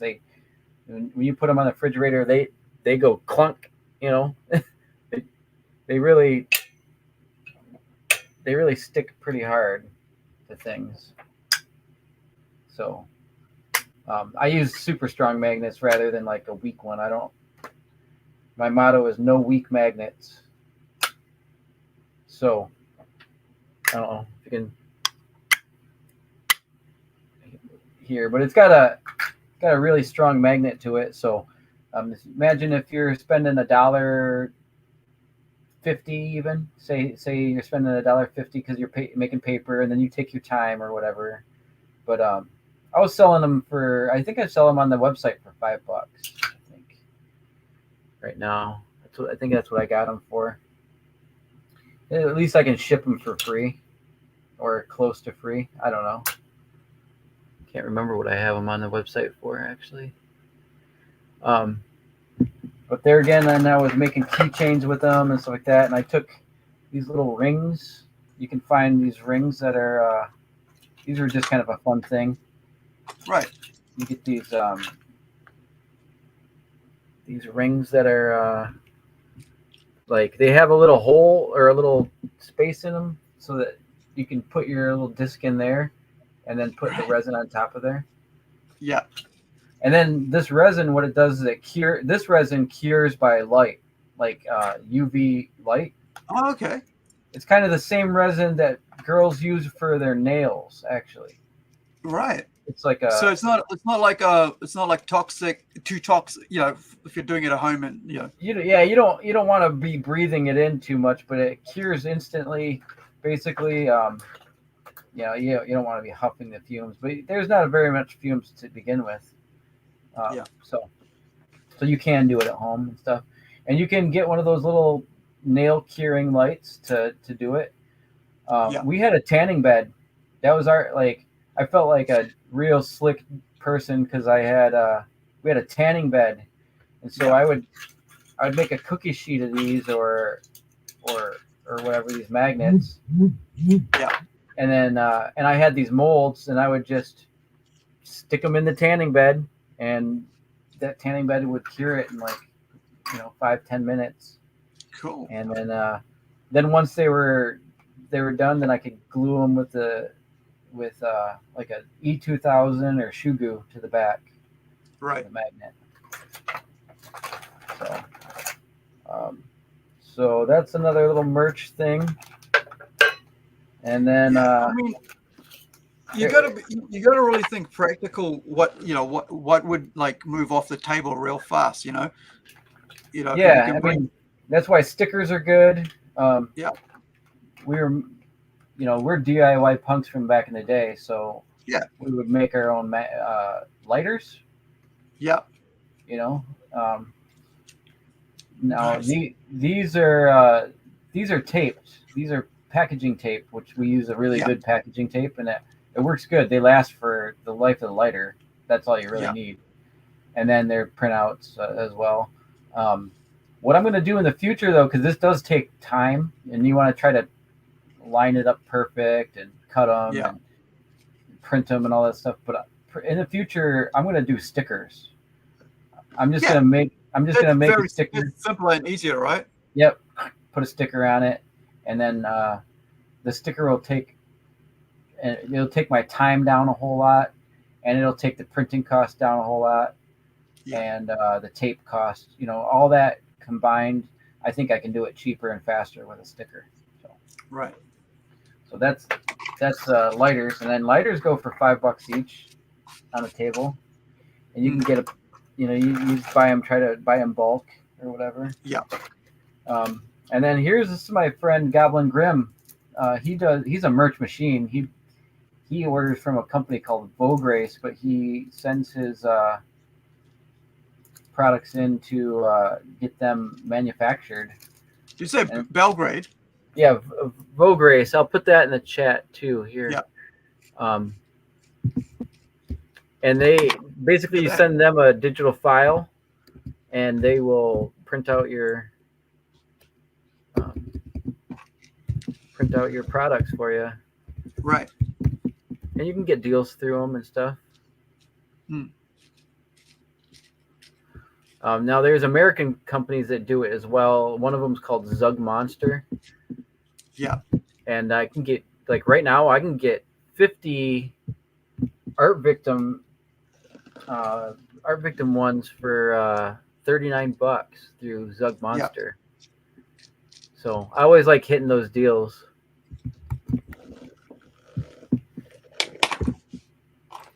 And that's basically outsourcing. I could do the same thing with, I was getting to be where I was going to do round circle keychains and stuff with my own, resin. That's where I was getting at. Yeah. Let me see if I can find the other thing I was talking about.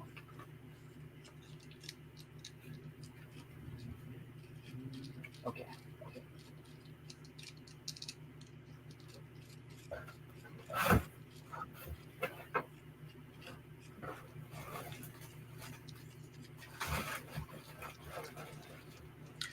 So I'm going to put up the link for what was it? The Almanite. So this is that company. Let me show you my was it resin? Wasn't it? My fan pack. Okay, give me one sec. Let me find this over here. So this is the company to do with resin and stuff like that. So you can see. Yeah, There's that the link. the Alumilite is it's like where you can get the mold making supplies. Where am I? Well, there we are. Get rid of that. I've got too many open. Let me just give me a sec. I'm just going to clean up. Yep. It's a lot to take in fast. I'm like a whirlwind of knowledge. I just need to like I got lots of things open here, so I want to get back to the start of what we're doing and popping out and pop out of there, pop out there. We've got this. Now we'll go to Feroz.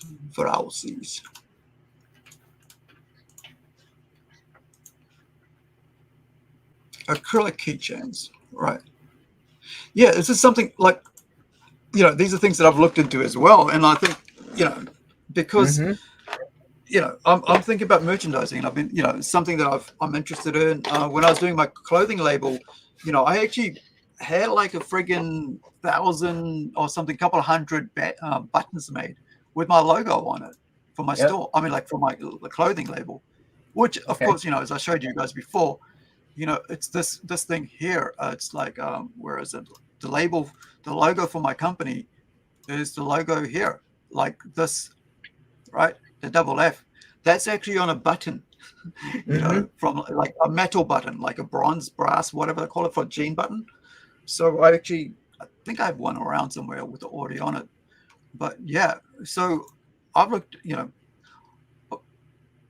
it's good to see all this stuff, right? Because I think a lot of people, where are we? I am going back to, they might not know how to do it at home, or not, not everybody has the ability. So you can get a lot of this stuff outsourced now. Yeah. I mean, this has all been available for ages, but I think a lot of people are just not aware of it. And you got to think like creative first, right? It's like the younger kids are kind of on. They're getting hip to it. I'd say the younger, the 20-year-old artists they're very hip to this stuff, Yeah. Because they're on the internet and stuff. But the older creators are not necessarily like, they keep thinking I got to do it myself. Well, it's a lot cheaper sometimes and better even to get it outsourced nowadays. And these companies are way more like experienced. They're opening up their doors to manufacturing to indie creators. You don't have to get thousands of these anymore. You can get 10 of them.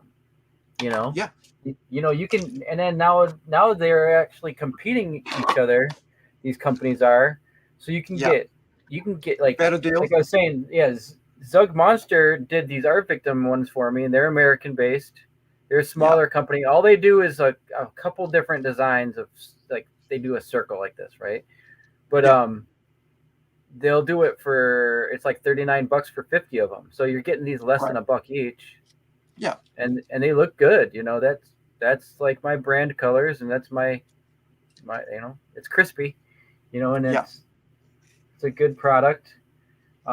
I just started painting the back of them and resining them myself, so those are on site. And then so that's where I started doing a little fan pack. Where I was talking about Goblin Grimm, he likes to take it to the next level, and he gets these bags printed up from like Vistaprint or Cat Print or something, and then he puts the Vaugrace charm in there. It looks, he puts that little hanger tag on it like it's made in a store, puts a sticker in the back. It's got the QR code on there. I mean, so he's really trying to get into like Spencer's Gifts or Hot Topic or something. And that's really a marketable product. His booth looks like somebody professional. That's what I was going to say. You got to be professional. You got to. It's something that I really didn't think about when I was doing my clothing line, right? I was limited by my thinking on design, when the market had suddenly changed to like full prints, I was still sticking to the little labels, right? Little logos. And so, now I'm like, I like the idea of, what we talked about last time, which was like, drop shipping and stuff. And, but like, everything, you got to make sure there's money in the bank. And so once that money starts being in the bank, I'm going to, you got to think about spending it smarter, in a better way and stuff. But the other thing is you got to have a following. You can't just spend all this money if you don't have a following for that. It's definitely like it's like a level up plan, right? You gotta go a certain way. Yeah, you gotta build the IP before you can. That's what I realized when I was doing like the Incredible. What you call it? Like one is the Incredible Chibi, like 3.5, right? Like right. It was like no, you got to build a brand first. Get people to understand what the character is and why you want to do it, and until until there's a market for that character, there's no point spending extra money for it. Right. It's hard when you don't have any designs, and even if you have designs, it's hard if you don't have the reach, the people. Yeah. And then it's hard if you don't market to the people. So it's like you got 100 jobs to do before anything succeeds, and you got to stay consistent. We talked about that a lot of times too. So this was a sticker brand design that I had going on. So I got these into a couple stores. I got a bunch of them into a Halloween store, and a bunch of them into like a glass shop. Like a head shop, they call them around here. Right. They sell paraphernalia or whatever. Yeah. But I called it Sticker Victim, and it has my QR code on there. And have you gone into vape stores with those? I need to. You should, dude. Because here's the thing: like people like to have their own, so they don't get mixed up with other people's vape, right? So you put that out there. There's your market, another market for you, right? Actual physical store. Walk in, hey, I got 50 of these, for this much. Yep, I have enough stickers. So right now, what's stopping me is I don't have any more marketing. Like this is the last of my marketing, tags and stuff like that. I got to get more marketing tags and more bags and really like lay out how many stickers I have. I got a good little amount, but I also like to, like, for those two companies, I gave them displays. Right. I gave them a display so they could display my work. It could be a spin. I want to have spinner racks, but the ones I gave them were on the wall. Like they had like a wall rack that they could sell their stuff to. So. Yeah, I've been collecting those like what's it called? Like because because we're doing stalls at our convention, I've been collecting like little pamphlet stands, like little magazine display type things. Oh, okay, yep. Keychain displays, because then I can sell the keychains, stuff like that. Yep. It's basically once you get the display, then you can make product for it. Yeah. Yeah. These patches were a good idea. If you ever need patches made, I got a good girl here. Well, there again, the shipping is going to be hard for you, but you might be able to find somebody in town or in your area that. Yeah, we've got one here, but I mean, right now I've been like thinking about printing right now. Printing comics locally.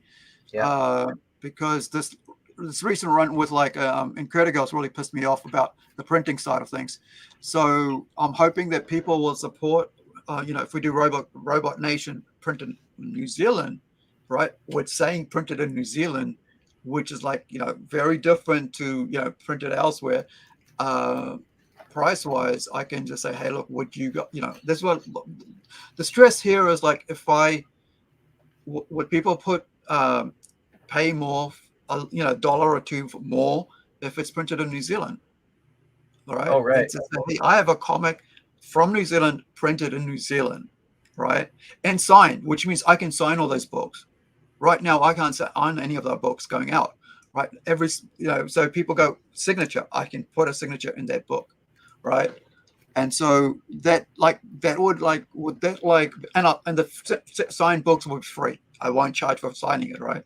So would people like support the fact that I'm getting it printed in New Zealand instead of overseas, right?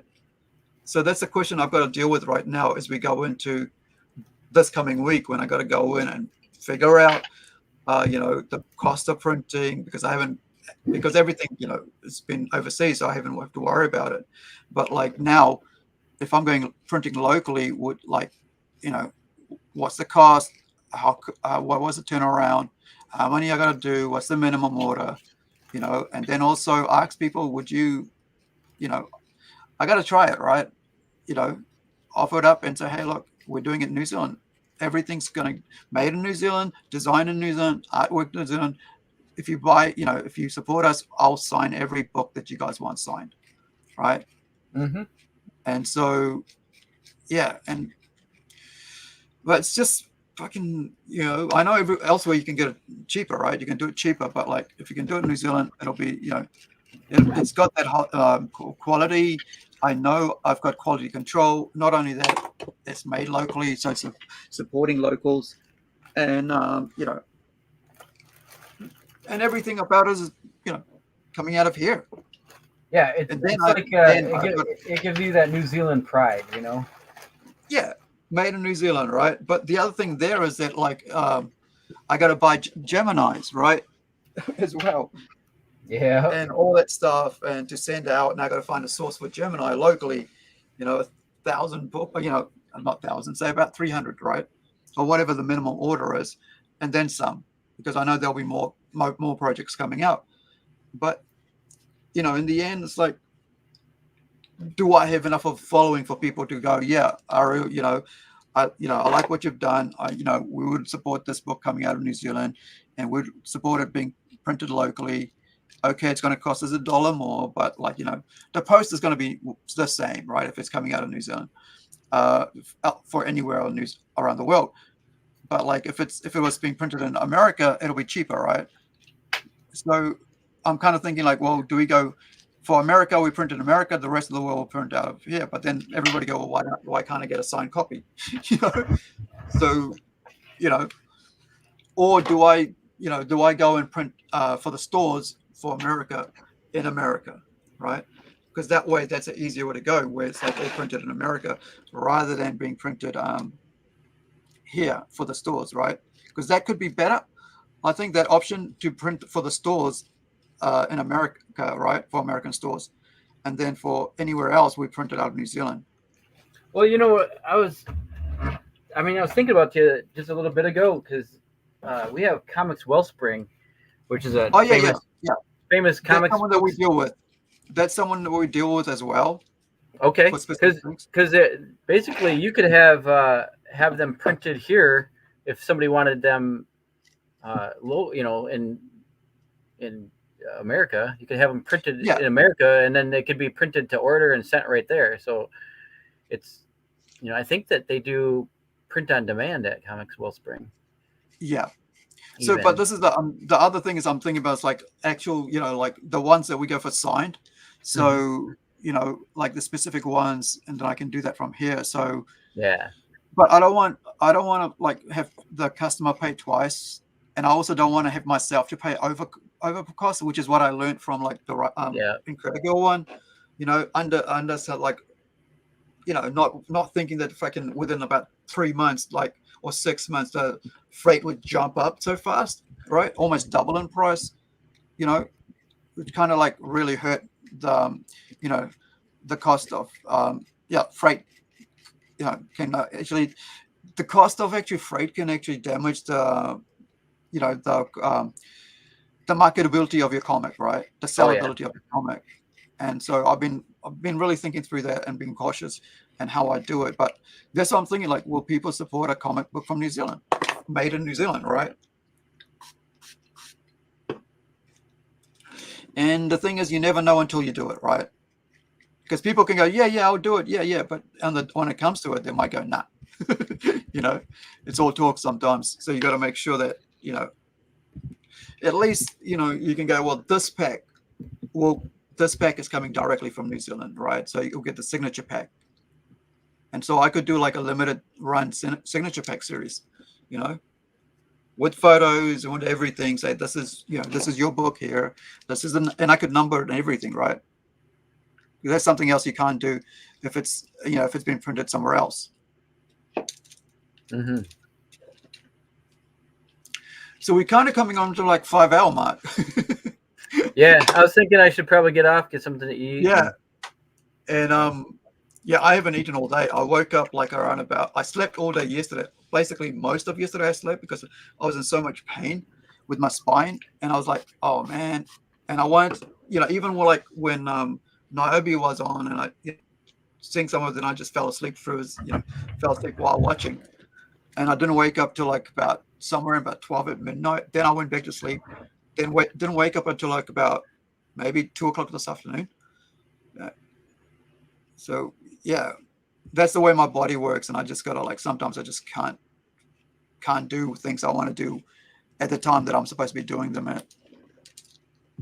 But thanks, dude. I really appreciate you coming on here again. I love talking, you know, art and promotions, merchandising, all this friggin' awesome stuff that we talk about that I think a lot of people would benefit from because of, you know, the content of what we talk about like promotion, about, you know, merchandising and how to, you know, utilize what's already out there on like all these different companies, you know, that we've been talking about, like, you know, I mean, the label makers, the badge makers, you know, stickers. Yeah, we went through a lot there, didn't we?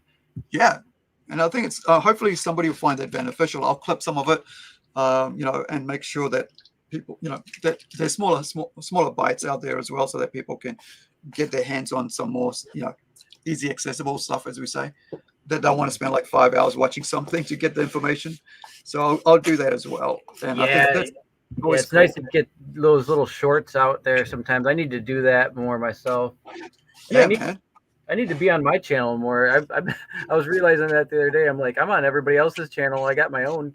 I don't know why I don't do that, but well, that's something as well. I mean, like you could like, I mean, invite other people on, right? I'd love to come on, and I'm not the host. I'm the, you know, guest kind of thing, because then people get to ask people questions, right? As well, and I kind of enjoy that as well, being asked questions rather than asking the questions as well. It's all part and parcel, because the more people get to know you and you build up your own channel, then, you know, there's so much cool things that you can do, that you can offer as well, and grow your own audience, right? Well, it's a good way to hang out without having to go halfway around the world. So that is true. So thank you, man. Thank you. And it's awesome, man. Yeah. I'm going to chat to you for a couple of minutes before we get off. I mean, after we get off, because there's some things I want to talk to you about, a bit more private, in line with what we're talking about. But like, I'm just going to quickly finish this off, because I don't want like it getting too dry on me, because the legs are getting a bit dry, and then I can put it away. But no worries. I'm just playing with this little. Sorry, was it? I'm just playing with my little drawing here. I think I'm gonna, maybe I'll do this on my stream here. Continue on with what I'm doing here. Yeah. I just transferred her to a watercolor paper. Right. So now I can line her traditionally if I want. Yeah. And then I'm probably going to use markers. I'm probably going to try a marker pinup. And then whether I like it or not, maybe I can do a digital one after that, or I don't know. I don't know how she'll go, but probably start with markers.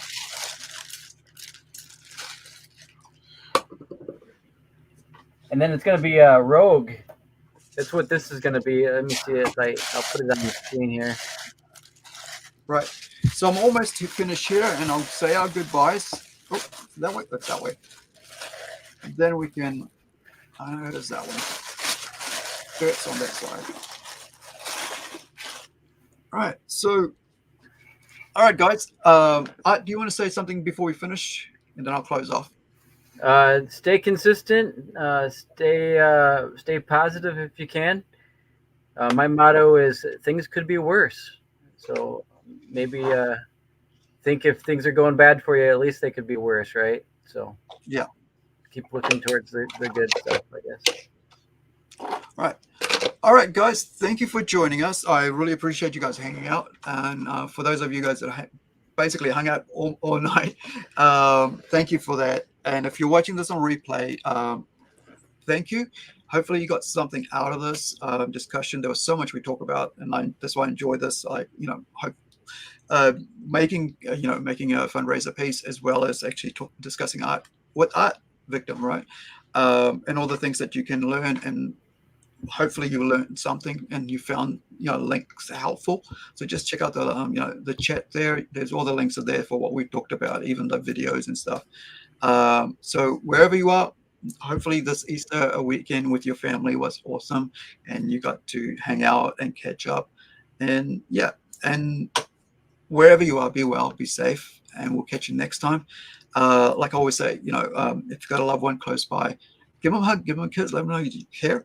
And if you don't, you got social media, you got a phone call, you got text messaging, everything else in the cool way that you can get in contact. You don't know who might need that right now. So, let them know. And hopefully, it's a good day for you. It's a good week. And we'll see you next time. So, ka kite anō, and thank you, Artvictim. Check out his websites. It's artvictim.net. Thank you. Cheers, dude. All right, guys. Bye for now.